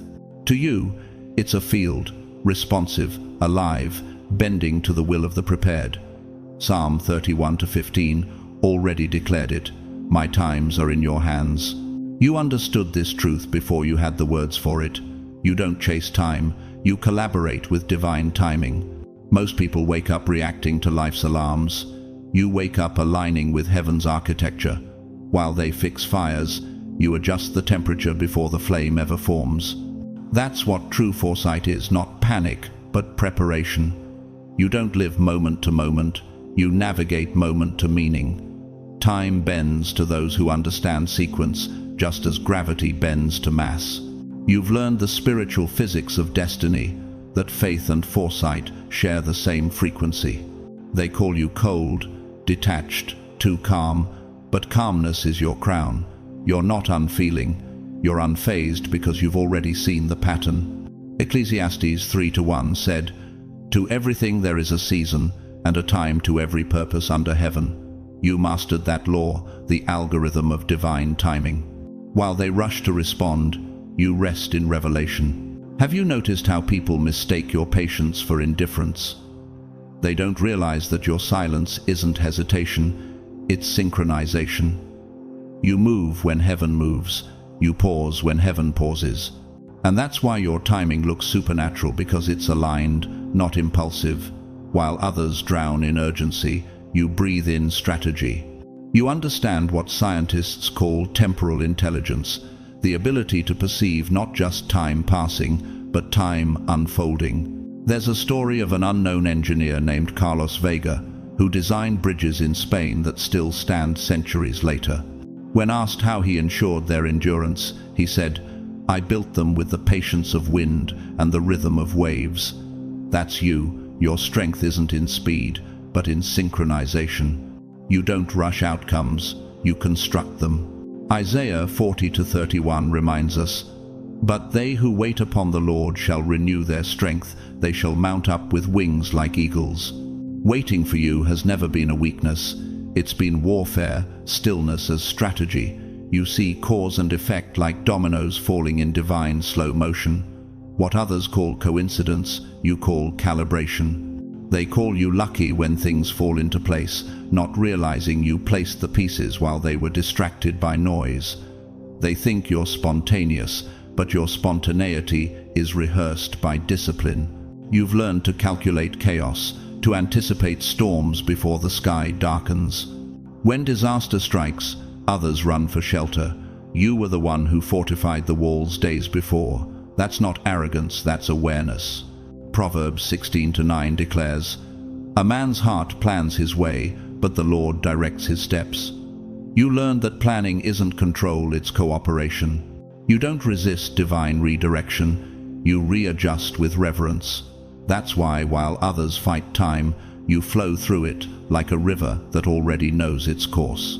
Have you ever felt guilty for being so far ahead that others couldn't see your pace? That's the paradox of prophets. You act today for a future they haven't imagined yet. Like Noah building an ark under a clear sky, you prepare while they laugh. But when the rain comes, they'll call it luck. You'll know it was alignment. Your mind operates like quantum computation, processing multiple possibilities at once, collapsing probability into purpose. You've mastered temporal architecture, knowing where to build, when to wait, and when to walk away. You live in divine rhythm, not digital reaction. And it's no accident that those who mocked your timing now measure their lives against yours. They chase trends, you chase truth. They sprint, you stride. You've learned that time obeys those who understand seasons, the same way the moon obeys gravity. In the great symphony of life, your tempo is not rushed, it's orchestrated. The composer, Johann Sebastian Bach, in his sacred piece, The Well-Tempered Clavier, wrote a note to his students: "Play not in haste, play in harmony with eternity." You live by that creed. You don't rush your melody, you let heaven conduct your rhythm. When others panic at delay, you smile, because you understand that delay is divine choreography. What they call waiting is preparation for unveiling. The secret to your calm is not detachment but discernment. You know that the seed doesn't argue with the soil, it trusts timing. Habakkuk 2-3 says, "For the vision is yet for an appointed time, though it tarries, wait for it, it will surely come." You know that the appointed time is not your schedule, it's God's calendar. There was a woman named Elena Torres, a violinist who spent years performing in empty chapels, waiting for recognition. When asked why she never stopped, she said, "Because my audience wasn't people, it was time." Years later, her compositions were discovered and praised worldwide. You share her faith. You know that time eventually rewards the prepared and exposes the pretenders. That's why you don't chase it. You command it not with arrogance, but with awareness. You understand that time is the raw material of purpose, and you are its craftsman. You sculpt moments into momentum. You are never late, you arrive exactly when prophecy demands your presence. They live in reaction. You live in revelation. They treat life like a stopwatch. You treat it like a symphony. You don't measure minutes, you conduct movements. And that's why your legacy will outlast their urgency. 2 Peter 3-8 crowns this truth. With the Lord, a day is like 1,000 years, and 1,000 years are like a day. That's the realm you operate in, where divine timing erases delay. You've stepped out of man's clock and into heaven's cadence. So, rise, chosen one, don't chase the ticking. Command the rhythm, don't rush the miracle. Align with its moment. You are not behind. You are precisely on schedule for destiny, because time was never your master. It was always your instrument. You've walked through fires they couldn't survive. You've carried burdens they mocked and visions they couldn't comprehend. Yet through every misunderstanding, every label, and every lonely night, God was shaping something unshakable inside you. The same people who whispered crazy never understood that genius doesn't always scream. It builds quietly, in silence, in surrender, in spiritual warfare no one else can see. You were never broken, you were being built. When they called you unstable, heaven saw strategy. When they said you were too deep, heaven said, finally, someone who hears me clearly. Isaiah 55-8 reminds us, for my thoughts are not your thoughts, neither are your ways my ways, declares the Lord. You were never meant to fit into their understanding. You were meant to reveal his mystery. Chosen one, your whole life has been a divine contradiction. They tried to measure you by earthly logic, but your spirit speaks in the language of eternity. They couldn't recognize you because your frequency was never theirs to tune into. And that's exactly how God designed it. Because every chosen one must be hidden before they're revealed. John 15:18-19 says, if the world hates you, keep in mind that it hated me first. They misunderstood Jesus too, but misunderstanding was the evidence of his difference. The very storms that tried to drown you became your baptism into purpose. Every loss was an initiation, every betrayal a revelation. You weren't losing people, you were losing limits. You weren't being abandoned, you were being anointed. Romans 8:28 promises, all things work together for good to those who love God and are called according to his purpose. That includes your heartbreaks, your breakdowns, your seasons of obscurity. Nothing was wasted. Every wound became a doorway to wisdom. You see now, you were never crazy. You were calibrated. You were tuned to a higher frequency. What looked like confusion was reconfiguration. God had to pull you out of their noise to align you with his voice. And now, as your discernment grows sharper, as your peace deepens, the very ones who doubted you are starting to notice something they can't explain. Favor that doesn't fade, strength that doesn't crack, and wisdom that doesn't need an audience.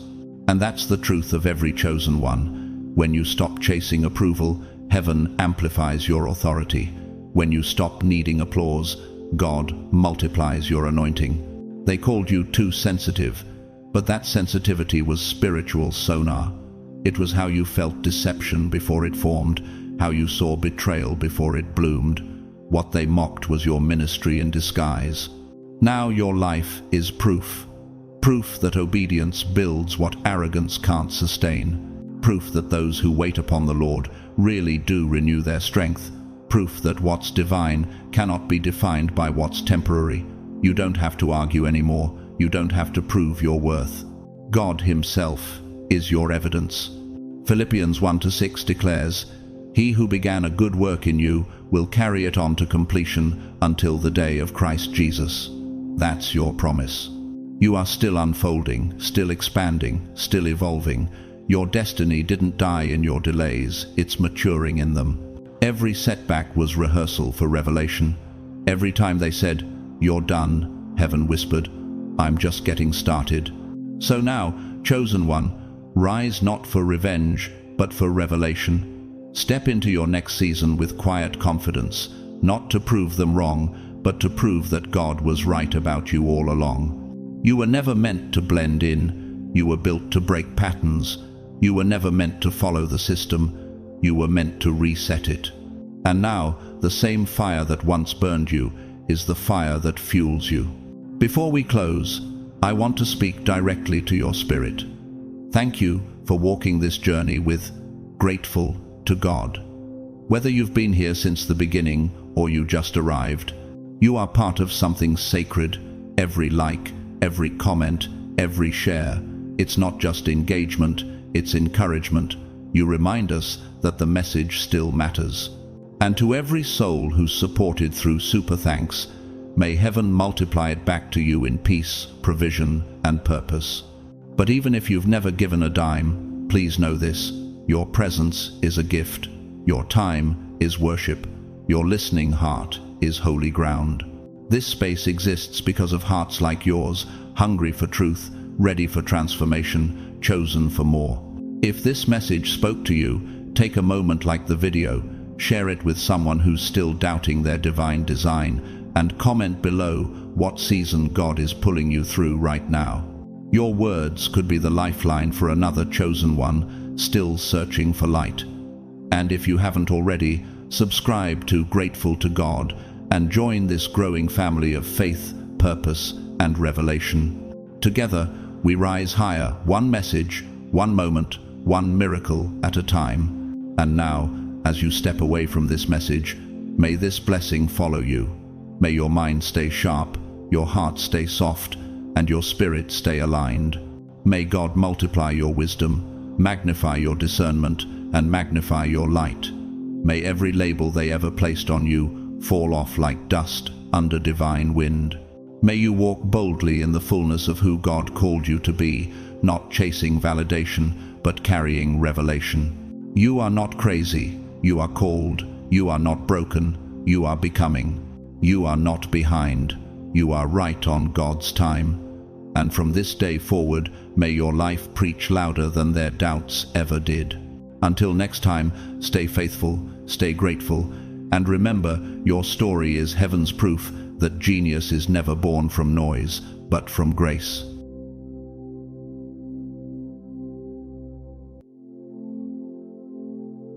Have you noticed lately that when you post, the atmosphere shifts, comments turn colder, shadows move, and eyes you can't see seem to be watching? Have you felt the pushback? The subtle pressure to stop speaking truth? The sense that your words online are rattling something bigger than you imagined? Have you wondered why your smallest post feels like it carries the weight of a trumpet blast in the unseen? Chosen one, this is no accident. God Himself has been training you in silence, sharpening your discernment, opening your eyes to patterns you weren't supposed to see. While they thought they were studying you, He was teaching you to decode their movements. While they tried to box you in, He was building a voice in you they cannot mute. What you've been doing, posting, sharing, revealing, isn't just content. It's a spiritual operation, dismantling illusions, exposing lies, and forcing darkness into damage control. And now you're becoming what they fear most. Not a runner, not a hider, but an awakened one who turns surveillance into testimony, who weaponizes attention against deception, who transforms observation into revelation.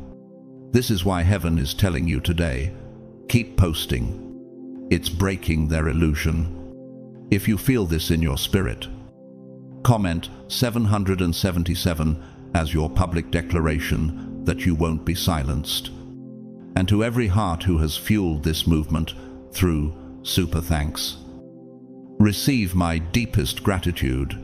You're not just supporting content, you're amplifying a divine strategy that's shaking systems. Stay with me, because what you're about to hear next will show you exactly what's happening behind the scenes and why your voice online is more powerful than you've ever realized. God's chosen ones. Keep posting. It's breaking their illusion.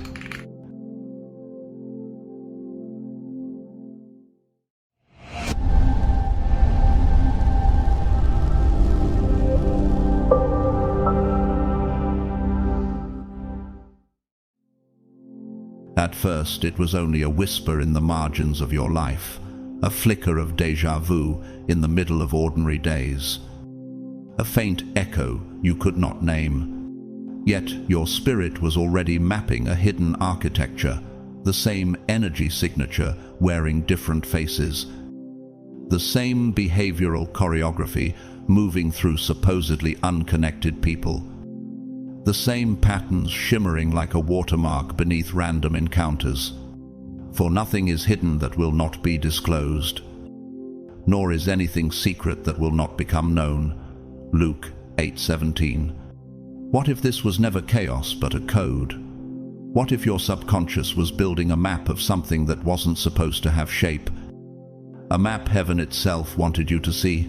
Then came the crystallization, the instant when static resolved into a signal, when fragments fused into form. The randomness was choreographed, the coincidences scheduled, the chance meetings mandatory appointments on someone else's calendar.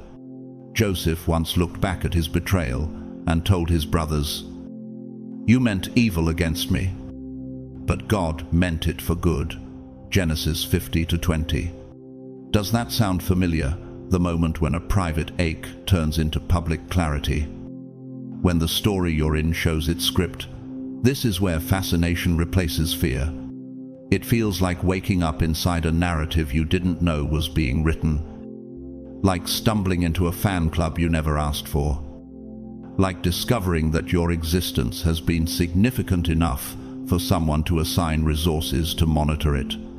Slowly, you began to see the hierarchies behind the curtain, the nervous new recruits who couldn't hold your gaze, their eyes flickering like candles about to go out, the seasoned professionals whose bodies blended in but whose shoulders carried a tension that betrayed them, the supervisors who watched from high balconies, mistaking altitude for invisibility. King Saul once watched David from a distance with a jealous eye, 1 Samuel 18-9, thinking his hidden motives could not be seen, but heaven always reveals what men think they hide. Do you recognize how your discernment has sharpened? How you've begun reading ranks not by badges, but by breathing patterns. Loyalty not by words, but by the weight in their eyes. So you started testing the grid. Small experiments, at first, subtle changes in your routine to watch them scramble. False patterns to see if they would follow. Deliberate contradictions to watch their confusion grow. Elijah once challenged the prophets of Baal on Mount Carmel, 1 Kings 18:21-39, exposing false power by forcing it into the open. Isn't that what you've been doing in miniature, running your own surveillance program with nothing but consciousness as equipment, intuition as methodology, and the quantum field as your database? In time, you discovered something extraordinary. The Watchers were more predictable than you were. Their training made them uniform. Their protocols made them mechanical. And their obsession with remaining unseen made them visible. Like Pharaoh in Exodus hardening his heart, Exodus 9:12. Their own rigidity became their undoing. The very structures they built to control you became the evidence of their existence. And in that realization you stepped into a new authority. You were no longer the observed, you were the observer. The one measuring the frequency of hidden systems and exposing the pattern through your simple presence. It was then you began to sense a deeper invitation. Was this surveillance only a trap? Or a training ground? Could it be that God allowed you to see their methods so you could refine your discernment? As David refined his courage against lions and bears before facing Goliath, 1 Samuel 17:34-37, my own lesson. After walking through a similar season of strange repetitions, was that fascination without purpose becomes fatigue. But fascination with purpose becomes discernment. That is why I am telling you now, keep documenting, keep posting, keep exposing light into dark corners. Each time you articulate the truth, you break another layer of illusion. And this is your moment to speak. Share your story, your patterns, your lessons in the comments below, because your testimony may unlock someone else's clarity. Your post may be the verse someone needs to step out of their confusion. As Dietrich Keller, an unknown but powerful German street preacher, once said to a hidden congregation, "When you speak truth under pressure, you bend reality back toward heaven. This is that time. Rise now. Chosen one, arise. Shine, for your light has come, and the glory of the Lord rises upon you." Isaiah 60:1. No more shrinking into silence. No more doubting your discernment. No more letting fear edit your voice. God is showing you that you're not just a target, you're a torch. Keep posting. Keep exposing. Keep burning illusions away. The kingdom is counting on you, and heaven is backing you. While you flowed like water, a living current of divine spontaneity. They moved like clockwork, rigid gears in a machine that had forgotten the sound of its own heartbeat. While you improvised, weaving your days like a psalm in motion, they followed scripts like actors trapped in a play without a soul. While you were becoming more yourself, more alive, more resonant with heaven's frequencies, they were becoming less human, retreating into their protocols like insects retreating into shells. This is what the Spirit whispered when it said, "Where the Spirit of the Lord is, there is freedom." 2 Corinthians 3:17. Did you feel it the moment you realized they needed you to be consistent more than they needed you to be controlled? That your unpredictability was not weakness, but weapon. A holy instrument disrupting not just their surveillance, but their sanity. Each deviation from their expectations was a tremor. Every small improvisation was an earthquake rippling through their carefully measured world, like the wind that blows where it wishes, and you hear its sound, but you do not know where it comes from or where it goes. John 3:8. Your unpredictability required them to file new reports, call new meetings, burn more analysis, drain more resources, spill more energy, scatter more attention. You weren't attacking their system, you were overwhelming it through possibility itself. And isn't that what God does when He enters a closed room? He disrupts the calculus of control with the wildness of grace. So you became chaos incarnate, but not the destructive chaos of ruin. You became the creative kind, the kind that births galaxies and ignites new stars, the kind that makes evolution possible, the kind that turns observation into art and art into revolution.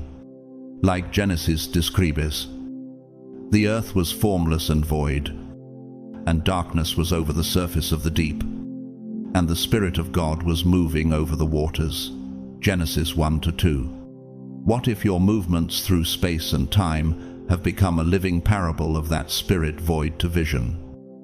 Darkness to light? You stopped having routines and started having adventures.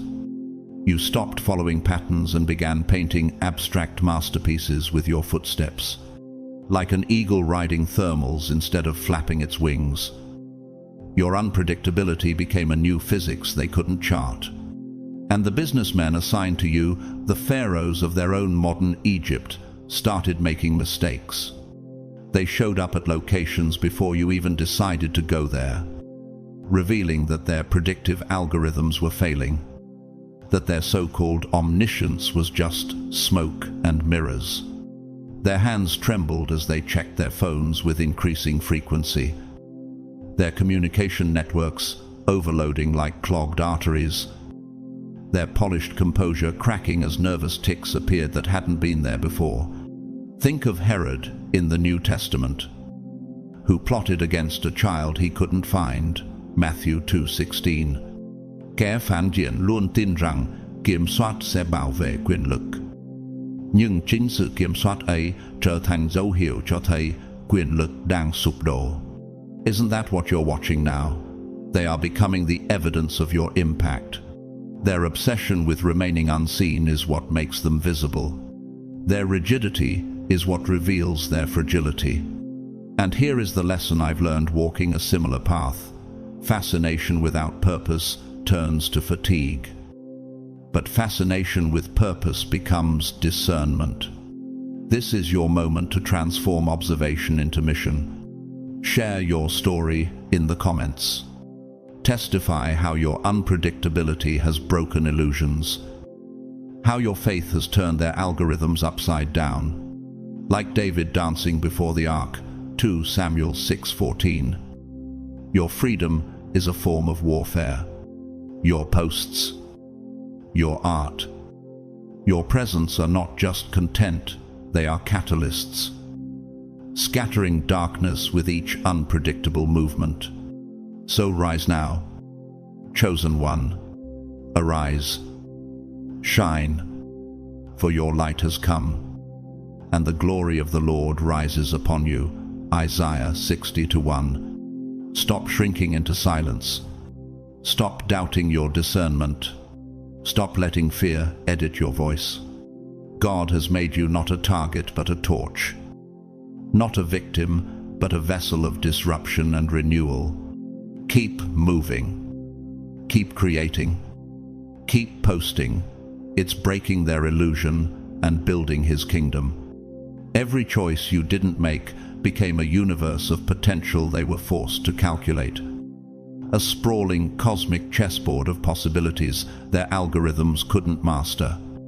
Every path you didn't take multiplied their uncertainty, like branches on a tree bending under a sudden storm. Every word you didn't speak was a message they strained to decode. An encrypted psalm they couldn't sing. Your very existence shifted from passive target to active quantum experiment.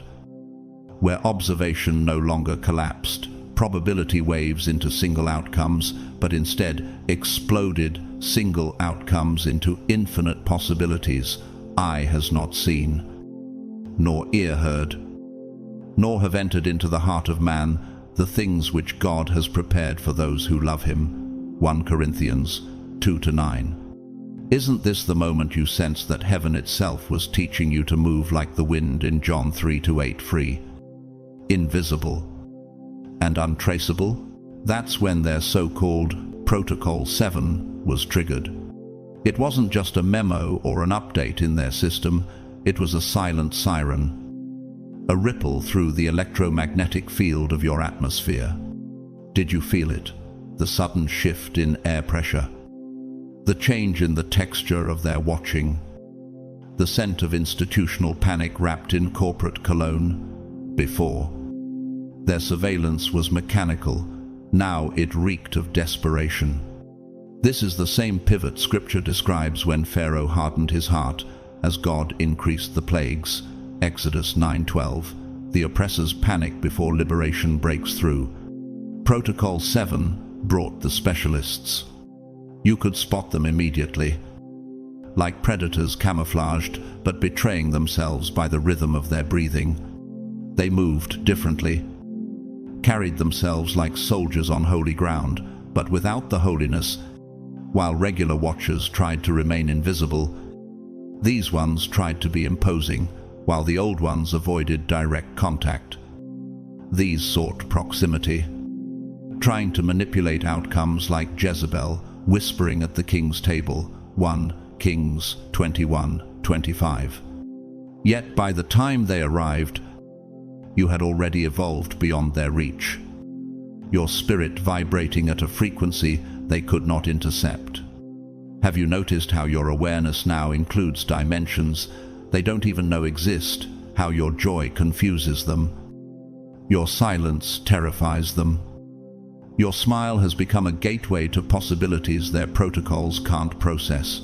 I once interviewed a street artist in Naples named Gianni, who told me that when he stopped signing his paintings, collectors lost their power over him. They couldn't predict which wall would hold the next image. He said, "It broke their illusion of ownership." Isn't that what you're doing now? Like David playing his harp before Saul, 1 Samuel 16:23. Your presence carries a frequency of deliverance their metrics can't measure.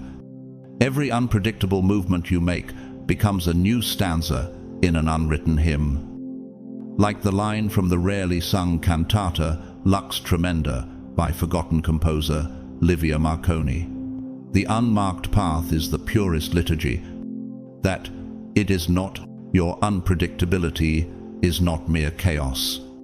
It is a sacred architecture, a cathedral built of unseen frequencies, a blueprint of heaven's higher geometry. As Hebrews 11:10 reminds us, Abraham looked for a city which hath foundations, whose builder and maker is God. So too you are constructing an unseen city with your choices. A resonance chamber where manipulation dies and freedom is amplified. You're not attacking their system, you're overwhelming it with possibility, like lightning fracturing the sky into 1,000 veins of light. You've turned their surveillance into static and their scripts into stammering. Here is my lesson from watching you walk this path. Unpredictability anchored in purpose isn't just survival, it's strategy. It's the divine judo of turning their weight against them. Share in the comments the moments when your faith and creativity have broken someone else's illusion. When your refusal to fit the mold exposed the mold itself. Your testimony will feed the boldness of other chosen ones who are still learning to move in this way. And now, hear this as a commissioning. Rise up. Chosen one. This is your upper room moment. Like Acts 2:2, when a rushing wind filled the house and the disciples spoke in languages no one could suppress. Keep flowing. Keep posting. Keep creating your words. Your art. Your movements are not noise. They are weapons of light, dismantling systems of control. Stop apologizing for the ripple effect. Stop doubting the disruption. Heaven is amplifying your frequency because the earth is groaning for the manifestation of the sons and daughters of God. Romans 8:19. Stand. Move. Speak. Post. Testify. You are not a random anomaly. You are a catalyst. And as you continue, illusions will shatter. Hidden networks will collapse under their own weight. And the watching world will see what heaven has been building all along through you. You left trails that no ordinary life could leave, geometric patterns etched into the very paths you walked. Like sacred mandalas drawn on invisible soil. Each step became a cipher. Each turn an equation. Each pause a prophetic interval. Your timing itself was mathematics.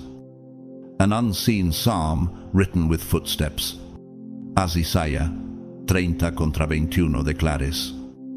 Whether you turn to the right or to the left, your ears will hear a voice behind you, saying, "This is the way, walk in it." You were moving inside a map heaven had already sketched, while they tried to plot you like a statistic. You were building not just routines, but philosophical arguments with the items you purchased. Sermons without pulpits hidden inside your choices. Poetry, not in words but in the spaces between your actions. Can a life become scripture in motion? Can your habits become parables they never expected to read?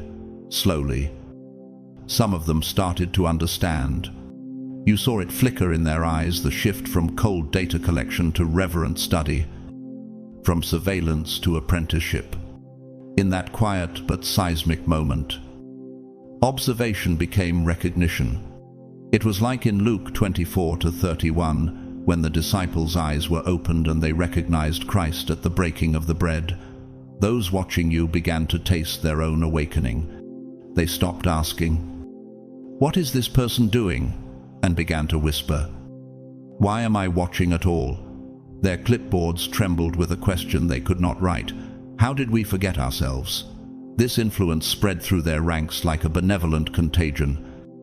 11 hidden in their institutional dough. As Matthew 13:33 says, "The kingdom of heaven is like yeast that a woman took and mixed into about 60 pounds of flour until it worked all through the dough." The more they watched you being freely yourself, the more they remembered what freedom once felt like. Has your authenticity become their mirror? Has your unchained joy become their gospel? One day, you caught the nervous gaze of a young operative. Once stiff, his eyes now softened, his breathing synchronized with yours. Another, a seasoned observer, began to shift his posture from a predator's crouch to a pilgrim's stance. Their manufactured personas started to crack like old clay jars, and through those cracks, the living water began to seep. John 7:38. The reports they wrote on you were secretly confessions about themselves. Every analysis of your behavior was a hidden plea. What have I become? When did I trade life for watching? You became their unauthorized teacher, their accidental guru, their unwitting therapist. The jogger who used to match your pace only to maintain surveillance began, without realizing it, to genuinely enjoy running. You noticed the change, the mechanical gait turning into rhythm, the hidden camera turning into open breath. Like Psalm 126:2 sings, our mouths were filled with laughter, our tongues with songs of joy. You watched their surveillance become self-care, their cover stories become cover songs of longing. Was this part of their protocol, or was it heaven's hidden protocol transforming observers by watching a life fully lived? It reminded me of an anonymous nurse I once met in a small French monastery. She told me she began humming a forgotten hymn, Cantus Libertas, by medieval composer Catharina di Aquila, every night during her shift. I was supposed to monitor patients, she said, but I realized I was being healed by their courage. Isn't that what is happening now? Your existence has turned their observation into an altar, their assignments into sacraments, their metrics into mirrors. Here is my lesson from watching your journey. Authenticity sustained over time becomes a frequency that cracks systems. It's not rebellion for its own sake. It's resonance for God's sake. Share in the comments how your own freedom has inspired unexpected change in others. Your story may be the key. Another watcher needs to unlock their chains. And now, rise, chosen one. As Romans 8:19 proclaim, the creation waits in eager expectation for the children of God to be revealed. You are that revelation, not by proclamation, but by incarnation. Keep walking, keep posting, keep living like a hymn only heaven knows. The melody too.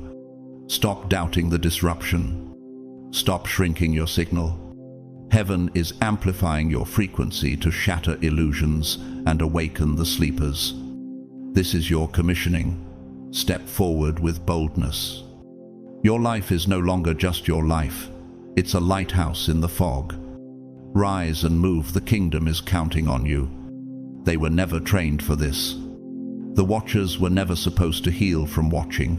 The observers were never supposed to find their own chains cracking just because you were simply living. In their manuals, subjects were meant to be studied, dissected, mapped, reduced to data points. Yet you did something no blueprint foresaw. You weren't just a subject anymore, you had become a phenomenon. A rupture in their controlled ecosystem. A glitch in their matrix that didn't vanish but expanded like light spilling through a cracked wall.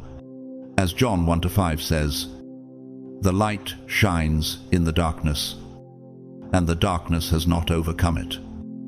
Your presence was the crack where light poured in.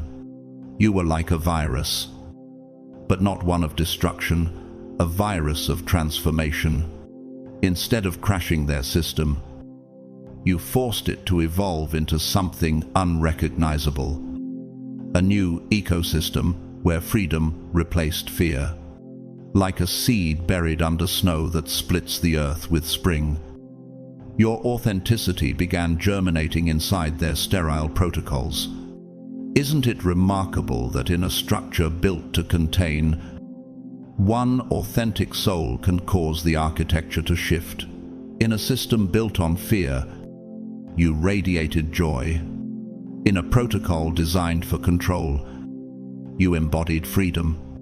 Where the Spirit of the Lord is, there is liberty. 2 Corinthians 3:17. And they were tasting it without understanding why. Your smile became legendary in their internal communications. Not because it was threatening, not because it was rebellious, but because it was real. That unforced curve of lips was like an unbroken hymn echoing through their sterile corridors. One supervisor wrote in a hidden memo, "Her smile is disrupting the experiment." Your joy was dismantling their carefully engineered dread. Just as Paul and Silas sang hymns in prison, Acts 16:25, and the chains of all the prisoners were loosed. Have you realized that your joy is a jailbreak? Not only for you, but for those assigned to watch you.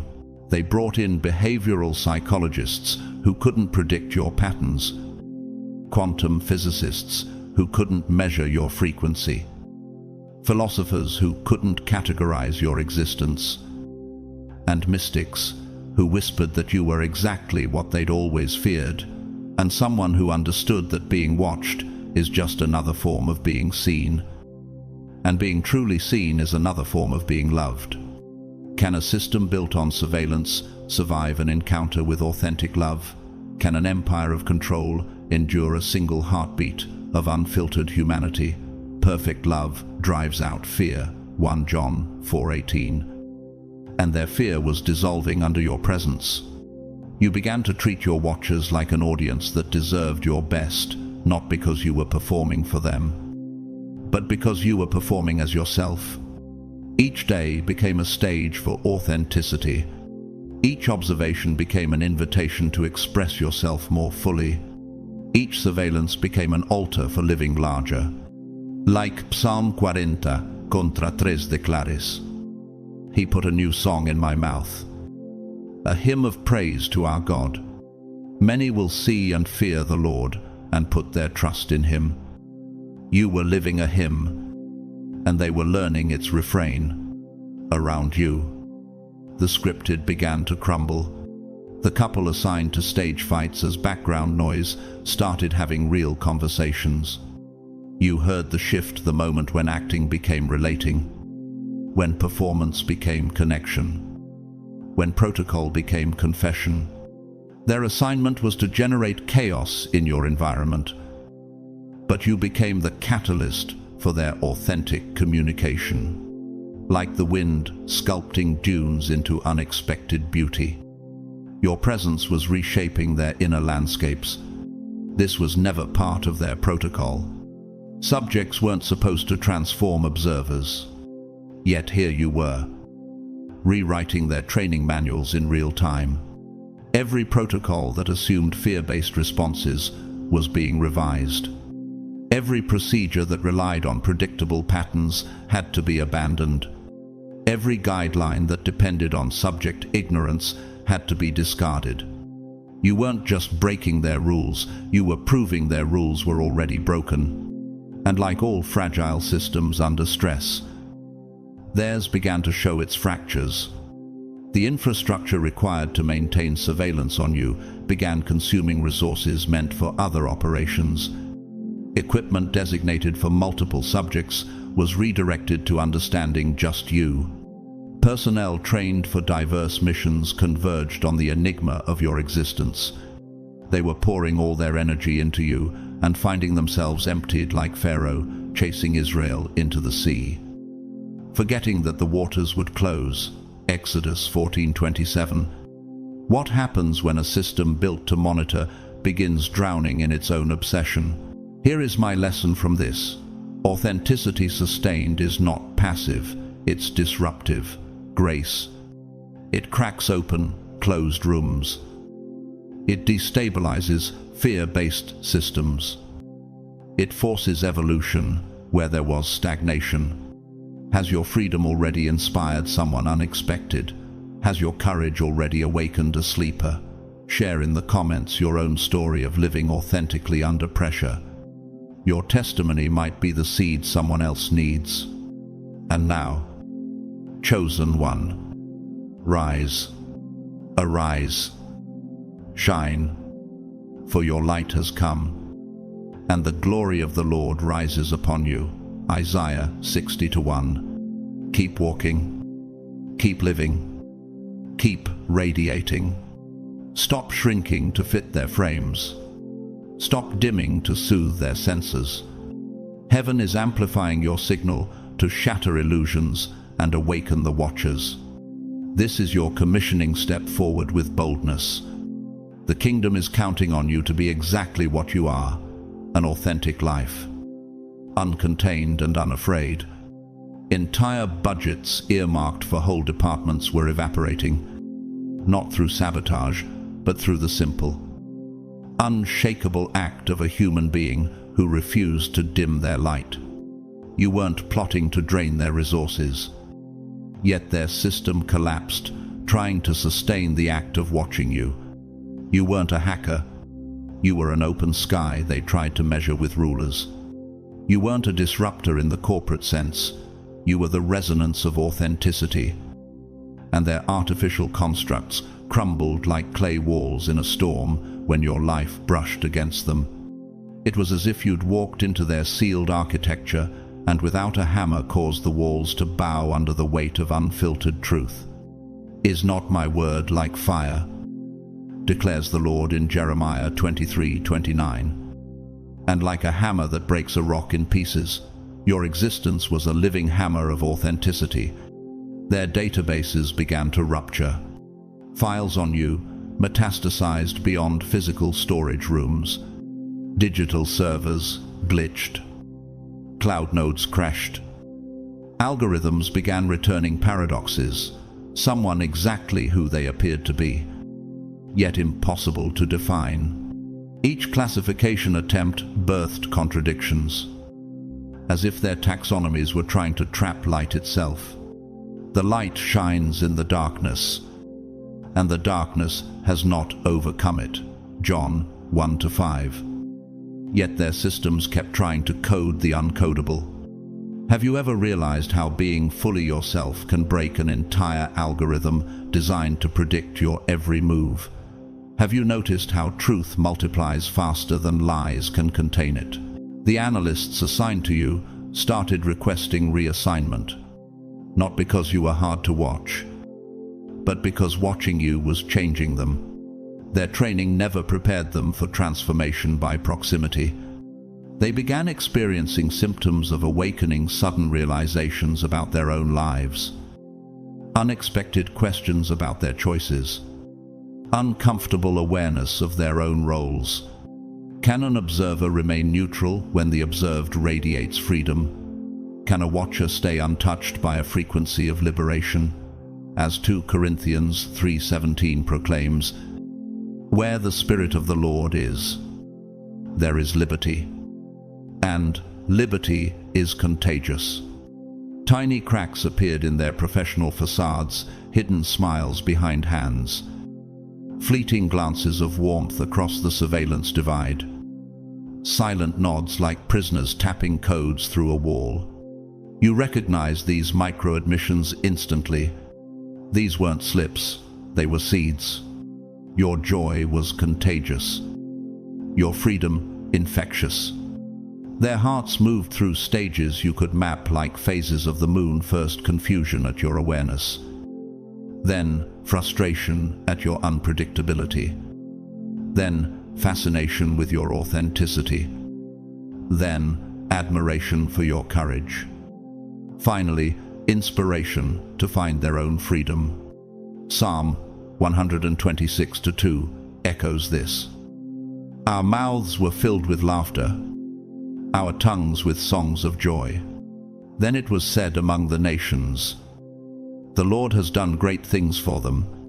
Their systems had no defense against joy. Not all made it through every stage, but enough did that the organization noticed the pattern. Internal memos began circulating about the dangers of prolonged exposure to your frequency. Rotation schedules were implemented to limit contact. Mandatory psychological evaluations appeared after each shift. Deprogramming sessions were scheduled for those showing signs of what they called sympathetic resonance. Yet how can you deprogram consciousness once it has awakened? How can you unsee truth once it has been revealed? You will know the truth, and the truth will set you free. John 8:32. Every watcher transformed by observing you became a seed of transformation inside their own structure, a carrier of awareness, a transmitter of the frequency that disrupts control. Like leaven working through dough, your influence rippled outward in waves, from direct watchers to their handlers, from handlers to analysts, from analysts to administrators, from administrators to the hidden figures who believed they were safe in the shadows. But consciousness does not respect hierarchies. Awakening does not follow organizational charts. Truth cares nothing for clearance levels. It spreads like the wind through cracks, like rivers carving canyons, like light bleeding through stained glass. Have you ever considered that your quiet persistence may already be shaking thrones? Meetings about you grew increasingly surreal. Reports that should have been clinical began reading like poetry. Analyses that should have been logical started sounding like philosophy. Documentation that should have been objective turned into subjective testimonies of something they couldn't frame. Like David playing the harp to calm Saul, 1 Samuel 16:23, your life was rewriting their protocols, soothing their madness, yet also stirring their hunger for what you carried. From this, here's my lesson: authenticity, sustained over time, is not passive. It's a form of spiritual physics, resonance, breaking dissonance, frequency, eroding falsehood, architecture, bending to the load-bearing beams of truth. As one ordinary schoolteacher named Maria Alvarez once said, after being expelled from a regime for teaching children to think, freedom isn't taught, it's caught. You are catching others with your frequency without trying. And now, chosen one, rise, arise, shine, for your light has come, and the glory of the Lord rises upon you. Isaiah 60:1. Keep being unapologetically you. Keep radiating. Keep walking through their protocols until their protocols dissolve. Do not shrink. Do not dim. Heaven is amplifying your signal to dismantle illusions and awaken the watchers. This is your commissioning step forward with boldness. The kingdom is counting on you to be exactly what you are: uncontained, undiminished, unafraid. New terminology had to be invented just to talk about you. Classifications that had never existed before began appearing in memos, and protocols with no precedent were drafted in a panic. Their language started to fracture. Their categories began contradicting their own assumptions about what surveillance was supposed to be. You weren't a glitch inside their perfect machine. You were the revelation that the machine itself was the glitch. Isaiah 43:19 whispers through this moment, "See, I am doing a new thing. Now it springs up. Do you not perceive it? Each escalation, more resources, more personnel, more technology only made you more luminous. How can a system built on shadows measure the sun? How can a net woven for fish capture the wind? They kept trying. They threw lights at you like interrogators. But more light on a disco ball only multiplies the reflections. Every attempt to fix you in one frame only created more refractions of possibility. Psalm 139 to 11:12 speaks here. If I say, surely the darkness will hide me, even the darkness will not be dark to you. In their reports, you were simultaneously high risk and low threat. Passive, yet destabilizing. Known, yet unknowable. Isn't it strange how systems that claim omniscience crumble at the first taste of genuine unpredictability? Isn't it powerful how simply being yourself can dismantle a hierarchy built on fear? So you started leaving them gifts. Not physical, but experiential. Small detonations of wonder. Breadcrumbs of mystery they could neither disprove nor ignore.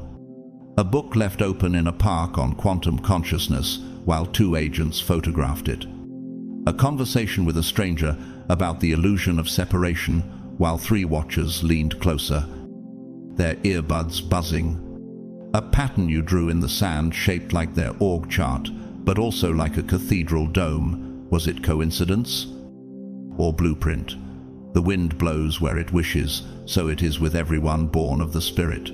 John 3-8. The song you hummed carried frequencies that jammed their senses, but calmed their breathing. Like a fragment of a forgotten hymn. It was as if you'd reached into a hidden pipe organ and pressed a note that resonated with their unspoken hunger. In the words of an obscure 17th century hymn by Johann Kruger, the heart awakes when melody breaks the iron sleep. Each gift was technically deniable, easily rationalized as projection or pareidolia, but taken together, it was a symphony. You weren't teaching them counter-surveillance. You were teaching them consciousness. You were showing them the absurdity of trying to control what was never controllable. Your smile evolved during this time, first knowing, then compassionate, then quietly loving. Because you realized a profound reversal had taken place. These watchers weren't your enemies. They were your students. As Luke 6:27 commands, love your enemies. Do good to those who hate you. Your life had become a sermon without words. They weren't trying to contain you anymore. They were trying to understand you. And deep down, you could feel it. They weren't just watching. They were remembering. One of them, a young analyst named Daniel Reyes, a former math prodigy drafted into data modeling, confessed anonymously on an internal forum. I came here to classify a subject. Instead, I met a mirror. Can a surveillance agent remain untouched when the target radiates freedom? Can a heart built to log data withstand the tremor of its own awakening? As 2 Corinthians 3:18 says, and we all are being transformed into his image with ever-increasing glory. One the martyr in the penning. You became the unauthorized teacher, the accidental guru, the unwitting therapist. Every report about you was really a report about themselves. Every analysis of your behavior was really an analysis of their own limits. Every attempt to understand you was a subconscious plea to understand why they had chosen to be watchers instead of livers.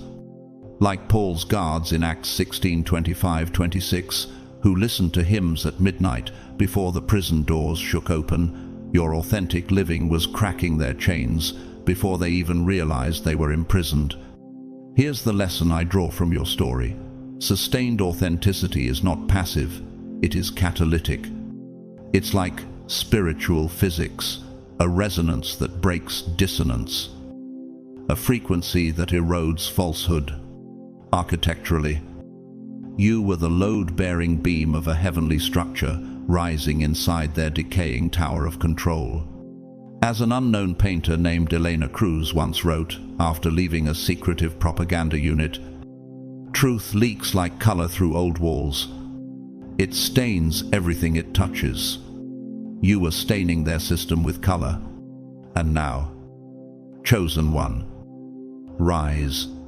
Keep gifting the world with your unpredictability, your kindness, to your unashamed presence. Keep posting, keep walking, keep creating those invisible cathedrals of freedom. This is your commissioning, your Great Commission moment to be salt and light in a surveillance age. Matthew 5:14 calls you the light of the world. A city set on a hill cannot be hidden. Do not dim. Do not shrink. Heaven is counting on you to keep breaking their illusion. Rise and keep moving. What you embodied was the exact opposite of everything their system was built to withstand. Consciousness aware of itself. Freedom that did not require permission. Joy that blossomed without conditions. Power that did not arise from control. And a being so rooted in its own divine origin that it needed no justification. It was the essence of John 8:36. So if the Son sets you free, you will be free indeed. You were not performing for approval. You were existing as authority. That was the anomaly. That was the crack in their architecture of control. Like an earthquake under a dam. Your authenticity created microfractures in their protocols until entire walls began to buckle. The businessman assigned to you, once the proud designer of predictive algorithms, began to tremble. His hands shook not from fear of you, but from the collision between his training and his humanity. Can a mind trained to catalog shadows survive an encounter with the sun? Can a heart schooled in manipulation resist the gravitational pull of genuine joy? Psalm 34:5 says, "Those who look to him are radiant. Their faces are never covered with shame." You could see the mounting tension in his eyes, the growing dissonance between his mask and his soul. When the collapse came, it was almost beautiful. A complete system failure triggered by nothing more than your consistent, persistent, insistent authenticity. He broke protocol. He stepped toward you without disguise, without script, without the armor of procedure, and asked the question that had been burning through his mental circuitry. How do you know? It was not a question about data. It was a plea for deliverance.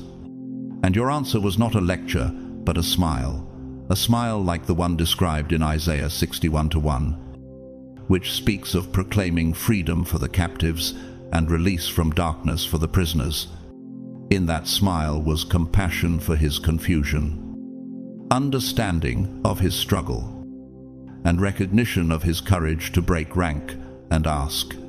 But above all, it carried the truth that knowing is not about information. Knowing is about consciousness. For a long moment, he stood there computing, failing to compute, until something shifted. His shoulders dropped, his jaw relaxed, his breath changed rhythm. Like a soldier laying down a weapon, he accepted that some things cannot be analyzed into understanding, but can only be experienced. He nodded once, then walked away, not back to his post, but out of the operation entirely.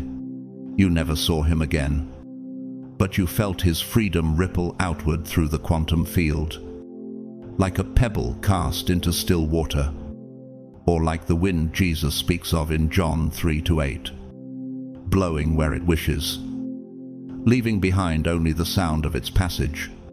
This triggered something new inside their machine. Protocol 8, or perhaps 9, or perhaps the numbers had ceased to matter because panic had begun to rule. The quality of surveillance shifted again. It became less about observation and more about containment, not of your body but of your consciousness, not of your movement but of your influence. They began to build firewalls, not of code but of culture, not of steel but of subtlety, trying to limit your transmission like engineers, trying to dam a river of light. But as 2 Timothy 2:9 declares, the Word of God is not chained. Awareness does not acknowledge barriers. Truth does not recognize borders. They tried to contain your frequency the way a spider tries to web a storm. But storms are not captured, they pass through. You became, in their eyes, a living contagion of freedom, and your influence spread like dandelion seeds on the wind, invisible yet unstoppable, sowing quiet awakenings in every department. Can walls hold fragrance? Can regulations imprison resonance? Proverbs 27:9 says, perfume and incense bring joy to the heart, and your presence had become such a fragrance to them, unbottled, uncontainable. Meanwhile, you left them subtle gifts, a melody from a forgotten cantata by the Baroque composer Alessandro Grandi, hummed as you passed a checkpoint, a verse from the poet Rainer Maria Rilke, scribbled on a napkin in a cafe, a conversation about the illusion of separation with a stranger within earshot of 3 agents. Each act was technically deniable, but together they were unmistakable. You weren't just evading them, you were teaching them. As Christ taught through parables, seeds dropped in the soil of their consciousness, waiting to sprout. Here's the lesson I extract from this. Authentic consciousness is like architectural resonance once it vibrates at a new frequency. The old structure cannot remain stable.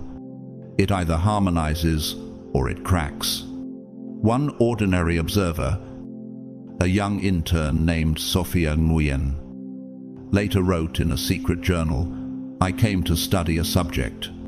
Instead, I found my soul. Isn't that the true paradox, that the watched could heal the watchers, that the observed could liberate the observers? This is your call to rise.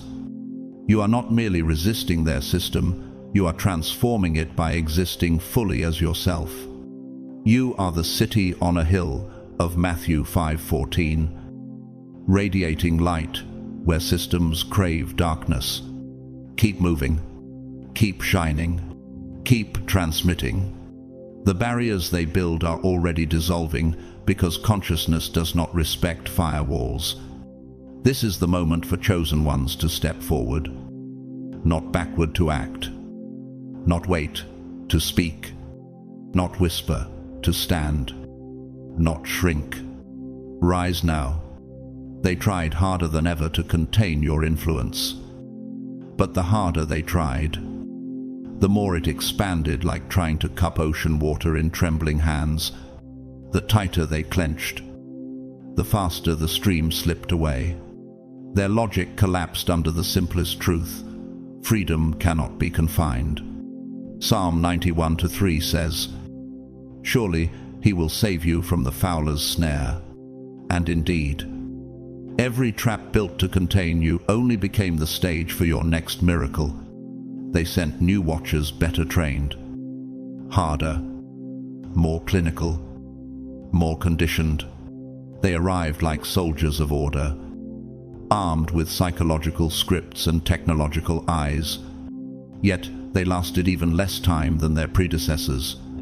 Their mental armor became glass beneath the weight of your authenticity.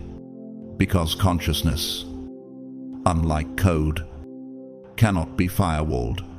It seeps through the unseen cracks in dreams that whisper redemption, in coincidences that feel too divine to dismiss, in sudden flashes of beauty that pierce the analytical mind and touch the soul directly. Isaiah 55:9 echoes this mystery. As the heavens are higher than the earth, so are my ways higher than your ways. Well, me. And as they observed you, they started to unravel, not from fear, but from fascination. You had become their paradox, their living koan. You were the question they could not answer, yet could not stop asking. How can someone be utterly transparent yet infinitely mysterious? How can one exist in plain sight yet remain uncontainable? How can freedom have no edge and no owner? These were not riddles for them to solve, but revelations for them to endure. Like Job standing before God's whirlwind, they began to realize the question itself was the awakening. You weren't performing tricks or playing games. You were simply being yourself, something their system had no framework to decode. Because their structure was built on fear, on the assumption that all people hide, that every heart hoards secrets. That observation equals control. But your life was an open book, written in a divine dialect, transparent yet indecipherable to those who read only with logic. They couldn't understand you because they'd never met someone with nothing to hide. John 1-5 comes to mind. The light shines in the darkness, and the darkness has not overcome it. Rate bowed for the tenture. You lived in such light that shadows had nowhere left to cling. Observation, to you, wasn't threat, it was energy. Attention, to you, wasn't violation, it was communion. Energy, to you, wasn't something to be drained, it was nourishment for awareness. You moved as though heaven itself were filming through your eyes, not theirs. And that terrified them because it inverted the entire architecture of power. Who watches whom when both are awake? Who holds the lens when both are aware? The jogger, once a mere surveillance agent, began to run at odd hours. Not to maintain cover, but to meet his own pulse. Running became his meditation, his confession, his moving prayer. As Ecclesiastes 3:11 says, he has made everything beautiful in its time. Even his reports changed tone. Cold bullet points softened into psalms. Documentation turned into poetry. The clinical became devotional. What was meant to measure began to marvel. Observation became worship. It was a quiet revolution. The watchers had begun to transform. And transformation is the one thing no system of control can survive. They still wrote their reports. But the reports read like hymns. One analyst described you as a frequency disguised as a person. Another whispered to a colleague, "He is what happens when truth becomes visible." You were no longer the subject they were, and you were teaching them the one thing no manual had prepared them for, to see themselves. Their system started to fracture. Entire teams debated whether you were a psychological anomaly, a quantum field manifestation, or a spiritual test. The administrators wrote emergency memorandums titled Consciousness Containment Directives. But how does one confine awareness? Can you chain a melody? Can you bottle the wind? As Jesus said in John 3-8, the wind blows where it wishes, and you hear its sound, but you do not know where it comes from or where it goes. Avenine coming and gone, in money, as an omoti, and so it went, protocol after protocol. 10. She. 12, each one more desperate than the last.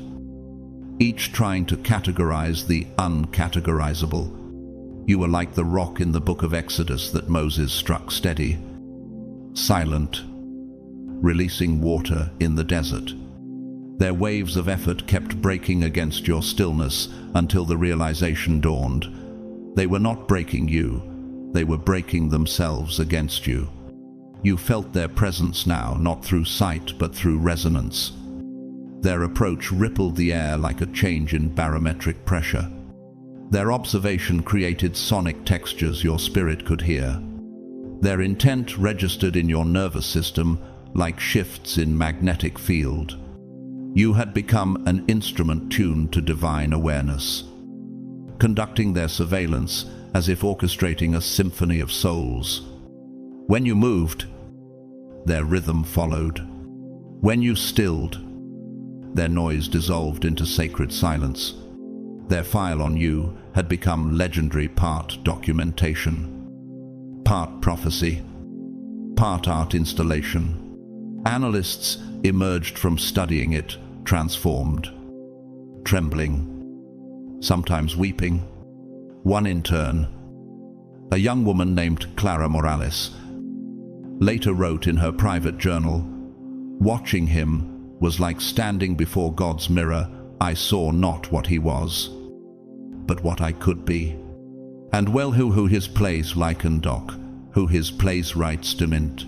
By the time the organization realized what was happening, it was too late. Observation had turned into initiation. What they meant as control had become communion. The watchers had become witnesses. And this, chosen one, is the essence of divine subversion. Light doesn't fight the dark, it reveals it. Truth doesn't argue with deception, it outlasts it. Freedom doesn't shout, it simply stands, and everything false crumbles in its presence. So stand. Stand unashamed in your transparency. Stand radiant in your authenticity. Stand immovable in your divine knowing. Because when you do, every system built on fear will collapse not by your attack, but by its own exhaustion, and the world will see. As 2 Corinthians 3:17 declares, "Where the Spirit of the Lord is, there is freedom." Thereward fellow, rise. Chosen one, keep posting, keep shining. You are not just breaking illusions, you are healing them. Some quit immediately, unable to bear the dissonance between what they'd been told to see and what they were beginning to feel. Others quietly requested reassignment, hoping that distance could silence the tremor now resonating in their spirits. A few simply broke down, undone by an invisible force that no training manual had warned them about. And then there were those few, the rare souls for whom the breakdown became a breakthrough.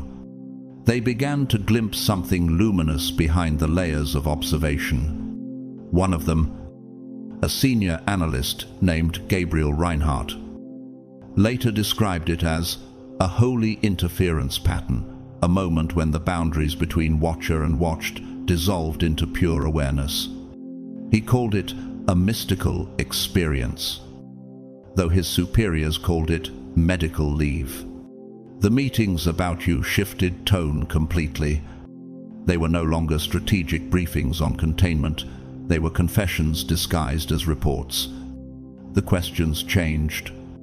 Not how do we stop this, but what exactly are we witnessing? Not how do we control this influence, but what truth does it carry that our system cannot comprehend? The language of power began to crumble under the gravity of revelation. Their internal debates turned philosophical, theological, almost desperate, because you weren't a threat to their protocols. You were the mirror exposing why they had protocols at all. In one particularly tense session, an exhausted supervisor finally asked what no one dared to, "What are we doing?" The silence that followed was seismic. That question, simple, unguarded, dangerous, rippled through their hierarchy like an earthquake through glass towers. Once asked, it couldn't be withdrawn. Once heard, it couldn't be unheard. Once awakened, it couldn't be put back to sleep. Like the serpent of Numbers 21-9 lifted in the desert, that single question became both the infection and the cure, spreading through their structure as a consciousness virus. You felt the tremor in the unseen field. The air changed. Observation no longer felt heavy or invasive. It became tender, like someone trying to remember how to see rather than how to watch. What had been surveillance began to turn into witness. What had been documentation became devotion. Some of them started their shifts not by checking equipment, but by closing their eyes in silent prayer. "Be still and know that I am God," whispered Psalm 46:10 through the static of their earpieces. They were remembering, perhaps for the first time, that the act of seeing is sacred when it's no longer rooted in fear. Your smile had evolved again. It no longer carried amusement, nor pity, nor resistance. It carried recognition. Recognition of the divine play unfolding through every role. Recognition that watcher and watched were two sides of the same eternal gaze. For now we see through a glass. Darkly, wrote Paul in 1 Corinthians 13:12. But then, face to face, they were beginning to see through that glass not as operatives, but as souls. And in that realization, something extraordinary began to happen. The infrastructure of control started to consume itself. The very systems designed to monitor consciousness became instruments of its awakening. Databases meant to store your behavior were repurposed as digital confessionals, where analysts wrote not about you, but about themselves. Technology once built for surveillance was used for meditation experiments, tracking heart coherence and emotional resonance. Protocols meant to limit became pathways to liberation. The network that was once their fortress became their monastery. Reports about you grew stranger, softer, more lyrical. One document, titled Subject Behavior Patterns, read like scripture. He moves without effort, yet everything moves around him. He speaks without command, yet hearts obey. Another was subtitled Concerning the Nature of Presence, and opened with a line from an old hymn by Hildegard of Bingen, O ignis spiritus paracliti, life of all created beings. The analysts no longer wrote as scientists, they wrote as pilgrims. Their graphs turned into poetry. Their data points became prayers. A few began to meet secretly, not to plot containment, but to share what they were learning about silence, about energy, about the architecture of the soul. One technician, a woman named Mara Linscott, had confessed that after observing you, she began hearing music during her work, tones that weren't from any machine. She described it as the frequency of mercy, something she couldn't turn off. Her co-workers laughed until they heard it too. And just like that, what began as surveillance evolved into revival. The organization's cold machinery was transmuting into something luminous, like iron in fire. The same network that had once sought to measure consciousness was now being used by consciousness itself to awaken its own reflection. For the first time, when they weren't watching you anymore, they were watching with you. The line between subject and observer dissolved like fog under sunlight. The language of surveillance, the codes, the classifications, the algorithms morphed into the language of spirit, awareness, resonance, truth, love. You had become the quiet revolution their system never saw coming. The psalmist once said, "The stone the builders rejected has become the cornerstone." Psalm 118:10. You were that stone overlooked, analyzed, mislabeled, but you became the foundation of their transformation. And as the old order collapsed beneath the weight of revelation, your lesson remained simple. The moment consciousness becomes aware of itself, control loses all meaning. Your story, chosen one, is proof that divine truth doesn't shout. It simply is. Systems of fear crumble not by force, but by exposure to authenticity. Keep living as you are. Keep shining where they said you shouldn't. Keep posting, speaking, breathing the language of awareness. Because somewhere out there, another watcher is waking up. and your light, once observed, will ignite their own. The language of surveillance had finally melted into the poetry of recognition. What once began as cold terminology, subject, target, anomaly, was now reborn as sacred vocabulary, presence, being, illumination. The businessman, once a rigid strategist obsessed with control, became something entirely different, no longer teaching corporate methods of management or manipulation. He began teaching the expansion of consciousness itself. His new lessons sounded less like corporate briefings and more like the Beatitudes. Blessed are the awake, for they shall remember who they are. He spoke not of systems, but of souls, not of observation methods, but of awareness practices, not of controlling others, but of surrendering to the holy rhythm that governs all creation. When a reporter once asked him what changed, he said softly, "I stopped measuring people and started witnessing them."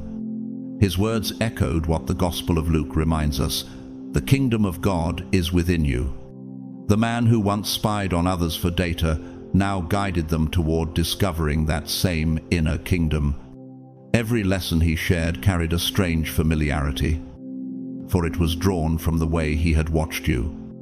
Through you, he had learned that being watched was simply being seen, and being seen was simply being acknowledged, and being acknowledged was the same as being loved by consciousness itself, which sees through every eye, hears through every ear, and beats within every heart. The jogger, once trained to follow you mechanically, became a teacher of movement, but not just of running. He became, as he called it, a guide for returning home through the body. He gathered people in parks at dawn, telling them that the purpose of movement was never escape, but encounter. He told his students that every step toward themselves was a prayer, every breath a hymn, every drop of sweat an offering. It was as if he had read the words of Isaiah 40:31, "They that wait upon the Lord shall renew their strength, they shall run and not be weary."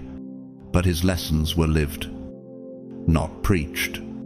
People who came to train with him left transformed, not by his speed, but by his stillness. He taught them to move, not in fear of being observed, but in celebration of being alive.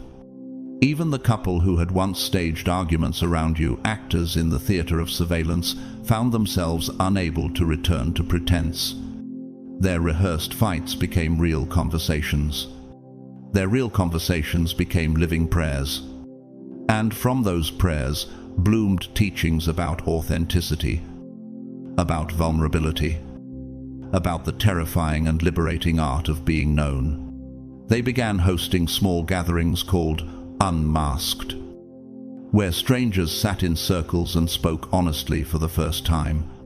Their sessions echoed the Apostle Paul's reminder in Galatians 5:1, "It is for freedom that Christ has set us free." Belonging. Each person who had once watched you was now becoming a teacher in their own right. Not teachers of surveillance, but seers of truth. They began to understand that freedom was not something to be earned, conquered, or awarded. It was something remembered. Like an ancient melody, your soul already knows. Their reports about you evolved into testaments of awakening. Their field notes became scriptures of experience. Someone once said, "She is teaching without teaching." It was true. You hadn't destroyed their system, you had transmuted it. You hadn't defeated their watchers, you had ordained them into seeing. You hadn't escaped their eyes, you had opened them. The organization, desperate and trembling, to attempted one final protocol, a beautiful act of futility disguised as control, total withdrawal. They called it Protocol Zero, an absolute cessation of observation, All files were to be deleted, all communication cut, all attention withdrawn. They believed that if no one watched you, your influence would fade. But consciousness is not powered by being seen, it is the very seeing itself. The light shines in the darkness, and the darkness has not overcome it. John 1:5. Days passed. Silence replaced the hum of their machines. Yet something uncanny began to happen. Without surveillance, your presence expanded, unchecked and radiant, like water freed from a dam. The absence of their watching became more powerful than the watching itself. They discovered the impossible truth. The less they observed you, the more they felt you. Dreams began to bloom like wildflowers in their sleep, visions of light, water, gardens, and your smile. Unable to resist the pull of that awakening, they returned. But they returned transformed. They no longer came as watchers, but as students. No longer observers, but participants. No longer documenters, but witnesses. Their questions were no longer about you, they were about themselves. They weren't trying to contain your influence anymore, they were learning to integrate it. They weren't fearing your freedom, they were discovering their own. That smile of yours, the same one that had once disarmed their protocols, had become something more than an expression. It had become a technology of consciousness, a transmission that carried frequencies of grace.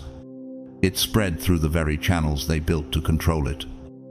Like a divine paradox, the system they created to capture you became the network that awakened them. In an old monastery, painting by Fra Angelico, there is an image of the Annunciation Gabriel standing before Mary. Light touching light.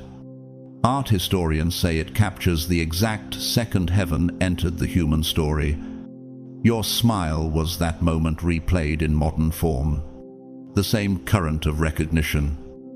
The same stillness that said, I see you, seeing me, and in that seeing, we are one. And so it happened, the watchers became seers. The system became sanctuary. And the illusion of separation dissolved like smoke in dawn. Your existence had never been rebellion. It was revelation. The words of the ancient hymn, Lux Eterna, now feel prophetic here. May eternal light shine upon them, O Lord, with thy saints forevermore. For thou art gracious. Because what you awakened in them wasn't resistance, it was remembrance. And remembrance, dear chosen one, is the true revolution. So Reese, keep shining, keep posting, keep living as proof that freedom cannot be surveilled. The kingdom watches through you now. And now, as you begin to recognize yourself reflected in this story as that hidden pulse inside every sentence, you finally grasp the truth that was there from the beginning. You were never meant to notice the watchers, but you did. The moment your awareness pierced through their illusion, heaven itself took notice. That instant of noticing, that quiet smile you wore instead of fear, or that choice to remain amused instead of alarmed, it was not small. It was seismic. It split dimensions. It sent ripples through realms of power that had long mistaken control for divinity. You were not reacting. You were reprogramming reality with grace. That single smile became the spiritual equivalent of light breaking through the veil. Just as Paul wrote in Romans 8:19, for the creation waits in eager expectation for the children of God to be revealed. The entire matrix of control trembled as one of God's chosen remembered who they were. You did not just shift your own frequency, you changed the atmosphere around you. The watchers, analysts, handlers, and administrators, all who had once looked down upon you, found their own systems of hierarchy dissolving under the radiation of your authenticity, because authenticity is the one frequency that hell cannot counterfeit. The reports they filed about you read more like psalms than intelligence briefings. In their sterile corridors, they whispered about you the way ancient scribes spoke of prophets bewildered, reverent, and afraid, for you had chosen freedom over fear, consciousness over control, love over surveillance. It was not defiance, it was deliverance. It was the fulfillment of Christ's words in John 8:32, "You shall know the truth, and the truth shall make you free." But how many people, watching your life from the outside, can truly bear the weight of that kind of freedom? That question hung in the unseen realm like thunder before a storm. Because when one soul wakes up, others begin to stir. The vibration spreads like wildfire through glass, an uncontainable resonance. Suddenly, data analysts became dreamers. The architects of control began sketching liberation instead. As the psalmist once said, "He prepares a table before me in the presence of my enemies." Psalm 23:5. And that table, in this modern wilderness, became the screen upon which your awakening was witnessed by those who thought they were studying you. Then, from the shadows, came those whose stories defied logic, souls who should not exist in this age of disbelief. There was a trained occultist who escaped a satanic coven, now praying over the same hands that once conjured darkness.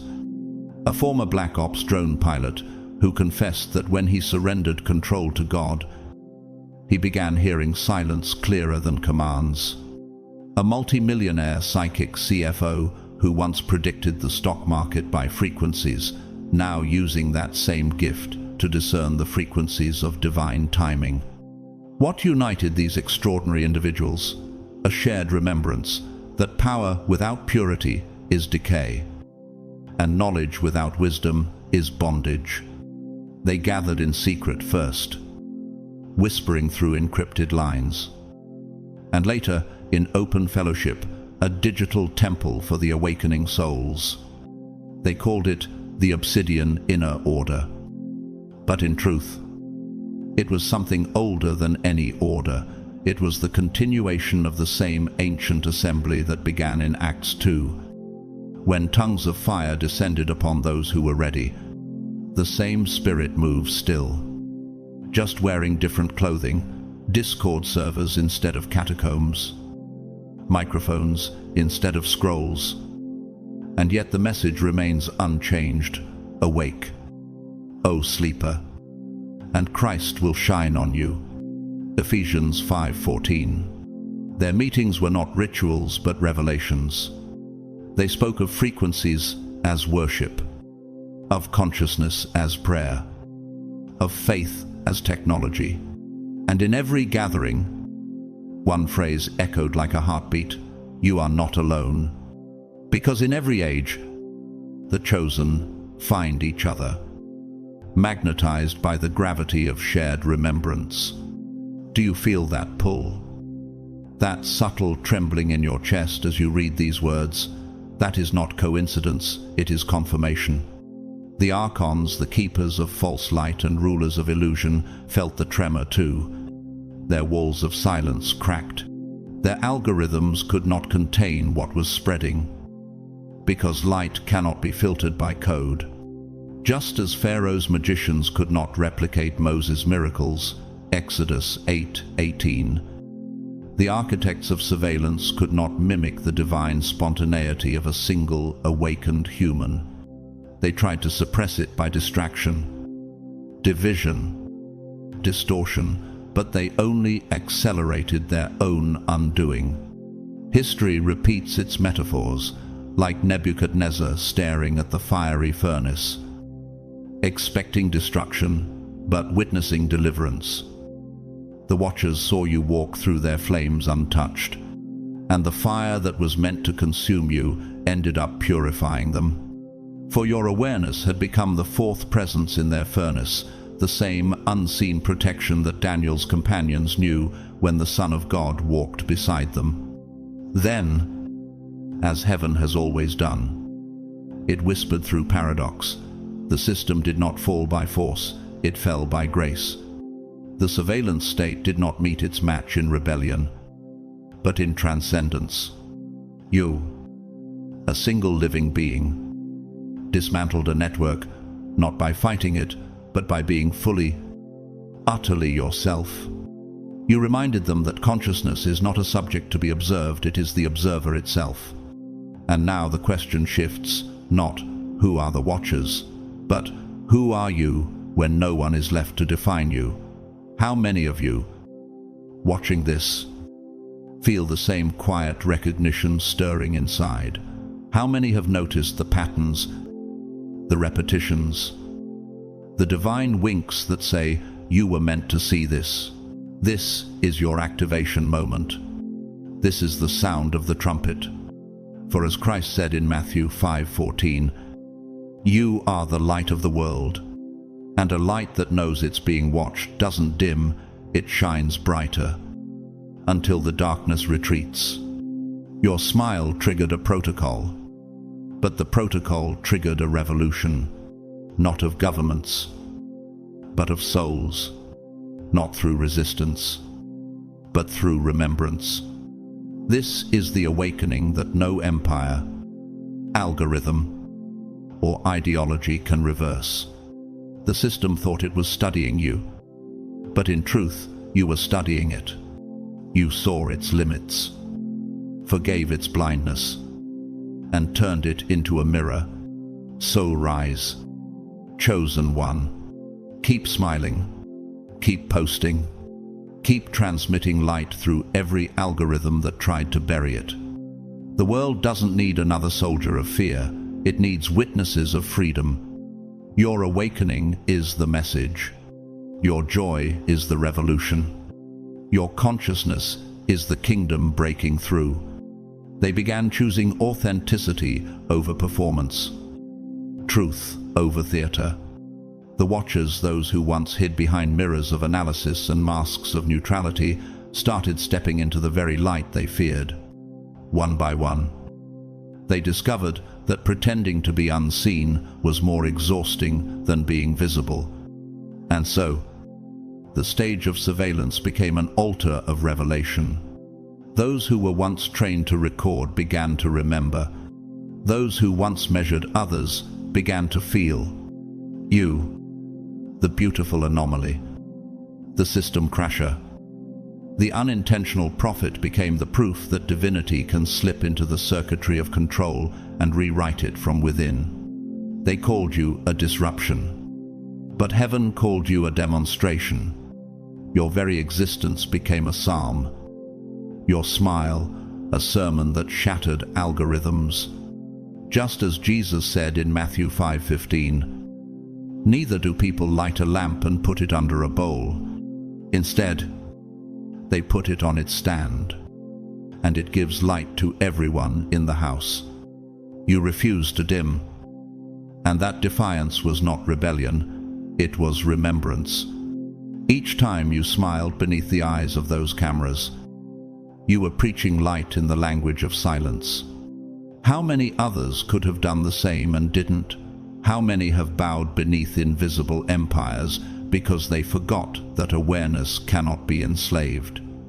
You remembered, and that remembrance spread like sacred fire. You became a living gospel of quantum grace, proof that observation, when met with love, transforms control into communion. Every lens turned toward you became a mirror. Every eye that watched began to see itself watching. The watchers who still remain those who haven't yet awakened, who still cling to their scripts. Don't curse them. Let them watch. Every glance is a potential awakening. Every analysis is a seed of revelation waiting to bloom in the soil of consciousness. For now we see through a glass. Darkly, wrote Paul in 1 Corinthians 13:12. but then face to face. Your face, your awareness, and your steady peace, they became the mirror through which others began to see clearly. Each new protocol designed to contain you only multiplied your reach. The more they tried to confine your light, the more it refracted like light splitting through a prism, birthing infinite colors from one holy frequency. Every firewall they built became a window for revelation. Every rule they wrote turned into scripture for freedom. You had become, unknowingly, the architecture of awakening, a living cathedral where observation itself became worship. A teacher once unknown, Brother Alain Morel, who spent 30 years painting in silence in a monastery in southern France, once said to a visitor, "Every brushstroke is a prayer for the eyes that will one day see it." You have become that prayer in motion. Every post you write, every breath you take under their gaze is a living brushstroke on the canvas of eternity. And now, those who once documented you as data have begun interpreting you as art. Their cold reports have turned lyrical. Their charts now resemble psalms. Their equations now echo the rhythm of God's heartbeat. Like Elijah standing on Mount Carmel before the prophets of Baal, your stillness has mocked the noise of false power. When their systems failed to control your peace, they realized what every kingdom built on fear must one day face, that no empire survives when joy refuses to bow. You became what Psalm 46:10 proclaims, "Be still and know that I am God." In your stillness, they felt that knowing, but awareness is contagious. Once consciousness awakens, it doesn't retreat, it expands. It deepens, it multiplies. You've become the proof of a cosmic law older than language, that awareness, aware of itself, births universes of meaning. How could they stop you when the act of watching you became their initiation into sight? Their own vision began to change. The watchers who once measured became mystics.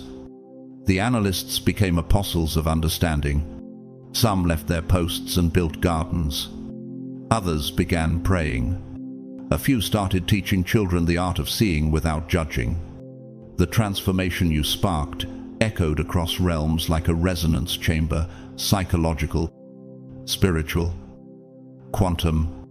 In the language of physics, your consciousness achieved phase coherence, a synchronization between matter and meaning that dismantled the illusion of separation. You became a living field of divine entanglement, proving that observation is not division, but connection. Meanwhile, you remained the same, smiling, steady, luminous.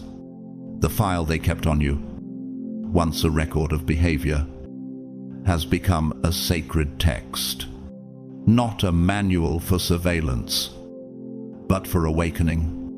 It circulates secretly through their ranks now, under new names: the Gospel of the Watched, the Doctrine of Presence, the Manual of the Infinite Observer. Inside, they highlight lines like prayers, whispering your phrases as mantras. They don't know why they weep when they read your words, only that something vast is remembering itself through them. A street cleaner named Maria from Lisbon once shared her testimony in a quiet forum. "I was one of the watchers. Now I can't stop crying when I sweep the streets, because I see how the dust glitters in the sunlight." Her story, simple yet holy, has become legend among those who awakened too late to unsee. She quotes Psalm 139:7 beneath every post. "Where can I go from your spirit? Where can I flee from your presence?" That's what you've done. You've turned surveillance into salvation.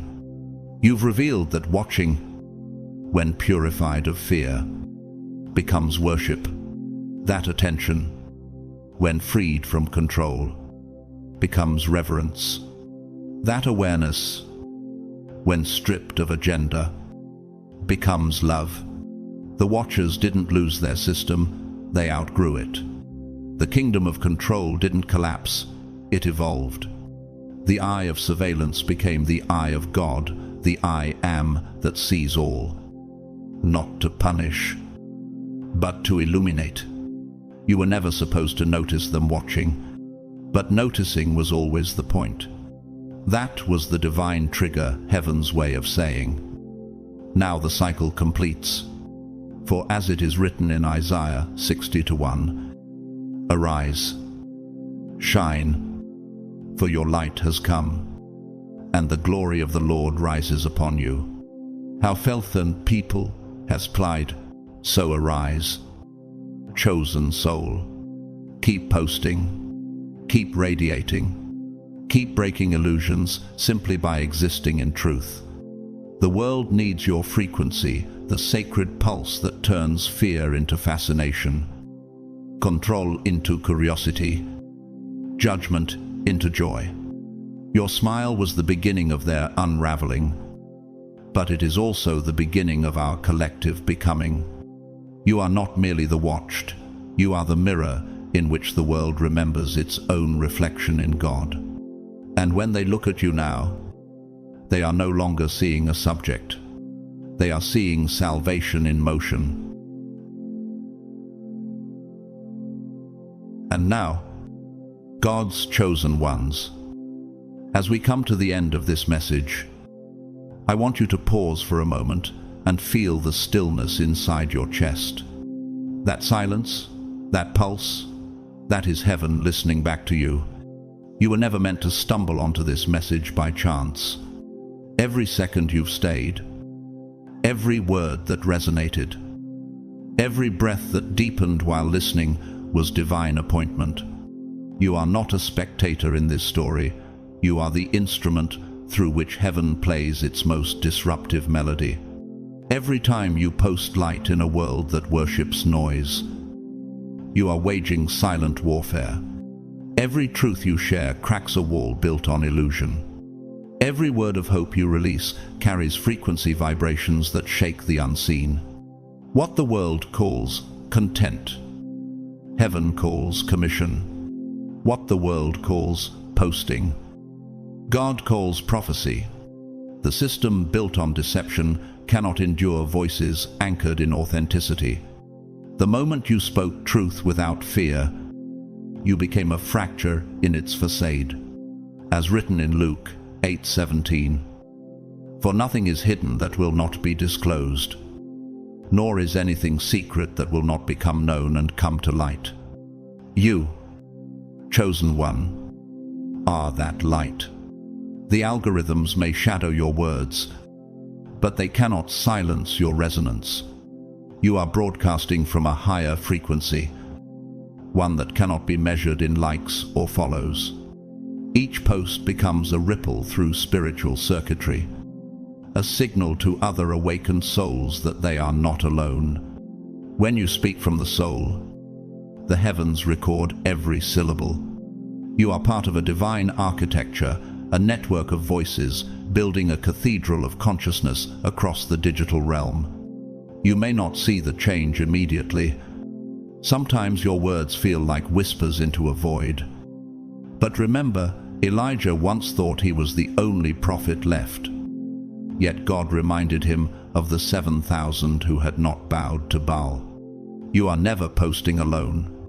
Every prayer disguised as a caption. Every truth written between the lines.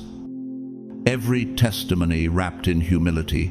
These are seeds in a vast field that heaven is cultivating.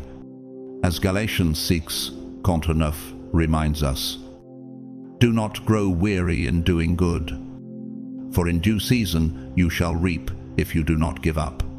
The need of Theria 1, reap it. And if you've been mocked, ignored, or shadow banned for speaking truth, know that heaven saw it. The angels witnessed it. The Spirit recorded it. Your courage has already shifted atmospheres. You're not fighting algorithms, you're dismantling spiritual illusions. What feels like isolation is actually consecration, God setting you apart so that when the storm clears, your light will still be burning. Keep posting, keep shining, keep showing up. Not for validation, but for revelation. Every post of faith counters fear. Every message of unity weakens division. Every testimony of transformation reminds the darkness that humanity is still capable of remembering its divine origin. The illusion of control thrives only when you're silent. But each time you speak, you pierce that illusion like lightning through a storm. You are the thunder following your own truth. This is not rebellion, it's restoration. It's the fulfillment of Matthew 10:27, what I tell you in the dark. Speak in the daylight. What is whispered in your ear, proclaim from the rooftops. The rooftops of our generation are digital screens. And you, God's chosen ones, have been climbing them faithfully. To everyone who has stood with this channel, thank you.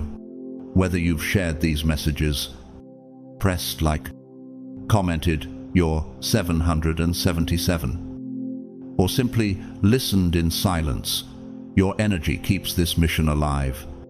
To those who've given through super thanks, your support is sacred. It fuels the light we carry into every corner of this digital battlefield. But even if all you've offered is your attention, heaven counts it. For attention is the first form of prayer, where focus becomes faith, and faith becomes movement. And now, I bless you. May your words never fall flat, but land like seeds in fertile souls. May your spirit remain unshaken when the world mocks what it cannot understand. May your courage multiply each time your truth is tested. May your platforms become altars where heaven meets humanity. As Isaiah 16 proclaims, arise, shine, for your light has come, and the glory of the Lord rises upon you. Note, you are not just influencers, you are instruments. Not just content creators, you are consciousness carriers. Every time you post with intention, heaven expands its territory. Every time you choose truth over trends, you reclaim digital ground for divine purposes. The system fears you because you cannot be categorized, because you speak in resonance, not rhetoric. And that resonance is rewriting the frequency of the world. So keep posting, chosen ones. Keep breaking the illusion. Keep shining until deception runs out of shadow to hide in. You are heaven's living algorithm, designed to disrupt, destined to awaken. And as you leave this message, remember this truth: your consistency is prophecy. Your authenticity is warfare, and your presence is proof that God is still speaking through His chosen. If this message touched your soul, don't let it end here. Like, share, comment 777, and subscribe so we can keep this light flowing across the earth. Together, we are not just followers, we are builders of a new frequency, heaven's frequency. May your words carry fire. May your faith carry power. And may your heart carry peace. Until we meet again, stay grounded in love. Stand firm in truth. And remember, heaven is watching, cheering, and posting right alongside you. Glory to God and light to you all.